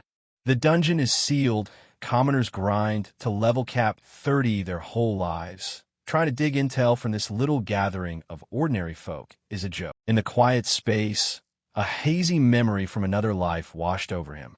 A familiar, teasing voice. Come on, little master. Is our great knight heading into battle again? Have a sip to build strength. It offered a fragrant piece of fruit. Eat this sweet fruit to wake up. Van Triet lowered his head and sighed softly. He shoved open the creaking wooden door and stepped into a dust-cloaked library, whispering to himself, I belong to a different dimension. He brushed off the thick dust and laid his hand on a stained history book about the treacherous Van clan. His heart tightened, nursing a fragile hope. Could there still be a miracle? Could any kin or brothers have survived La Oi's blade? But as he turned the yellowed pages, a ruthless shadow of history declared bluntly, End all illusions. Van Triet wandered dazedly along the rows of old shelves, lost in thought in the dark. Late at night, silent and still, Only someone stranded between two eras like him would hide in the library to gnaw through books. Just as he reached out to take a modern history volume, a clear voice sounded at his ear and made him startle.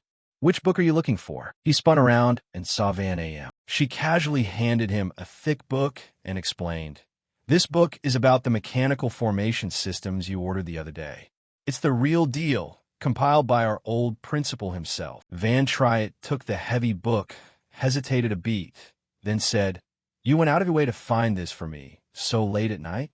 "Thank you very much." Van A.M. fingered the book's edge, avoiding his gaze, and replied softly, "I couldn't sleep, so I just grabbed it." He flipped a few pages and casually recalled, "The other day, I gave you 2 pastries." She paused, then smiled and shyly bowed her head. "Thanks." Seeing her sudden change in attitude, Van Triet thought to himself, women are so fickle. He immediately fixed his eyes on the precious document, his mind racing to analyze the data. This guy writes profoundly, yet clearly. With my newbie level on machinery, claiming 100% understanding is a stretch, but dissecting it to find the weak points to break the formation should work. He smiled confidently. The mechanical core is just decoration. Its heart is still the familiar magical formation. He closed the book, looked up at Van A.M., hesitant and unsure. After a long pause, Van Triet risked asking a forbidden question. "Hey, do you know if this place hides any books about the Van family?" She froze for 5 seconds. Her delicate face suddenly clouded over, dark as soot. She stepped back and snapped in an icy tone, "No." But her cutting closing line truly stunned Van Triet. "Even if you razed this library to the ground, you wouldn't find one." Before the Van clan was framed for treason, that king was as close to the Van family as blood brothers. That betrayal, therefore, felt like a slap in the face. Though the old king had a reputation for compassion, he banned any writings related to the Van family from circulation. Hearing that, heat rushed to Van Triet's head. He ground his teeth and cursed under his breath. "So fake, that benevolence, my ass." Regardless of the backstory, could such a great Van clan have left not a single innocent survivor? Was the purge that thorough? Van A.M. spun away, her voice ice-cold to the bone. Exactly, midway through her sentence, a cruel voice from a blood-stained past pierced his mind from the underworld. "No one is innocent. You must root out the weeds entirely." The bloody reel of history played back before his eyes. La Oi donned the imperial robe and personally raised his fist to command a shadow guard slaughter. Because La Oi was so close to the family, he could easily stab them in the back and kill the Van head, who commanded the greatest military might. When it was over, from bodyguards and servants to dogs and calves, everyone was implicated. A single merciless stroke wiped them all out, leaving no trace of life. As soon as the master fell, La Oi cowardly spread smoke screens, slandering him as a traitor to justify finishing off the remnants. Orders issued coldly.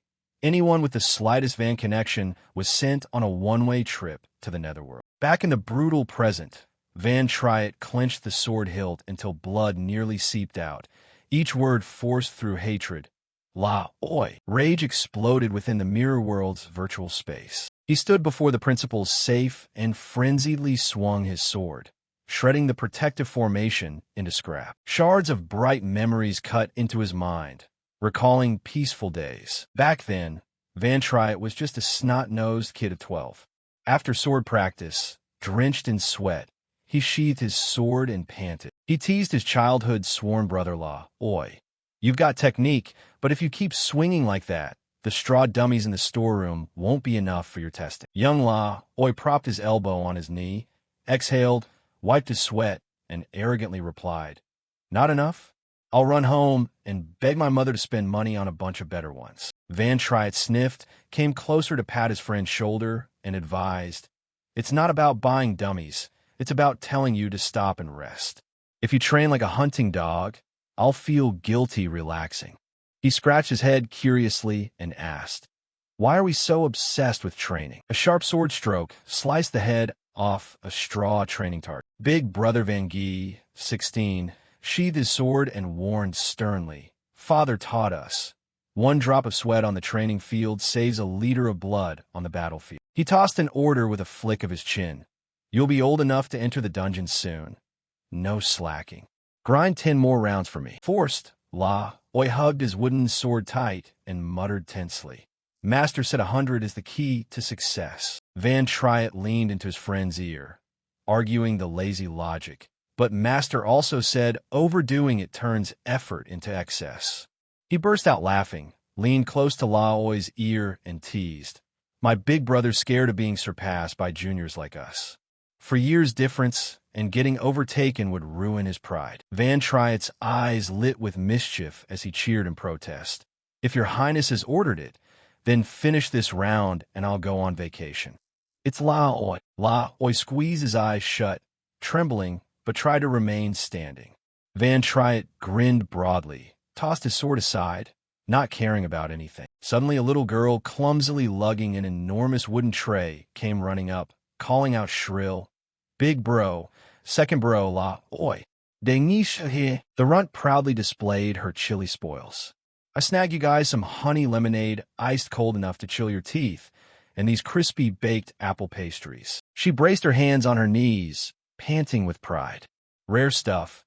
Normally you'd only dream of eating this. At the sight of food, Van Triet and La Oi tossed aside pride and wooden swords and pounced on the spread. He bit into a huge piece of pastry, munching enthusiastically. Delicious to the bone, Denis, you truly are the universe's #1 treasured little sister. La Oi ate more calmly, but nodded in agreement. Absolutely, Angel's sister. Denis handed a chilled glass of juice to Van Guy. For you, big bro. He downed it in one gulp, wiped his mouth refreshingly. Sweet to the heart. Thanks, beloved sister. The four siblings leaned on one another, chatting animatedly, their laughter echoing across the training yard. The girl lowered her voice conspiratorially. Did you guys hear? The estate is hosting some commanders from the Southern Cavalry today. Annie Fat has been stuck in the kitchen, cooking since dawn. Denis tilted her head, pointed at her 3 elder brothers, and claimed credit. I had to use internal skill to sneak the food. Good stuff like this isn't easily eaten entirely by one person. At the word steal, Van Guy choked on his drink and scolded. Good heavens, Denis, you stole it? Van Triet slapped his thigh, laughing, cutting off his decorous brother's rebuke. No wonder it's so tasty, agree La Oi. La Oi glanced at his accomplice and nodded, going along with the bad habit. Ah, yeah, perfect. Everyone erupted in raucous laughter. Only Van Guy wore a worried grimace. Back then, Van Triet's worldview about dungeons and great knights was still vague and naive. Back in the brutal present, Van Triet's finger trembled but resolutely pressed the confirm button on the system panel, murmuring the final confession of that teenager. My only dream is to live in peace, happily with those I love until the end. He raised the hand, clutching the glowing seedling. A vivid green light flooded the space. Fragments of the mirror past shattered like invisible tears. He bitterly realized, not everyone in life gets that. He clutched his head and screamed in agony and despair. I don't fucking understand. Laoi, bright red blood seeped from his broken heart, sliding over the shattered glass pieces of the past. He roared in hopelessness. Decades of brotherhood were swallowed by darkness, devouring sweet memories. How could you be so heartless as to trample everything so casually? The hazy face with cold, glaring yellow eyes of the tyrant appeared, pronouncing an inhuman justification for the greater stability of the empire. Van Triet's vision blurred with hatred. The enemy's demonic visage now stamped vividly in his mind. The system spat out 2 blazing notifications in succession, marking the birth of a vengeance machine and a successful class change. Martial peace right. Activated, healing mode privilege. Activated, intimidation mode privilege. Van Triet Lu Thuong stepped out from the pitch-black portal. Dark chi roiled around him like a malevolent god descended. He coldly pronounced sentence. The next target to be sacrificed is... Before he could finish speaking, Van Gia came rushing in from nowhere, panting and clutching her chest. Looking up with a tear-streaked face and screaming pitifully, Van Triet, please save me. Didn't you say you owed me 2 lives? I beg you. Go save NAM. They're about to tear her apart. The Shadow Guards. Van Triet froze, spun his head, eyes wide with shock. Van Am? Shadow Guards. He grabbed her shoulder, barking. What the hell do those hounds want with Van Am? That girl had nothing to do with the massacre at the Hero Dungeon. Vanjia avoided his burning gaze, stammering the truth. Because her true identity is a descendant of the traitorous Van family. Hearing that devastating line, Van Triet went rigid as if turned to stone. Vanjia sobbed as she recounted the catastrophe. Van Am is the last seedling of the Van family, so the Shadow Guards named her as their top suspect, pulling the strings behind the dungeon collapse. They stormed straight into my manor. They've already shackled the little one. I swore that when old Dinkon was killed, Van Am was beside me, but powerless. The commander treated my words like trash. I begged every VIP contact I had, but there was nothing to be done. I'm desperate. I don't know how to keep her alive. Killing intent erupted like a volcanic blast. Van Triet pulled his hood down, hiding bloodshot eyes glinting with death. Where are they? Vanjia panicked and pointed in a direction. Let me lead the way. He spun around, cutting her off in a cold voice with no mercy.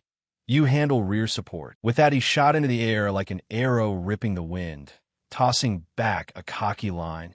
Time to solo them cleanly. The system chimed coldly. You have exited the mirror world. Van Triet's eyes flared with boundless killing intent, steady as a rock, not a flicker of wavering. Right beside him, a private chat window popped up. He muttered, analyzing the situation in his head.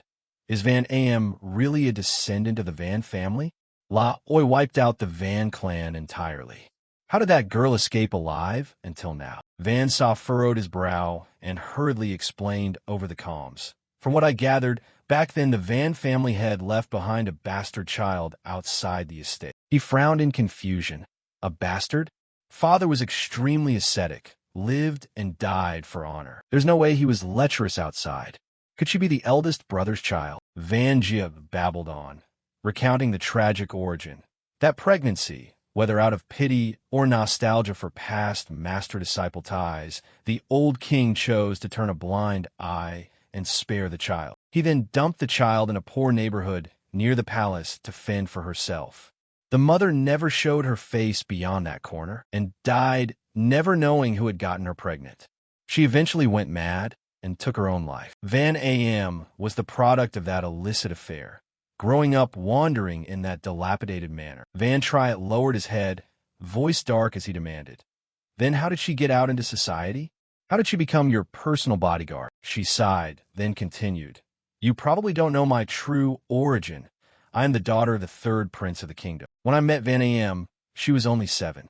I hated those lessons teaching noble women how to be proper, so I'd sneak off to the palace's hidden corners whenever I could. I happened upon a scene of her being bullied by a council. The area around the palace was full of entitled offspring who ran wild. A rebellious mark was stamped on her brow, so even as she was beaten mercilessly, no one bothered to intervene. The bully boy's voice echoed in memory. You traitor breed, lot pretending to read prince and princess fairy tales? Disgusting.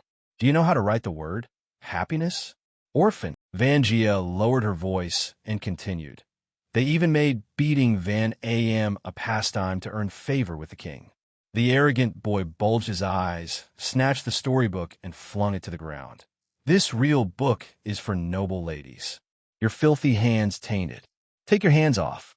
Tear it up and burn it. Little Van Am could only brace herself, grit her teeth through the pain without shedding a single tear. The insults cut her like 1,000 knives. The man still held the book, spat contemptuously. Clinging to this torn thing like it's a treasure? I heard your mother is insane. Maybe you inherited her madness. The slur struck a raw nerve. Her last shred of pride snapped, and Van Am lost her mind. Without thinking, she lunged forward, clamping her teeth into the bully's chubby arm. Despite being beaten to a pulp, she hugged the ragged book to her chest and curled up in a corner. Looking into Van Am's eyes then, it seemed every escape was blocked. Only a crazed stubbornness remained. Vanjia spoke solemnly, the haunting scene etched in her memory. I've seen countless people beaten, cursed, begging, and crying.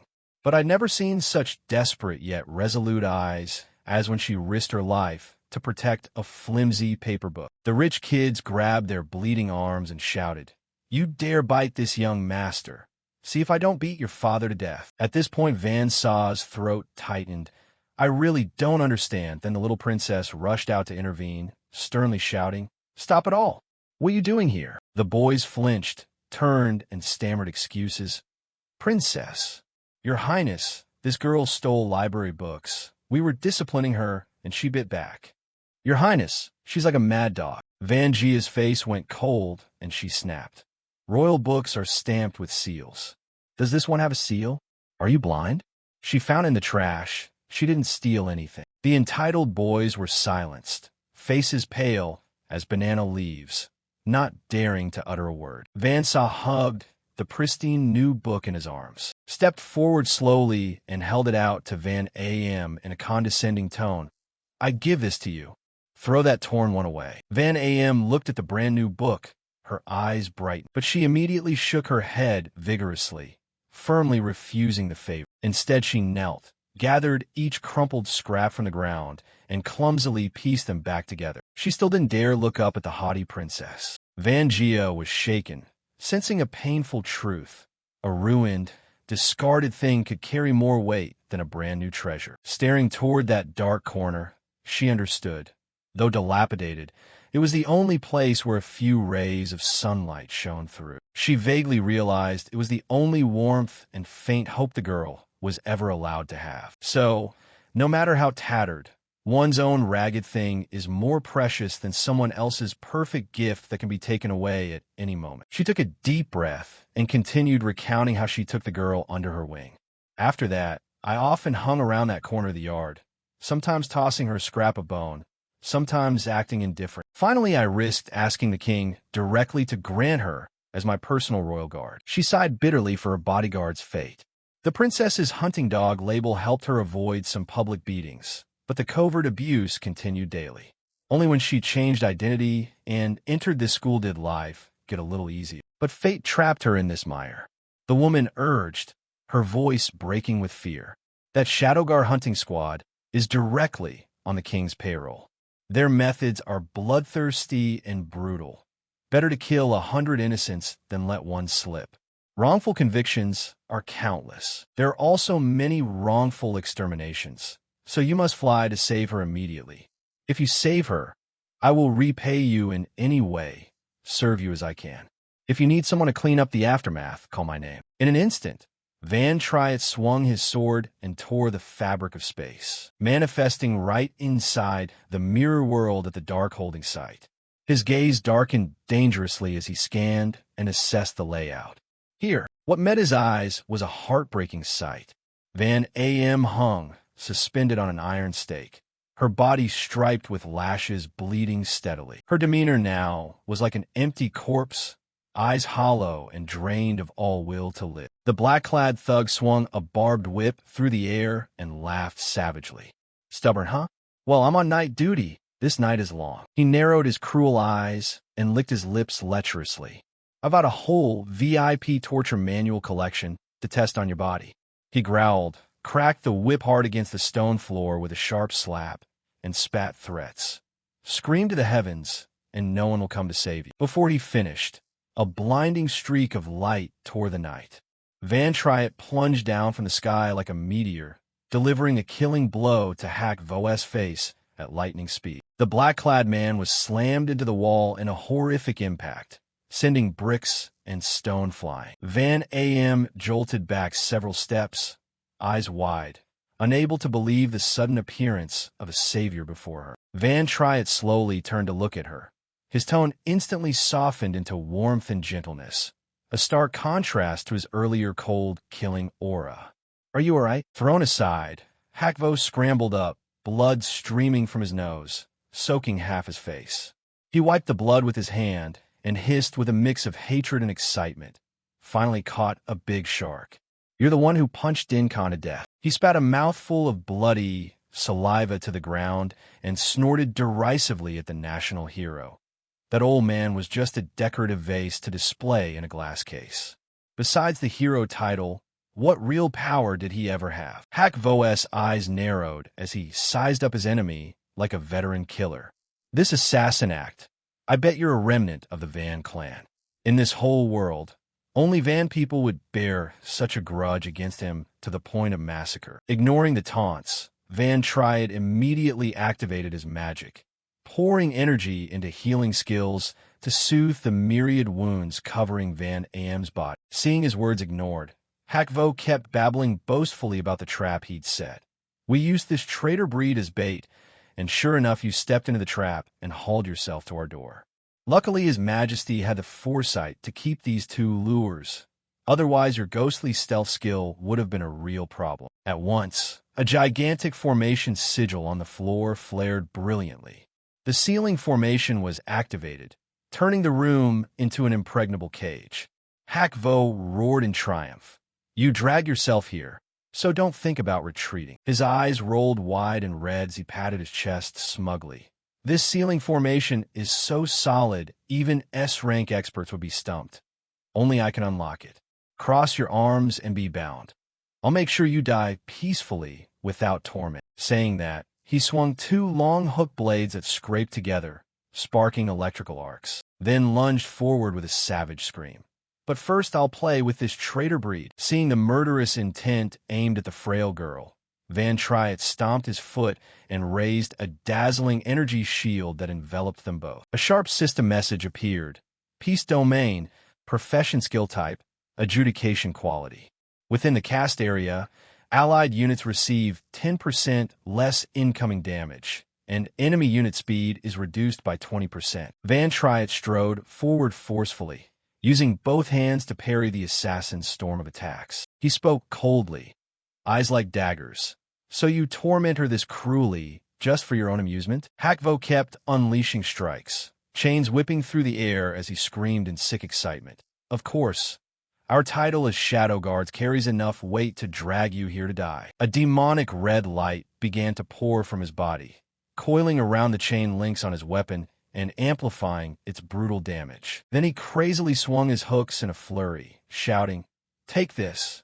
Van Triad's blades storm erupted. Just as dozens of phantom blades were about to strike, Tu Lin Bon Bon suddenly materialized from a void, using its massive body as a steel shield to protect Van Triad and Van Am. The system continuously flashed defensive skill notifications.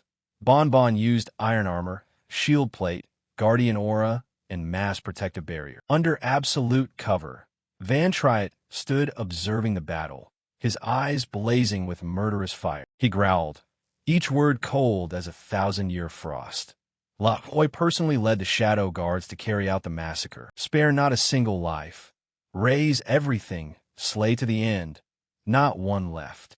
But you made a fatal mistake. No sooner had he finished than Van Triad, with nimble footwork, dodged all of Hak Vo's deadly hooks. From his palm a blinding light flared, coalescing into a long reinforced iron chain and a short, razor-sharp dagger. A bitter thought rang in his head. You cold-blooded Shadow Guards massacred my entire clan, and now you dare trample on an innocent child? The system repeatedly signaled peak combat state, Peace Warrior, intimidation mode, attack power plus 10%. You used reverse rhythm of auditory law minus 20 mapics, activated illusion blade, activated valor minus 15 mapics, activated war-rousing strategy minus 20 mapics, activated heroic aura minus 15 mapics. His whole body erupted with golden power, and Van Triad shot forward like a lightning bolt, his sword tearing through the air toward the target. He shouted, rattling the space, "Today you won't walk away alive." Across the battlefield, a compact circle appeared in Hak Vo's hand, radiating a demonic aura and spinning furiously. He frowned and eyed Van Triad's mutated weapon with suspicion. What kind of demonic weapon is that? Does it have a strange transformation ability? Immediately, a series of jagged circles appeared and hovered around him. Hak Vo roared as he unleashed his secret technique. Linked Fire H-Art, 1,000 rotating blades. He sneered loudly, openly belittling his opponent. But I see you only using healing buffs and support auras. Clearly you're a shifted class into support. What attack skills does that trash profession even have? You think turning your weapon into a whip will scare anyone? Ignoring the arrogant taunts, Van Triet decisively swung the steel chain, shattering several of the flying hooked blades. At the same time, rectangular white mirrors appeared from the void, hovering to surround the entire battlefield like a phantasmal formation. He leapt into the air, stepping on the mirrors and roaring mightily. Domain of force intimidation. Despite being surrounded, Hakvo showed no sign of faltering. He harnessed his inner power and shouted tauntingly, "Not bad agility. A cripple who took down Din Khan isn't to be dismissed, but compared to my level you wouldn't even be worthy of carrying my shoes. You don't even have a chance to touch my sleeve." But before he could finish gloating, Van Triet's illusion vanished in an instant, then suddenly appeared right behind him like a weightless ghost. A chill ran down his spine. Black Marshal began to panic, sweating profusely, hastily whipping his head around, stammering in terror. But before he could finish speaking, two cold chains carrying critical damage had been driven into his back, plunged deep into flesh. Black Marshal spat a mouthful of blood, staggered back several steps in horror, clutching the wound, and pointed at the boy. "You crawled out of that mirror? Is it your stealth skill?" Seeing Van Triet take a step back to gain momentum, he grabbed onto a sliver of hope and frantically charged forward. "But with only this little wound, you've already shown all your cards. Even if you're skilled, you're nothing but a useless support." Yet death did not smile upon him. Right behind him, a suffocating, murderous aura surged.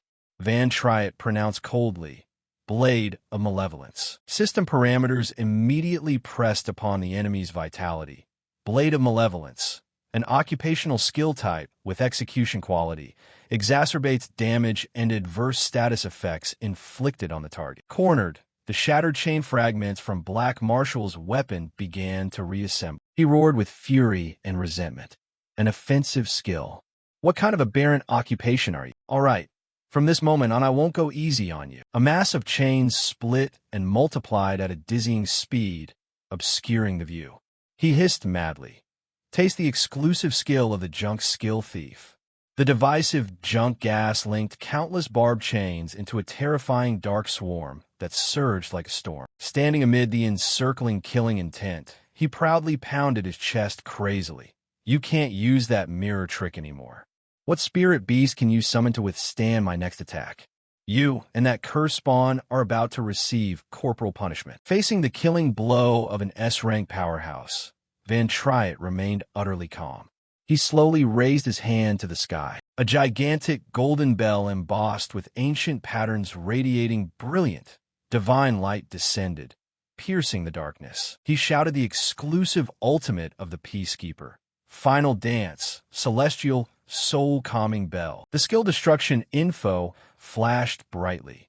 "Final Dance, Celestial Soul Calming Bell." Type: exclusive skill, legendary quality.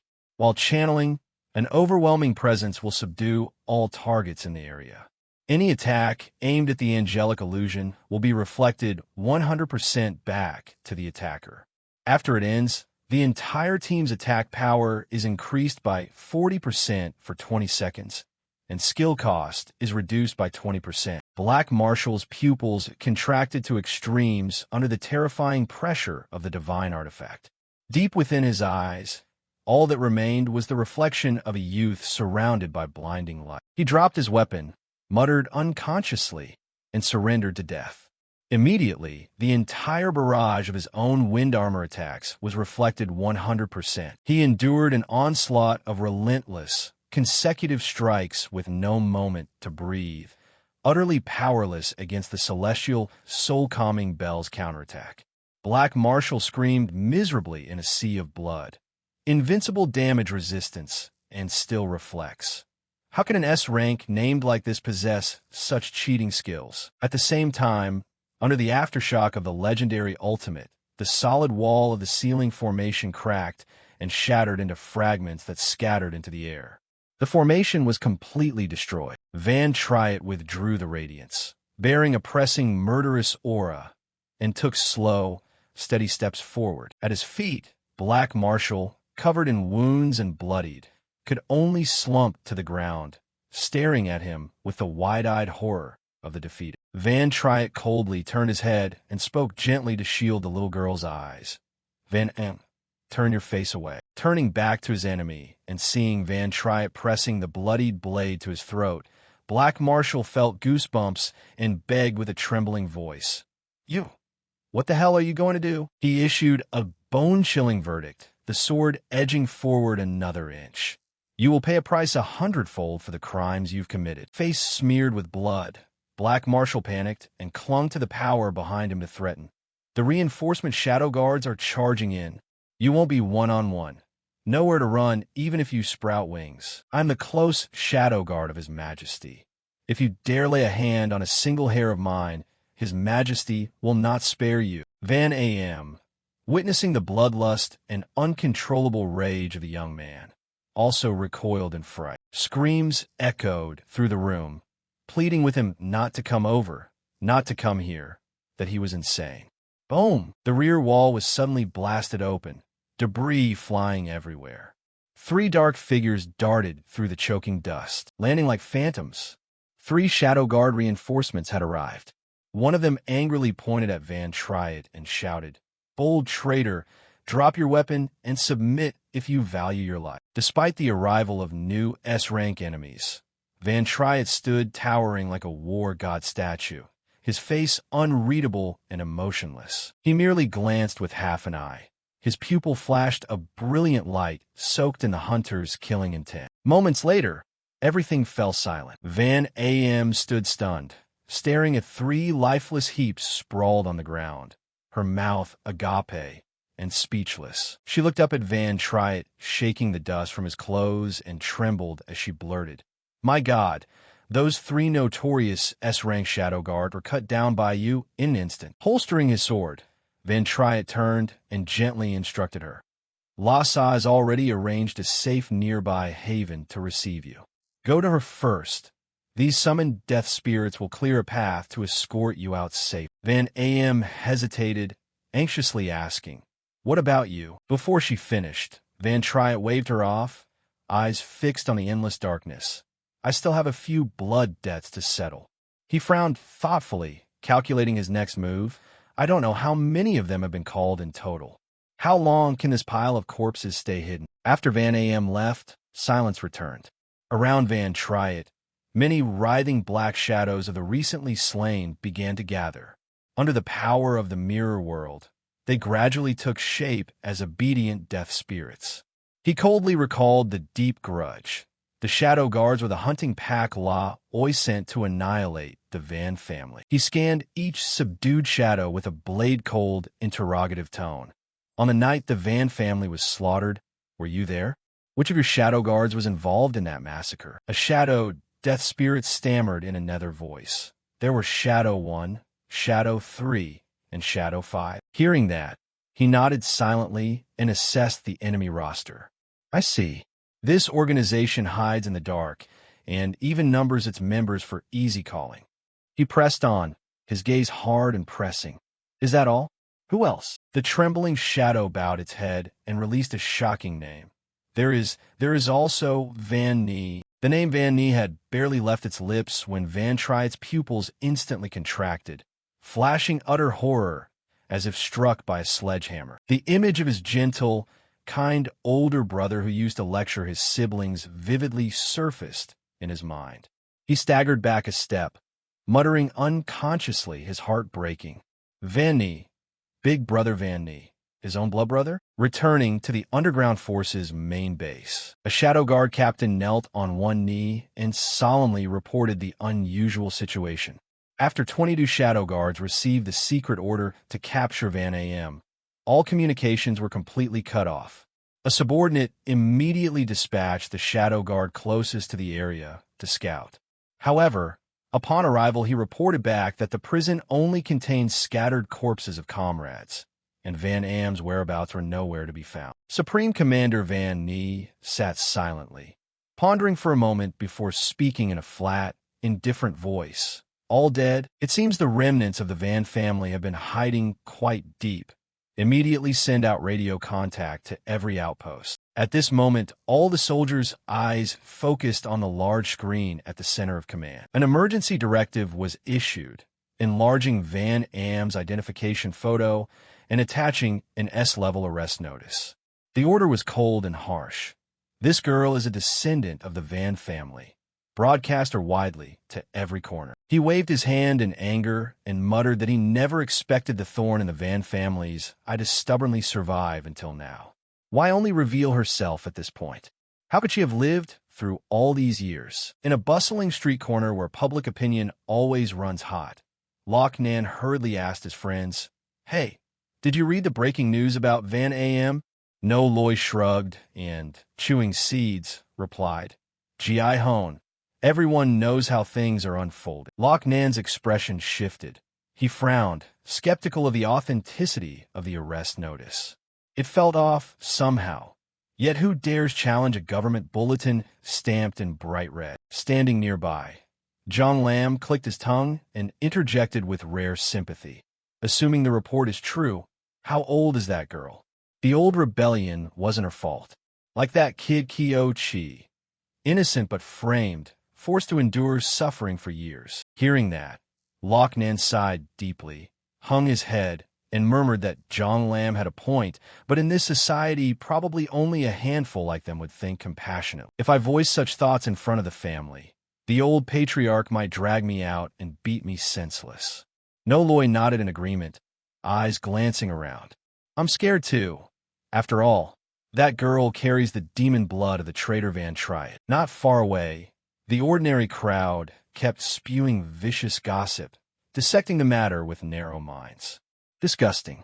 The Van family committed crimes against heaven, yet that trash still has the nerve to survive like a leech.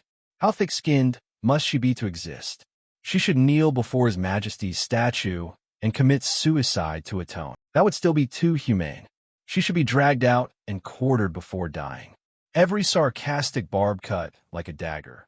Van Am, hiding in a shadowed corner, heard every word, not a syllable missed. Her hands clutched the hem of her coat as she gritted her teeth and endured.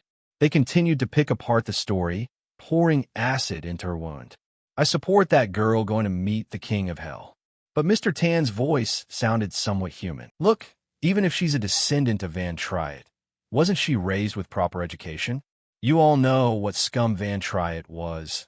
The greatest traitor in the kingdom's history. Because of him, tens of thousands of innocents were buried. If His Majesty hadn't risen to quell the chaos, do you think you'd still be alive to virtue signal here?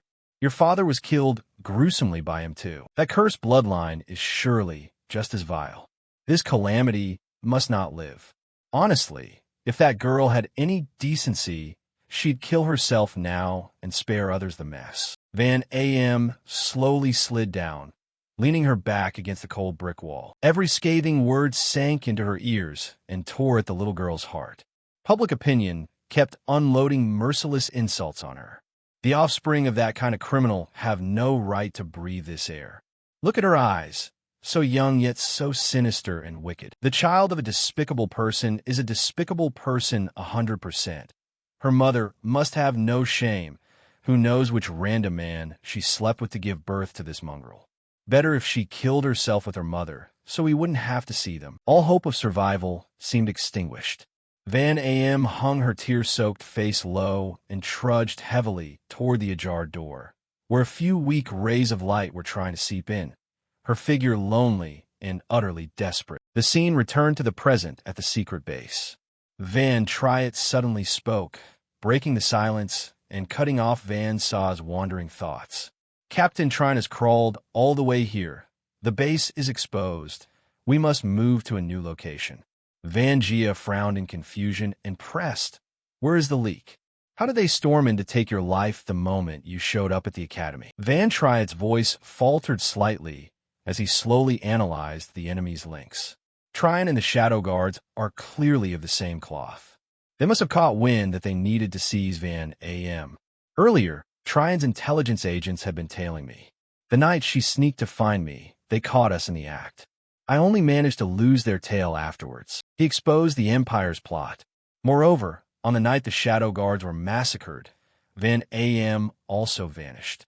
Those facts alone are enough for them to pin me as the prime suspect. On top of that, in the hero's murder, Van Am's identity as the descendant of the traitor was revealed, creating a flawless motive for the crime. He sighed, mentioning an indisputable loophole.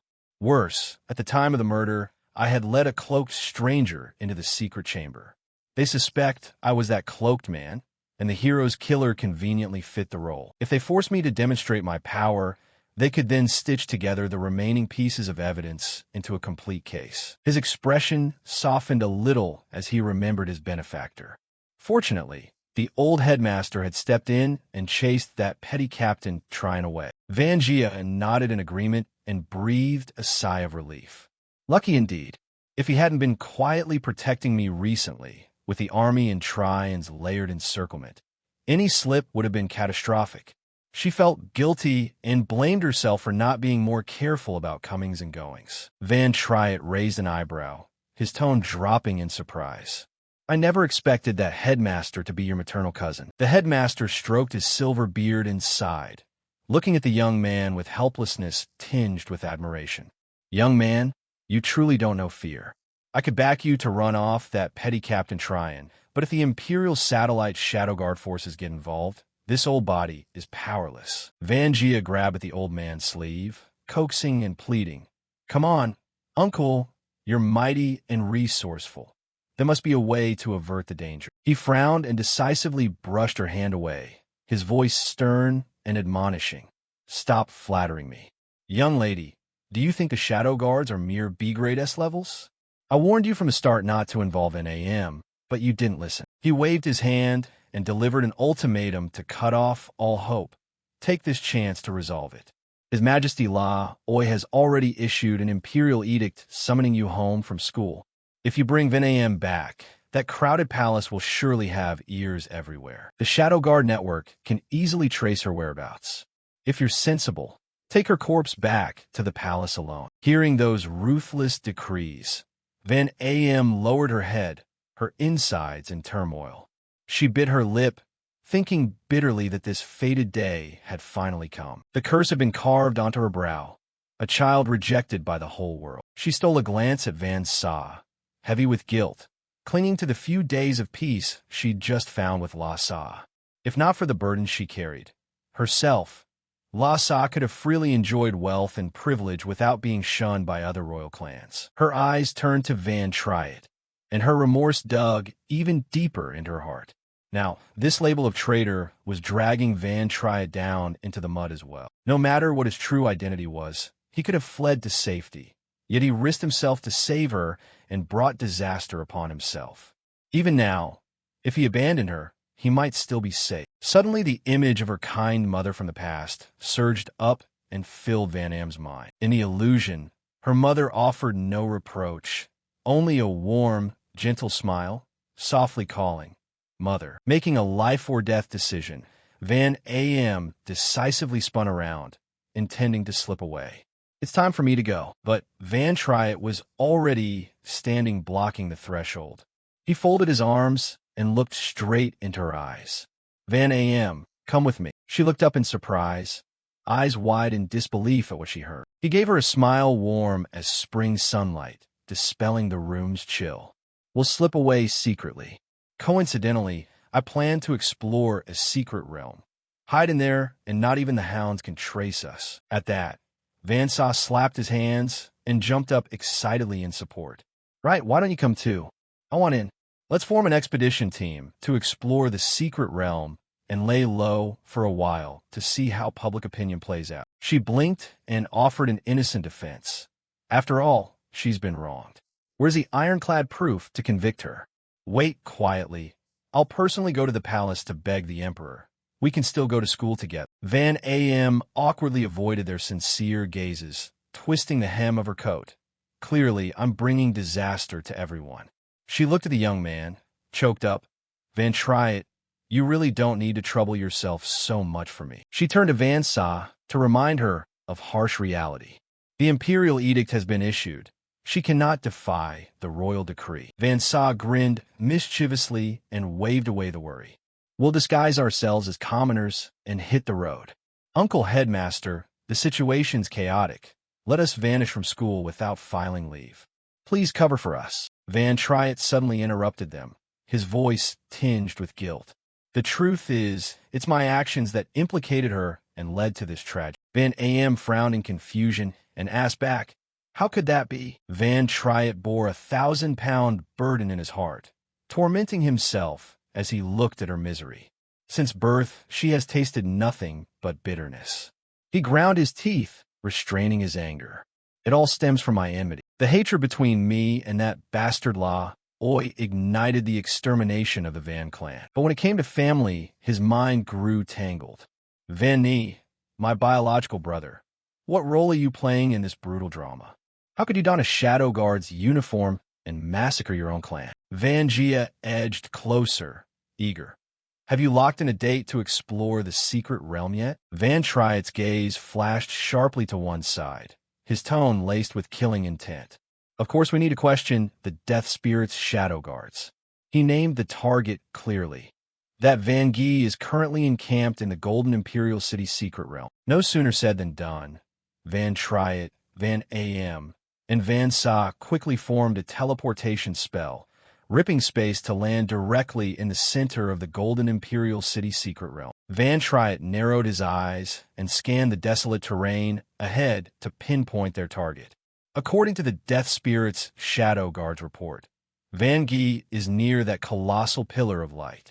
At this distance, it'll take about half a day's travel to reach him. He drew his sword and assessed the swarm of spirit monsters hovering in their path, hoping those little fiends wouldn't slow them down. Suddenly he froze, realizing something interesting.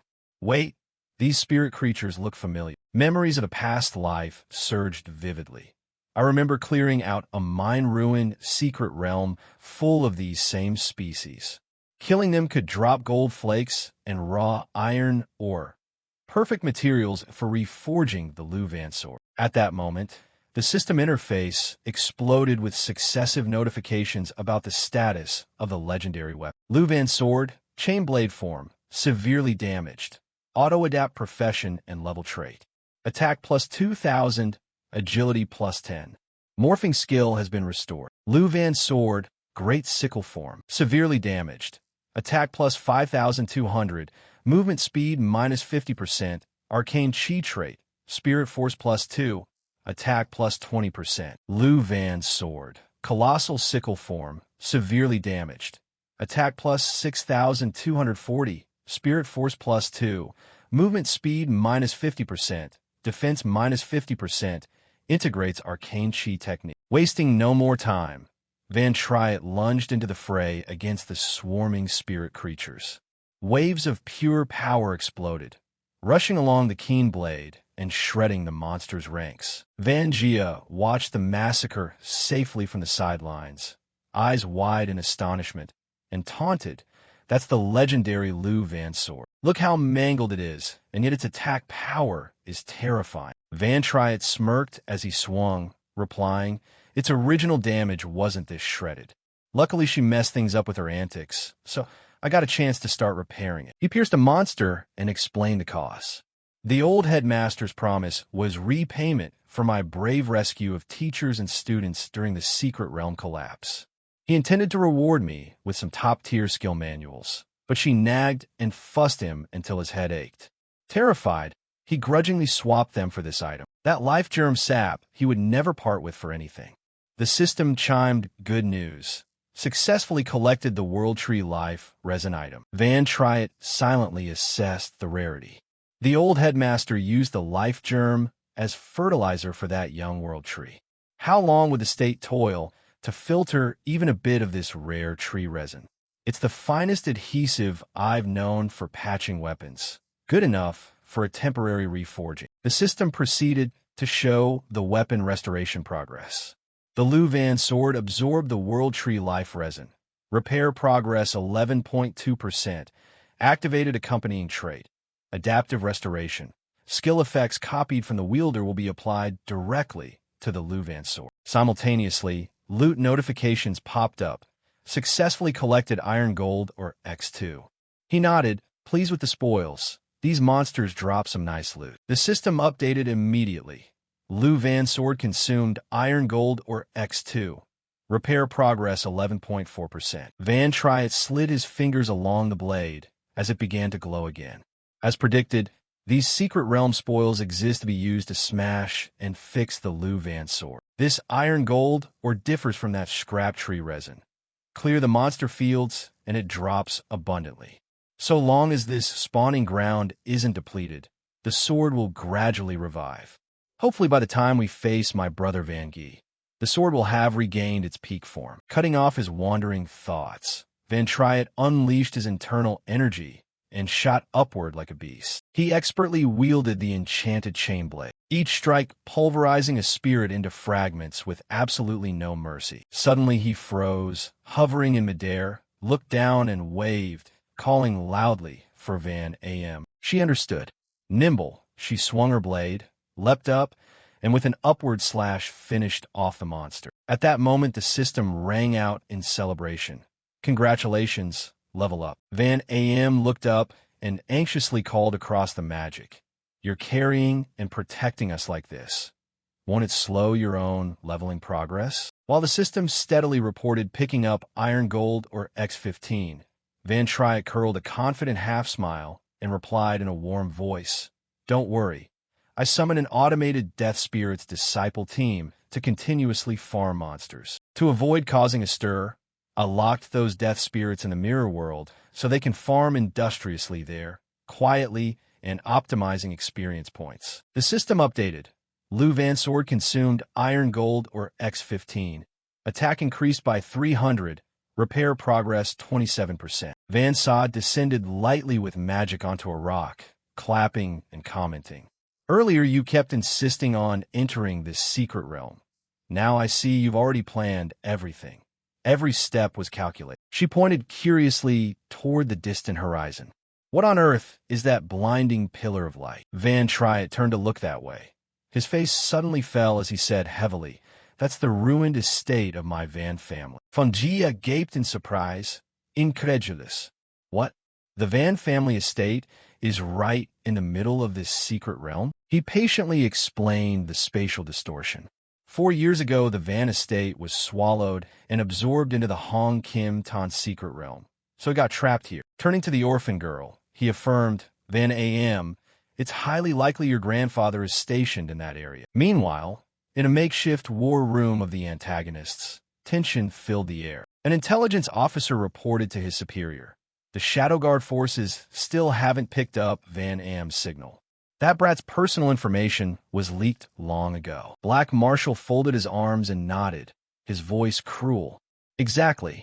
With the pressure from the online community and the public so intense. She shows her face on the street, and she'll get beaten up. She'll be caught for sure. The system will report her location to us. Moreover, by your order, I secretly implanted a tracking device on her. Once this locator staff comes within a 1-kilometer radius, the alarm will sound immediately. He stroked his chin and smirked smugly. The trackers have been scattered everywhere. No matter how lucky that brat is, she won't hide for more than a few days. After hearing the detailed report, Van Gee, who had been meditating with eyes closed, abruptly stood up decisive. His deep voice rang with the authority of a leader. The nostalgic prelude ends here. It's time to plant the flag and slaughter the last sprouts. A digital screen suddenly lit up before his eyes. Seeing the information displayed, Van Gee's eyes flickered with astonishment, and he let out a soft exclamation. Meanwhile, on the battlefield, Van Triet and Van Am were still hard at work clearing the remaining spirit monsters. The familiar system tone sounded. Collection successful. Iron gold or X2. Van Triet sheathed his sword, slowly turned his head, and studied Van Am's complicated expression. He reflected on the revelations from a few hours ago. Van Gee now sits arrogantly as Chief Shadow Guard under law, Oi, and he was the mastermind behind the Van family massacre. Standing before Van Am, his hand clenched into a fist until the veins stood out. He bowed his head, speaking with sincere heartache and inner turmoil. I honestly admit my ignorance. I didn't know how rotten he truly is. I couldn't predict how he'd behave toward me. He looked up in her eyes and reaffirmed his purpose. I just want to tell you once more, the Van family was framed, and you are an innocent victim in this dirty scheme. Offering a fallback, he suggested, if you feel afraid and don't want to continue with me, stay here and camp. I'll assign a Death Spirit's guardian to stand watch and protect you. Van Am's face suddenly went pale, her expression panicked to the extreme, her body trembling as if in a storm. You dropped this bombshell on me so suddenly. My brain hasn't had time to process all the data. What? Grandpa slaughtered the innocent Van family. News like that is earth-shattering.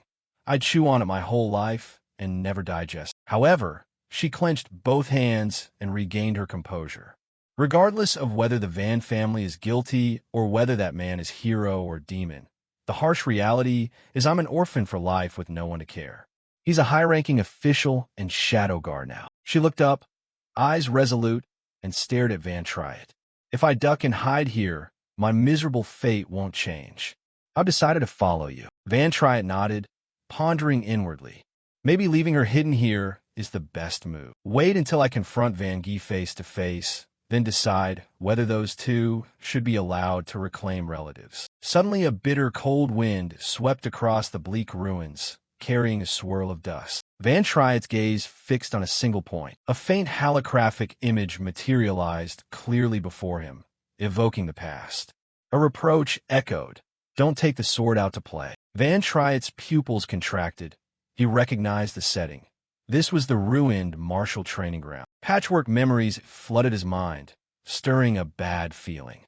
Don't tell me Bon Bon's spirit from that year is still trapped here, seething with resentment. Are the restless souls of my relatives wandering in this demon-haunted place too? Van Triet hurriedly activated the mirror world mode and scanned the training ground ruins, but found nothing, no ripple of spirits anywhere. Out of options, Van Triet shut the mode off and exited the mirror world. He sighed and muttered, "There's nothing at all?" He resumed scanning the area. This time his sight locked onto a rusted, broken sword protruding from the soil and rubble. Van Triet stood rooted, staring at it as if entranced. A tangle of thoughts began to whirl through his head. The vision dragged him back to a blazing arena of past glory. The clash of metal rang out crisply. Two fighters were trading blood on the arena. The crowd around them roared frenziedly. The audience erupted in nonstop cheers. These two were the top talents of the tournament. The finals seemed to be happening early. Suddenly, one of them stepped on an unlucky stone on the arena floor, stumbled, lost his balance, and fell headlong, exposing a deadly opening. He paled, closing his eyes as he realized the foolish mistake. It's over. This match is a total beatdown. Van Gee raised his sword to finish the fight, but froze. He didn't strike when he saw his opponent trip clumsily. Sheathing his sword, Van Gee smiled with magnanimity and helped his opponent up. The arena is a place of fairness. A few stones shouldn't ruin the match. Let's restart from the beginning. The crowd burst into ecstatic cheers at that knightly spirit. Van Gee was magnificent, the epitome of the Van family's knightly bearing, radiating charisma. The match concluded well. Even after giving his opponent a break, Van Gee gently took the championship trophy. He descended the arena to thunderous applause from fans. His superior skill, having yielded a beat yet still dominating, made other contenders quickly concede. Who could stop the champion? Another spectator sneered and offered a pragmatic view. On a real battlefield, playing gentleman like that would get you killed. Hearing this, Van Gee just shrugged off the criticism and replied frankly, "If I faced that situation on the battlefield, I'd still choose to play fair and create my own chance to win." His composed demeanor earned deep respect from many, truly worthy of being the Van family's young master. However, while Van Gee was still floating in the intoxication of victory and thunderous cheers, a brutal slap of reality dragged him down into a steep downfall. Standing before him on the arena now was his younger brother, Van Triet. In this internal bout, champion Van Gee was knocked out by Van Triet after only a few rounds. The spectators were stunned. My God, what's happening? Van Gee taken down by that kid? That boy Van Triet, 4 years junior, yet a prodigious monster. His skill is unbelievable. The scene fast-forwarded back to the Van estate ruins in the Hong Kim Ton in the present. A dark figure slowly crawled out from the pile of crumbled bricks. The figure was none other than Van Gee. He scanned the area with a sullen expression. In the past vision, La Oi smoothed his stylish hair and draped an arm around Van Gee, speaking with barbed mockery to sow discord. Big brother, you really are the nation's exemplary elder brother. If my elder brother saw his younger sibling suddenly gain such power, he might get jealous enough to plot to kill me. Van Gee forced a smile to hide his discomfort and replied, Don't assume my thoughts are yours. Van Triet is my blood brother. Seeing him skilled makes me swell with pride. La Oi snorted and turned away, finishing with a cutting barb. Come on, admit you're jealous so you'll feel better. Hit by that provocation straight in the chest, Van Gee froze. Inside he screamed at the injustice. Whether it was the young master or the old tutor, everyone doted on Triet like a fragile egg. The usually dignified tutor would completely lose restraint around him, showing no reserve. Maybe the fool would even hand the title over to him one day. Van Gee's expression twisted increasingly, filled with unease and jealousy that began to eat away at his reason. Then a fateful dark night fell, forever altering everyone's destiny. Screams of panic, wails tearing apart the peaceful night, and repeated alarm bells. Bandits swarmed down on Lam Nguyen village like ants. Ruthless flames rose high, consuming the sky. Amid sea of fire and blood, Van Gee fought desperately, cutting down enemies to protect the villagers. He charged into the fiercest front lines, fighting with abandon regardless of danger. Van Gee poured all his strength into serving as a living shield for the weak commoners. He swung his sword and severed the heads of cruel bandits, his movements quick as he intercepted every poisoned spear aimed at the people. But human strength is limited. After continuous fighting, his stamina waned and his breath grew labored. He planted his sword into the ground, grinding his teeth as he assessed the dire situation. This feels wrong. Our forces are too thin. Beside him, La Oi also wielded a bloodied sword and fought. He felled a raider, then shouted at Van Gee, We can't hold the whole village. Villagers are already dying. We must concentrate damage to take out the leader first. A nearby soldier panicked and objected. But if we abandon the line, who will protect the people? Casualties will be catastrophic. Unmoved, La Oi snapped decisively, his ruthless gaze revealing his nature. There's no choice. We must accept sacrifice. All pleading eyes of soldiers and villagers turned to their supreme commander. Van Gee urged him to make a life-or-death decision. Team Captain Van Gee, quickly decide. Now Van Gee panted, sweat drenched his brow. The crushing weight on his shoulders made him choke. He didn't know how to choose between the lives of the people and military victory. While Van Gee hesitated and delayed, making a final call, a phantom streaked past him like a lightning bolt slicing the air. In less than a blink, that phantom had felled dozens of bandits, leaving them sprawled on the ground in ruin. The one who leapt forward and slaughtered the bandits was none other than the Kid Van Triet. That lightning-fast, powerful debut left the whole village gaping in shock. Cheers began to rise. Look at Van Triet. He's charging into the enemy lines alone with his sword. With ultra-fast footwork and rare, savage agility, Van Triet was like a meat grinder, wiping out the ragtag bandits without blinking. Clearing away the remaining obstacles, he dashed straight for the leader in a flash. A few swift sword strokes, and everything was taken care of. The youth's face was stained red with the enemy's blood. A cold, murderous look emanated from his eyes, terrifying everyone. Swoosh!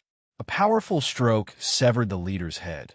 The skull tumbled to the ground as dust billowed up. Van Triet hoisted the bloodied head high in a show of dominance and proclaimed in a clear voice that echoed across the battlefield, Your boss is dead.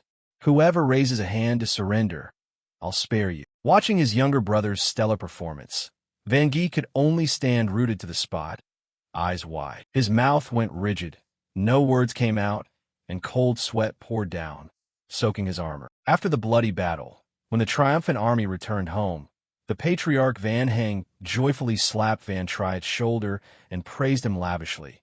Well done, son. I knew you'd achieve something. Proudly, he told everyone. This one is more battle-hungry than his brother. Standing to the side, Van Gee hung his head, clenching his hands. Gnawing guilt mixed with inferiority began to eat at his soul. He recalled his moment of weakness. I almost gave the order to abandon the villagers. As the elder brother, I should have thought bigger. His friend La Oi approached and patted Van Guy on the shoulder, consoling him with cold-blooded reasoning. For the greater good, you must accept sacrificing a small group. That's inevitable. Who would recklessly risk their life like Triet did? It's too risky. Even Triet won't always get lucky. He curled a lip, injecting the future commander with the toxin of cruelty. The tactic of concentrating to eliminate the leader. That's proper textbook strategy. The memory shifted to a damp prison reeking with filth. A gaunt prisoner crawled on the cold floor, clinging to Van Guy's pant leg, weeping and begging pitifully. "Sir, spare me. Starvation drove me to steal. My wife and children are near death. I only borrowed money for medicine and will repay principal and interest." The prisoner looked up, grasping at old ties. "Master Van Guy, don't you remember when I taught you to ride as a child? 4 old teacher-student ties. Turn a blind eye and let me go." Van Guy frowned, moved slightly by the familiar face. But La Oi stood beside him with arms folded and a hard tone. "Don't be soft. If you spare this one, 100 others will break the rules. Is our family's honor a trash bin? A small error leads to disaster. Show mercy to one, and the whole army collapses. Lose the battle entirely, and this kingdom is gone." He continued to use Van Triet as a lever to stoke Van Guy's jealousy. Triet acts impulsively and emotionally. Without a seasoned elder brother like you to shoulder the big picture, this clan would have collapsed long ago. Brainwashed by La Oi's venomous words, Van Guy's reason was gradually consumed by darkness. He turned vicious, drawing his sword and without hesitation ending the crying prisoner's life. From that perverse moment on, Van Guy's blade never knew restraint again, each slash stained with a long-suppressed jealousy and pent-up hatred. He became so cruel that once he strangled a female prisoner barehanded until she gasped, his gaze vacant and utterly devoid of mercy. Under the blood-red moon that hung like an omen of death, the silhouette of a rider on horseback cast onto the ruined ground, forming a grotesque shape like a demon. The one holding the reins was none other than La Oi. He looked up at the moon and murmured, swearing his cruel ambition, "For the greater good of this kingdom and for my own seat of power." He sneered as he outlined a perfect plan to annihilate the clan. Van Guy must be sacrificed to wipe the Van family clean, and all the sins dumped onto Van Triet. Back in the brutal present, Van Triet still stood rooted, gasping as he processed the horrific memories of that blood-soaked past. Suddenly, all his senses rang alarm bells, goosebumps crawling up his spine. He spun around, drew his sword into stance, instinct warning that something huge was coming. A bizarre aura of pressure descended, and a colossal burst of demonic energy ripped the ground apart, sending stones flying and blinding the view. Through the shockwave, Van Triet recognized the now-corrupted familiar magic of Van Guy. His hands trembled as he gripped the hilt of his battered sword, and he roared in despair and fury. "Brother, what demon has corrupted you into this?" Tearing through the dense smoke and dust, the first thing revealed were the 4 legs of a white royal steed clad in dazzling golden armor. Van Triet looked up at the majestic figure atop the horse, his pupils dilating to the limit in utter shock. Instantly recognizing the visage of his eternal foe, he ground his teeth and hissed between them, "You are La Oi." The enemy appeared in the guise of a robust young man, standing arrogantly, prompting Van Triet to exclaim in astonishment, "La Oi." He sat arrogantly on the horse, curling his lip in a mocking smile as he looked down at him with half-lidded eyes. "Surprised? You actually had the eyesight to recognize me in this form?" The boiling hatred in Van Triet's chest seemed ready to burn away his reason. "Ignore that taunting attitude." La Oi continued to swagger, smoothing his clean-shaven face. "I'm rocking this disguise just fine. I'm 20 in the prime of youth. Where did you dig up info that I look like this?" Van Triet refused to waste words on his sworn enemy. He only clenched his teeth, his whole body radiating killing intent, ready to leap into a fight to the death. Seeing his opponent silent, La Oi kept mocking, boasting of his cunning. Meanwhile, Out there, the wanted posters all used my portrait from when I posed as a 40-year-old tramp. He maintained a terrifying calm, stepping back a few paces to stand outside La Oi's danger zone, ignoring the ranks of bodyguards, tightening the encirclement on all sides. Van Triet merely glared at him with utter contempt. From atop his proud horse, La Oi cracked his whip and pronounced like a king, "You must be Van Triet, right? The name sounds impressive." He laughed triumphantly, praising his subordinate's scheme. Using Van AM as bait for my chief guard worked brilliantly, luring out that remnant reactionary who killed the old hero. That black-clad figure who abducted Van AM that day also casually slaughtered a few of my men. A cruel gleam flashed in La Oi's eyes as he swept them all. "And now you, Van Triet, and Brat Van AM are all gathered here." He raised a finger, pointing at the three standing there. Drawing power from the void, he formed a tiny beam of light on his fingertip. But that tiny light suddenly swelled into a colossal sphere of energy with destructive force, accompanied by a cold decree of execution. "You're the last thorn. You vermin, all of you go down to the golden stream." The overwhelming force of the luminous sphere terrified both Van AM and Van Sa. Their legs trembled. A violent quake erupted as the sphere struck the ground, sending the two girls tumbling and flung far away. Even La Oi had to shield his face with his hand because the aftershock was so intense. The energy beam swept away every obstacle in its path, turning the battlefield into a desolate flatland choked with swirling dust. Van Sa and Van AM screamed in panic amid the grim scene, watching the destructive beam gouge deep furrows in the earth, steaming and smoking. She stood rooted to the spot, murmuring in utter terror. Hit by that move, even immortals would perish. Through the smoke, La Oi grinned broadly and spoke with fake jocularity to soothe his niece. "Sani, my dear, you're being rebellious again. I nearly roasted you." Ignoring the jest, Van AM, eyes rimmed red with despair, scanned desperately for her protector and murmured through tears, "Van Triet, could you be dead?" La Oi spurred his horse forward, lowering his voice to coax his rebellious niece. "Behave, my dear. Don't cause trouble. Come to me. We'll take the carriage home in a bit." Suddenly the space above cracked open. Van Triet tore through the mirror world's fabric and emerged, already enveloped in a suppression state that radiated terrifying majesty. His eyes were bloodshot like a demonic king reborn, roaring and shredding the silent air. He used illusion techniques to flicker in and out, continuously closing in on the enemy, hurling curses with all his contempt. "You worthless scum, you have no right to trample on the Van family's land." Attack power increased by 10%. The hatred pent up over so many years exploded beyond endurance. He kept screaming at the conscience of the man who was once his brother. All the shelter when we were starving, all the blood-bound brotherhood through the years.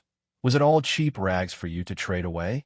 You squeeze the lemon and throw the peel away, treating us like garbage to trample. System status notice. Continuous muscle has exited the mirror world.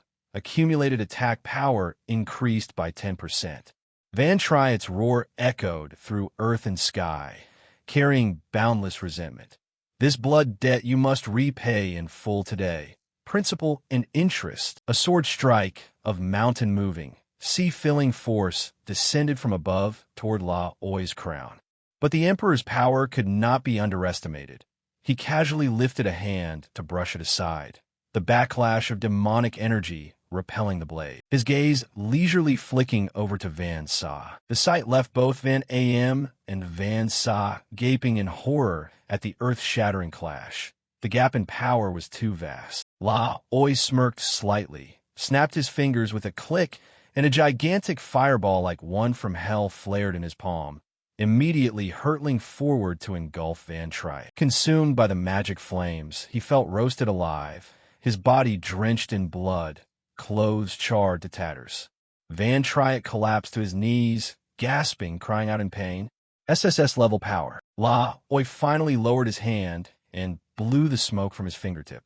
Van Triet was blasted away, hurled far off, scraping a long trail across the ground. But the blood-soaked battle was not over. he cruelly unleashed the next flame.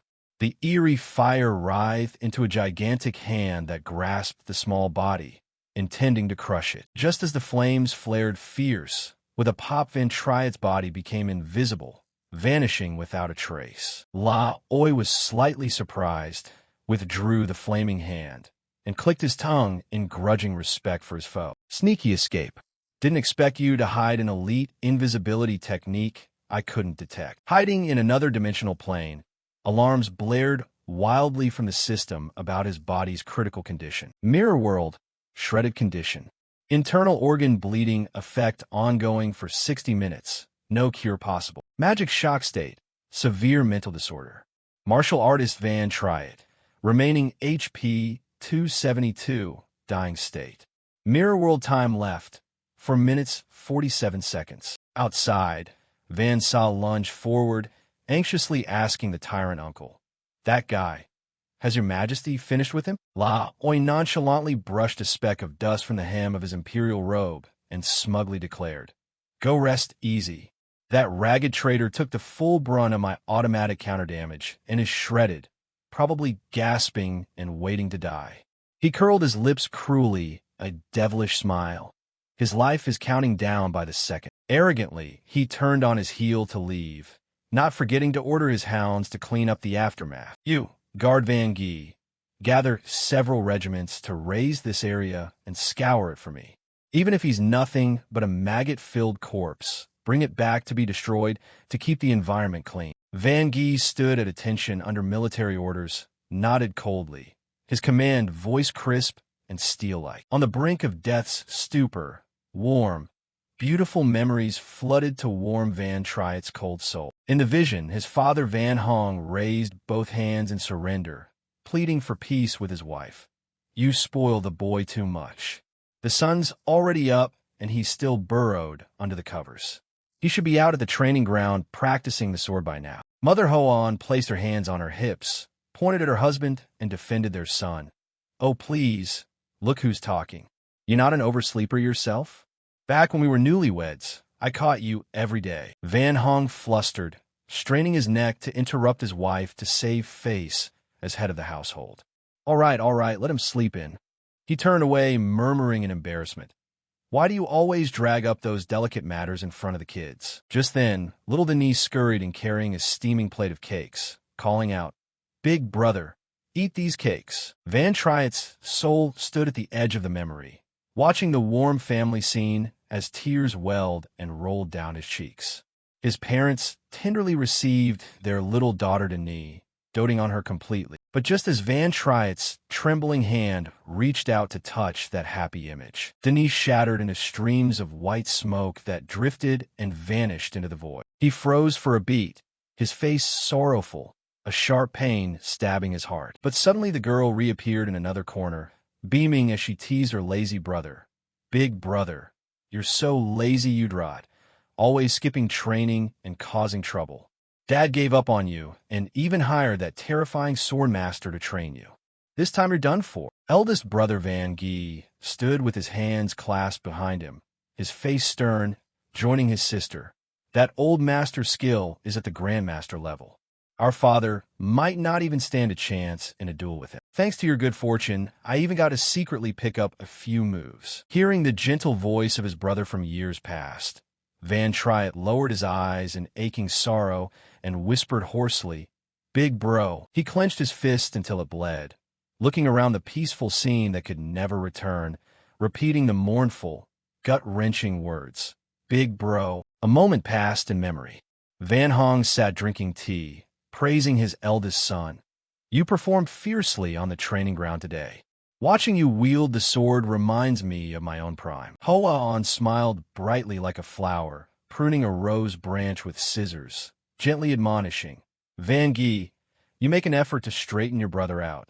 Don't let him be idle anymore." He turned, patted his chest confidently to reassure their parents. "Trust me, mother. Triet's just a bit scatterbrained, a little crazy, but his internal foundation is solid." Little Denise jumped up beside Big Brother, pouting, "You're lying. I think Triet's Hoi Tree and Tramsword form is brilliant. Beats Big Bro's clumsy Moves any day. In his subconscious, Van Triad heard the kids bickering noisily and gave a sorrowful, faint smile. In the blink of an eye, Petite Denis transformed into a beautiful young woman standing close to him. She merrily cast a few magical golden butterflies that fluttered around and proudly proclaimed, "Try it. I've awakened my profession as a seal warden. From now on, if you come back injured from some scramble, just drag your body here and I'll pump blood and heal you." Today I restored everyone's HP for the whole team. Everyone praised my support skills as top tier. He happily pinched his darling sister's nose and teased in a soft tone, "That's right, you're the boss." Suddenly Denis leaned close to Van Triet's ear and whispered mischievously with crafty eyes, "Try it. I have super hot news for you. I found you a really great wife." Sahana, standing nearby, had her secret dragged out, blushing and stammering in denial. I didn't." The playful sister pointed at the future sister-in-law teasingly. "You've been courting the master Siobhan's daughter. Maybe he'll favor his son-in-law and be easier on you in practical sessions." He frowned and waved his hand to protest. "No way. He might just beat me to a pulp for seducing his daughter." Denise slung her arm around Sahana's shoulders, gushing as she pushed the idea. "She's a cleric with powerful heal spells just like me. If you get wrecked later, crawl to her for healing. Do me that favor. You'll get healed and have an excuse to woo her. 2 birds with 1 stone. What could be more perfect?" Teased beyond patience, Van Triet shot a glare and scolded the cheeky Denis. The girl stared wide-eyed and gaped, puzzled by his strange expression. "What's wrong, brother? Is your face constipated? Why such a weird look?" Van Triet's eyes brimmed with tears as he choked out his deep longing. "I miss our home. I miss everyone so much." The bright scene suddenly shattered, shifting to a dark living room on a stormy night. A small fire flickered in the hearth. Van Hong slammed the table with a whack, angrily berating Van Guy. "You're exploiting the villagers' labor a bit too much. Imposing harsh punishments like it's the Middle Ages, handing you 3 managerial duties was too much. For now you clear out and calm down, and you're strictly forbidden from meddling in affairs anymore." Van Guy strained his neck and retorted without any deference, "If I don't do it, who'll handle this mess? Let that useless Van Triet ruin the family enterprise? Do you mean I'm not capable of bearing the responsibility?" Their father ignored the clenched, angry fist of his eldest son and continued his stern lecture. "That's not something you need to worry about." Van Hong hesitated as if to say more, then decided to end it there. Van Guy's face darkened like New Year's Eve upon hearing his father's warning laced with threats. "You'd better cut off that tail of yours, serving His Highness La Oi immediately. That's a deadly quagmire. You shouldn't throw yourself into it." He bit down, so hard his gums bled, and the fire in the hearth flared violently, like the rage consuming Van Guy's insides. He defended himself in a shrill, unhinged voice. "Father, those neighboring lords are already pumping money into arms, preparing for war. If you keep clinging to that Buddha-like mercy, they'll overthrow you. Your indecision will bury this family." Van Hong boiled over, slammed the table, and stood up with a shout that filled the house, scolding his defiant son. "Is your knightly spirit meant to defy our lord, you unfilial brat? Do you intend to dig up our ancestors' graves and betray this family's ideals?" At the peak of the uproar, Hoa On stumbled in from the kitchen to intervene. "This household's in chaos, always arguing. Stop it now, old man." And Van Guy, "Who allowed you to argue with your father in such an uncouth way?" He spun around and lost control, shouting at his own mother, "If you don't know anything, shut your mouth." Little Denis clutched her doll and hid behind the folding screen, frozen as she witnessed the terrifying family quarrel. The girl turned pale with fear, her whole body curling and trembling as she muttered through tears, "Brother Triet, I'm so scared." He panicked, reaching out with his scarred arm, flailing in the air. Van Triet grabbed the girl, and, his voice trembling but trying to be strong, comforted her. "Denis, be good. Don't be afraid. Big Brother will protect you." But when his arms closed, there was no warmth. He touched only a cold, white wisp of smoke.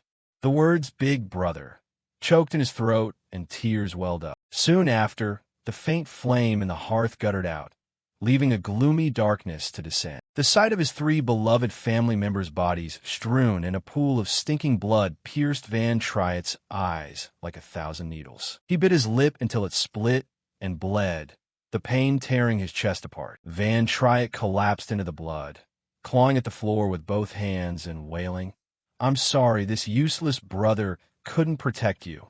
I'm the reason you died. Such a horrific death." Suddenly, a cold hand gently tapped his shoulder from behind. Van Triet jolted as if shocked, his eyes wide with horror. From the darkness, an apparition with familiar blue hair slowly stepped forward. Van Triet froze on the spot, eyes strained to take in every detail, almost holding his breath before the entity standing there. A little girl with the sickly blue pallor of a corpse smiled innocently and waved, golden magical butterflies fluttering around her, making Van Triet unable to believe his eyes, choking out, "Denis." The memory abruptly shifted to a lavish royal dining hall. La Oi sat with his legs crossed, swirling a glass of red wine in his hand, and quipped, "Relax, my dears." He took a sip of expensive wine, arrogantly looking down at Van Sa and Van Am trembling before him, lecturing, "Don't be so shy and timid like a turtle retreating into its shell." Van Sa went pale, placing a hand on her chest and respectfully bowing as she probed, "Your Majesty, why have you deigned to grace this godforsaken place? This level of secret realm is so weak. Bringing you here wastes your talents." La Oi half closed his eyes, leaning back in his chair, replying lazily like a magnanimous king, "To take her home. What else? Didn't I just summon her here to be fed?" The casual remark carried a vicious sting, making Van Sa's blood run cold. He propped his chin on the table, eyes sharp as he exposed each of his niece's schemes. "You thought bribing an uncle to slip past the checkpoint and sneak in would fool my rice-powered camera?" Seeing Van Sa trembling, he sneered, "Don't be so tense. I'm not furious yet. Just don't use those slippery tricks next time." Not long after, in a sealed study, the door creaked open. Van Guy, his hair wind-bleached from the battlefield, entered and respectfully bowed his head to report failure. "Your Majesty, I've turned over every corner, but that traitor has vanished without a trace. It looks like they have inside and outside support. Their stealth skills are top-notch.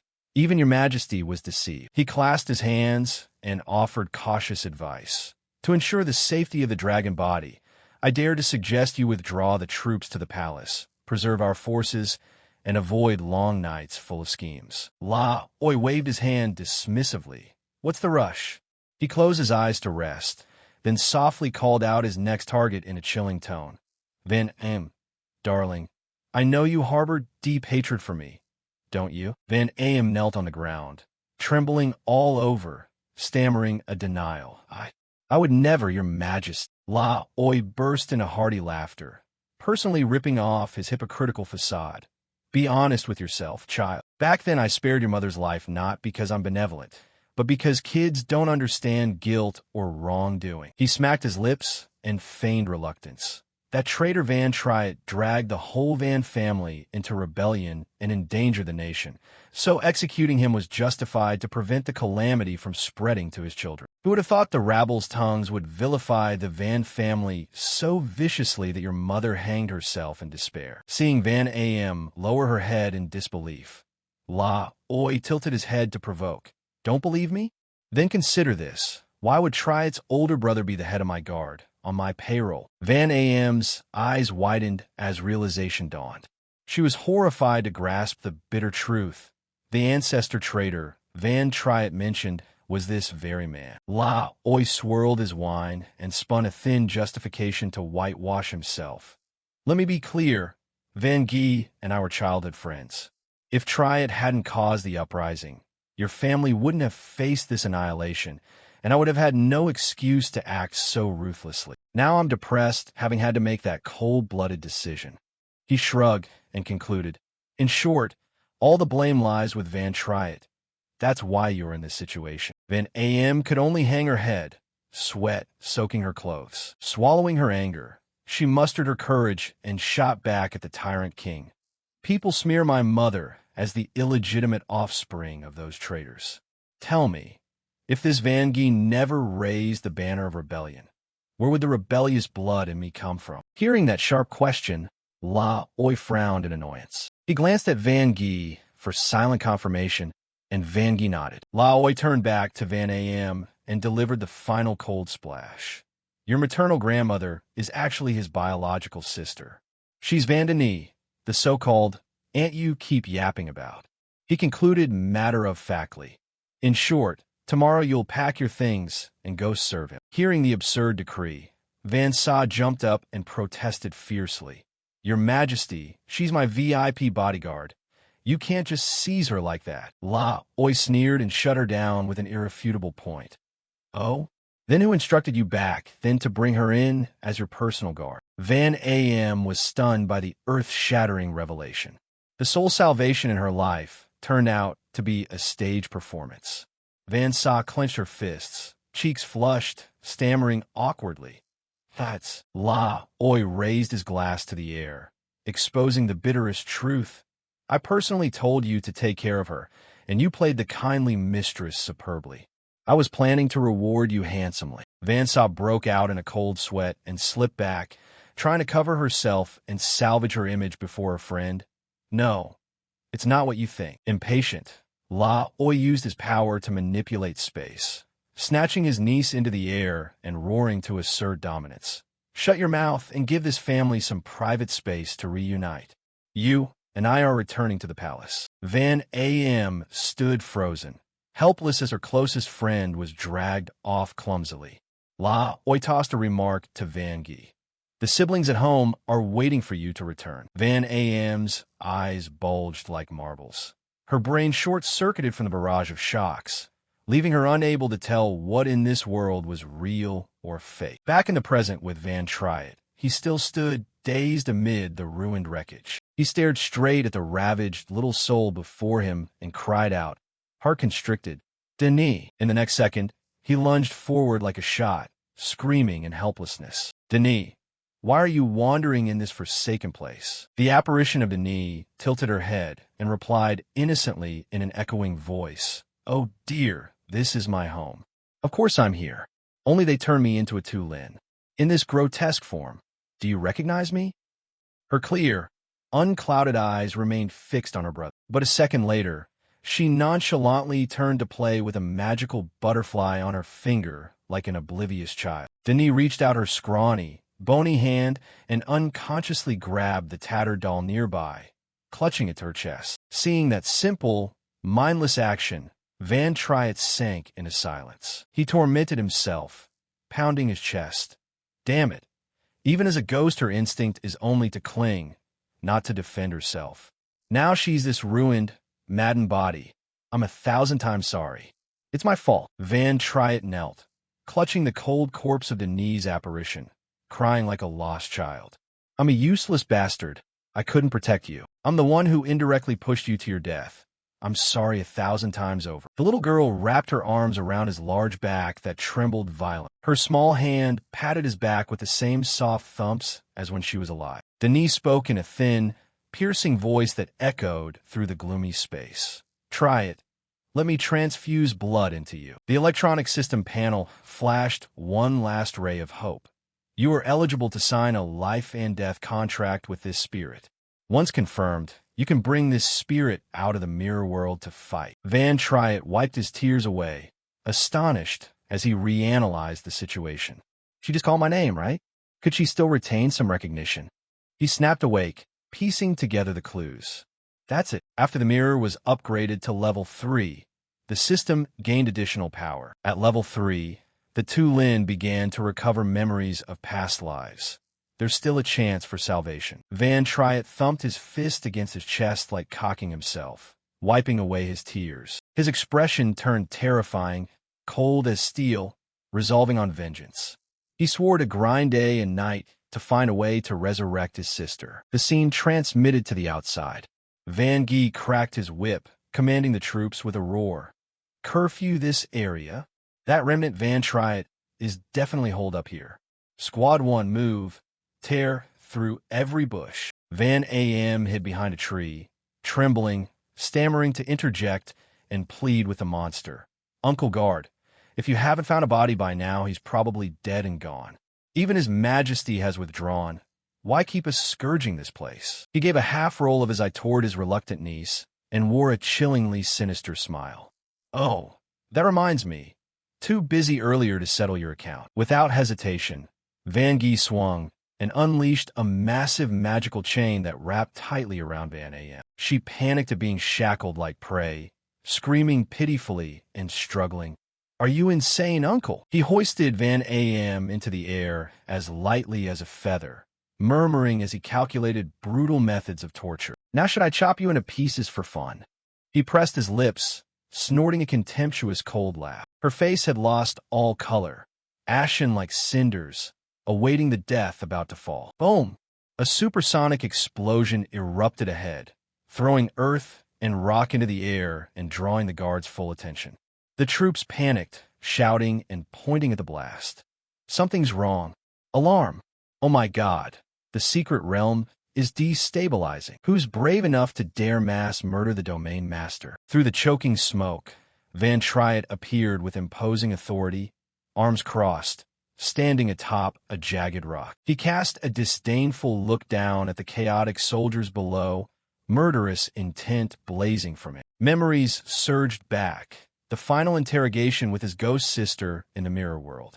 Vungchit pets ansuame de ni.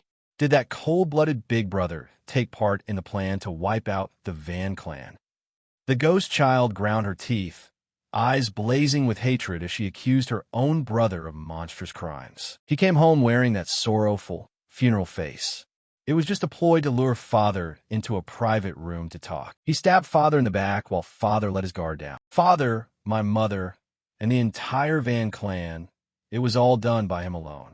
The last 4 words hissed through clenched teeth, cold with millennial resentment. That horrific truth was like pouring a whole barrel of gasoline on the blaze of hatred burning in Van Triet, incinerating the last traces of brotherly affection, cutting to a dawn morning in the past. Denise slammed the training room door, hands on her hips, shouting to rile up the young knights. Get up, all of you. You industrial chicken lot, it's time to grind training. When I was your age, I wasn't lazy and worthless like this. The youngsters, groggy and ill-tempered, tossed pillows and mocked the fierce young lady. Has this old maid gone mad? The roosters haven't even crowed. Why wake us up? They jabbed a few barbs, and the ant erupted like fireworks strapped to her rear. Denis ground her teeth, glared as if to split their eyes, rolled up her sleeves and snarled. You lot still dare talk back to me? If my big brother shows his face here, I'll have him smash you to pieces. Anyone who's insolent enough to bully Xena, I'll tell Big Bro, and he'll beat you into a cripple. Xena stood beside her, forcing a smile and tugging at Denis' sleeve to soothe her anger. Denis, let them be. Don't bother with petty stuff like this. The youths yawned and jeered with folded arms, taunting without restraint.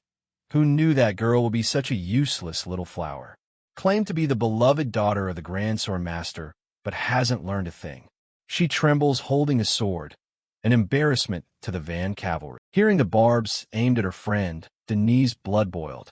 She bellowed, "What did you just say?" She kicked the training room door wide open, furious, and stormed off to fetch reinforcements. Father, lend me Big Brother to back me up for a moment. But when the study door swung open, Denise staggered back, frozen. A gruesome scene of blood and bones slammed into her eyes. A blood-drenched man was crawling across the floor, gasping out his final warning in dying breaths. Run, child. Before he could finish, a steel-toed boot mercilessly stomped down, crushing the old man's skull. All that violence and gore imprinted on Denise's retinas, becoming a permanent trauma. The traitorous knight spun around in panic, shouting alarmingly, "Milady, run!" Denise's body was frozen solid, her legs rooted to the ground, unable to move. Xena grabbed her by the clothes in a panic, yanking and shouting desperately, "Denise, wake up!" The 2 girls fled for their lives down the mansion corridor that was engulfed in flames. As they ran, Denise kept murmuring the names of loved ones like a madwoman, hoping to find someone alive. Aunt Nina, the housekeeper, the gatekeeper. Her face was ashen like ash, and her calls grew weaker. A tin. Father. Her mind spun with thousands of unanswered questions. Big brother, why did you go mad and slaughter our family? Suddenly, a sharp, familiar female voice rang out amid the chaos. Denis, where are you hiding? The girl snapped her head up and stared ahead. Her panic deepened when she saw her mother running toward them. Mother! The woman spun around in alarm and screamed instructions to her elder son. Van Guy, bandits have stormed our home. Go find Denis at once. Protect your sister. Before the sentence finished, Van Guy coldly thrust the hilt of his sword, piercing his mother's belly from behind. Denis watched another family member fall, right before her eyes at the hand of the very brother she once idolized. She collapsed completely. Her legs went limp like noodles, and she couldn't take another step. Na tried to hoist her friend and pull her along, whispering urgently their escape plan. We must find my father and beg for help. He's a martial master, the only one who can get us out. When we were kids sneaking off to play instead of training, Van Guy cut a little dog hole in the outer wall and crawled through the bushes. We can slip through there and bolt. But when they reached it, hope was instantly crushed. Na saw guard patrols circling the secret dog hole. She ground her teeth and cursed under her breath. Damn it, they even have the dog hole blocked. These hounds know the Van estate layout like the back of their hands. She began to tremble, horrified as the realization hit. Could it be that Van Guy betrayed us? Na turned to look at Denis' bloodless, hollow face, then resolutely made a sacrificial decision. Denis, if you stay hidden here, we'll all die. I'll rush out as bait and draw their attention. You slip through the dog hole and run. Denis my friend in show. But Na pressed close and gave her final orders. Your mission is to get my father here to save me. Understand? Without hesitation, Na drew her sword and charged out of the bushes. Denis cautiously shoved her head into the dog hole, but a bad feeling warned her. She froze and glanced back. Na stood boldly with sword raised, shouting to provoke their fire. Come on then. I'm not afraid of any of you. No sooner had she finished than an arrow sliced through the air. A guard simultaneously plunged a sword into her stomach. Denis shut her eyes tight, unable to watch the horrific scene, and ran for her life into the night. A chill ran down her spine. Van Guy was prowling among the corpses when his gaze quickly caught sight of Denis fleeing. A cold, murderous light flashed in his eyes, all familial feeling gone. He murmured his sister's name, Denis. The blood-dripping tip of his sword pointed at the ground as his voice, icy as a death sentence, said, Don't blame me for being indifferent. Back in the present, the massive secret chamber suddenly vanished without a trace. A bewildered soldier scratched his head and asked, How the hell did the Hong Kim Tan's secret chamber shut down? The troops posted outside panicked and immediately sent forces in to investigate. What on earth happened in there? The horsemen charged into the center like a frenzied mob. Standing on the summit, Van Triet went pale, gritted his teeth, and snarled the enemy's name. That dog Van Guy, your time is up. From afar, Van Guy watched the change, his eyes narrowing as he deduced sharply. It's for sure Van Triet sabotaged the secret chamber. He's trying a diversion to draw attention east while he slips away west, is he? He waved and ordered his men, spread the word to the whole village. In 2 hours, Van Am will be beheaded and displayed. Heightened vigilance, be on guard against sneaky rebels. Underground, Van Am slowly opened her eyes, exhaled in pain, and silently assessed the grim situation. It was clearly a trap to lure Van Triet out. Was it to make him throw his life away for my worthless existence? I'm so useless. Her face was ashen with despair, tears welling up. Must this life wither away in this corner? She stared distantly at the cliff top and prayed in vain. Van Triet, don't come here and throw your life away foolishly. Suddenly, a magical firework exploded with a bang, lighting up a section of the sky like a battle signal. The soldiers gaped upward, but within 3 seconds, a brutal shockwave from Van Triet erupted, sweeping away an entire squad and hurling them like fallen leaves. Amid the wreckage, Van Triet still stood arrogantly on the high cliff, casting a look of utter contempt down at the chaotic soldiers below, preparing for a bloody slaughter to avenge his clan. From the void, a silver-haired woman appeared, hovering in the air like an immortal descending to the mortal world. Van Triet stared at her, his pupils contracting in shock, and shouted in astonishment. Exe? Nya? Van Gee saw that the fish had taken the bait, grinned triumphantly with a mocking tone, finally caught a big haul. You got a lucky streak, huh? Thousands of questions flooded his mind. What? Exe Na isn't dead? This is unreal. She was stabbed through the gut. How can she and Van Gie's generals like La, Oi, and Lan San stay forever young? How are they maintaining this youthful appearance? As if reading his thoughts, Lan San began to babble, exposing secrets buried in the past.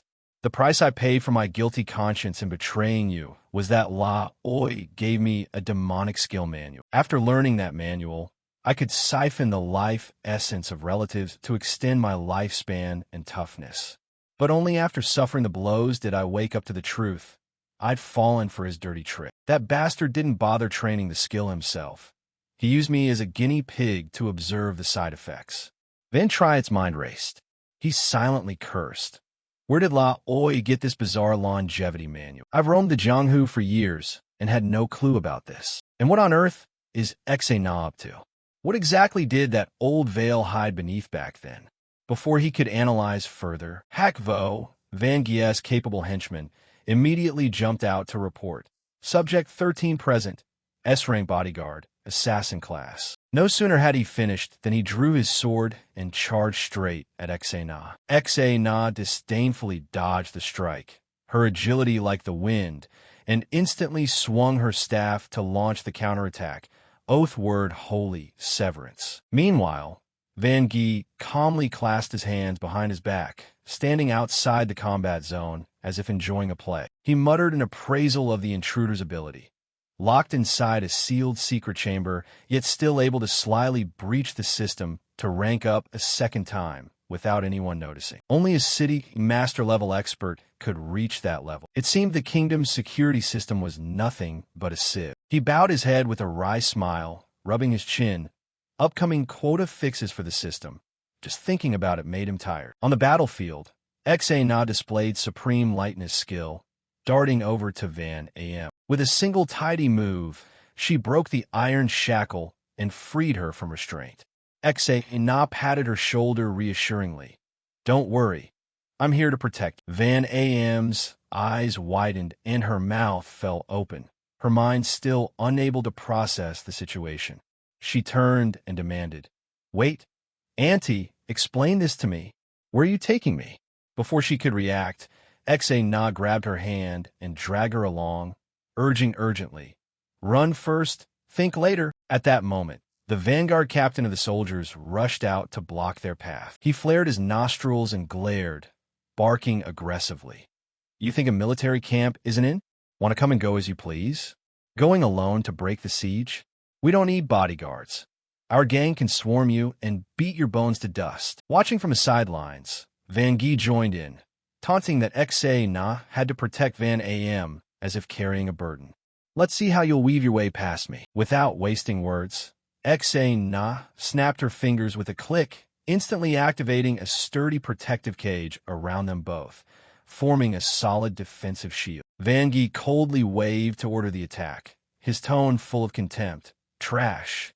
How many seconds will that personal shield block bullets? Lose blood, lose armor in the middle of a wolf pack, and you might as well be the feast. Standing on a battlement, the guards still chattered loudly, pointing down at the battlefield. What's hot right now? I just saw a banner saying Van Am is about to be given a lethal injection. That traitorous girl is shackled, preparing to take her to the scaffold? Who the hell showed up to storm the prison? The army's got them completely surrounded. Rebels are everywhere. Emboldened, the commanders shouted to rile up the soldiers' morale. Brothers in arms, get your strength buff. Smash them to death. Chain them all up. Better to kill the wrong person than let one slip. Open fire. On command, a downpour of fire-tipped arrows rained down like a storm, pounding against Exe Na's protective shield. Amid the deadly encirclement, Exe Na still held Van Am tightly, gritting her teeth and enduring. Clang! The crystal shield shattered under the tremendous pressure. But at that instant, a blinding beam flared and coalesced into a massive energy sphere. Xa Na roared and unleashed her last-ditch skill. Oath of Vengeance.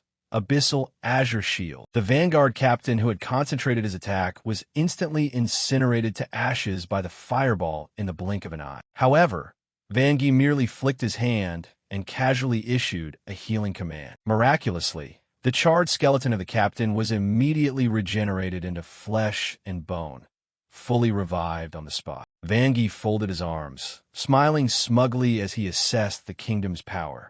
After years of pooling resources, they'd built a formidable military. When thousands of career players and elite soldiers combine, a few wide-area strikes from one person mean little. Recovery happens in an instant. He stared intently at Sana, calculating her limits. If you pour all your power into one point, how many lives can you take? 100? 1,000? Do you have enough energy to cut us all down? As he spoke, grotesque black streaks began to spread across Van Gie's body. He pointed forward and coldly issued an ultimatum. Raise your hands and surrender. I could let your sewer-dwelling life slide before, but now you dare show your rebel face here, you'll be hunted until your last breath. Sweat poured down like a shower, yet Xa Na frantically braced herself against the relentless waves of attack to protect Van Am. Van Gie kept nagging, torturing their spirit. Don't delude yourself into thinking you can fight the whole state apparatus. The traitor label is stamped on your forehead now. Society will ostracize you.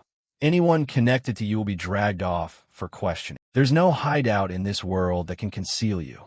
Even if you crawl underground, it won't help. He clenched his fist and pronounced coldly, prepare to live lonely for the rest of your life. Having finished, Van Gie muttered an incantation and summoned his most terrifying skill, Shadow Hunter, Arrow Barrage. Hearing the skill name, Xa Na froze, helplessly staring as a hail of pitch-black, deathly arrows screamed toward her. The poison-tipped arrows were only inches from her face. Kung! The clashing of metal rang out sharply.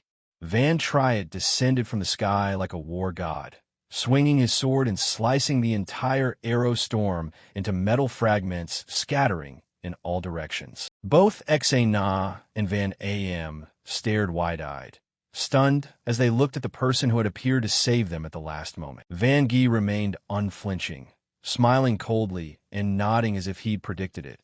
Makes sense, still one rat crawling up from the sewers. He fixed a chilling gaze ahead, scrutinizing his archenemy.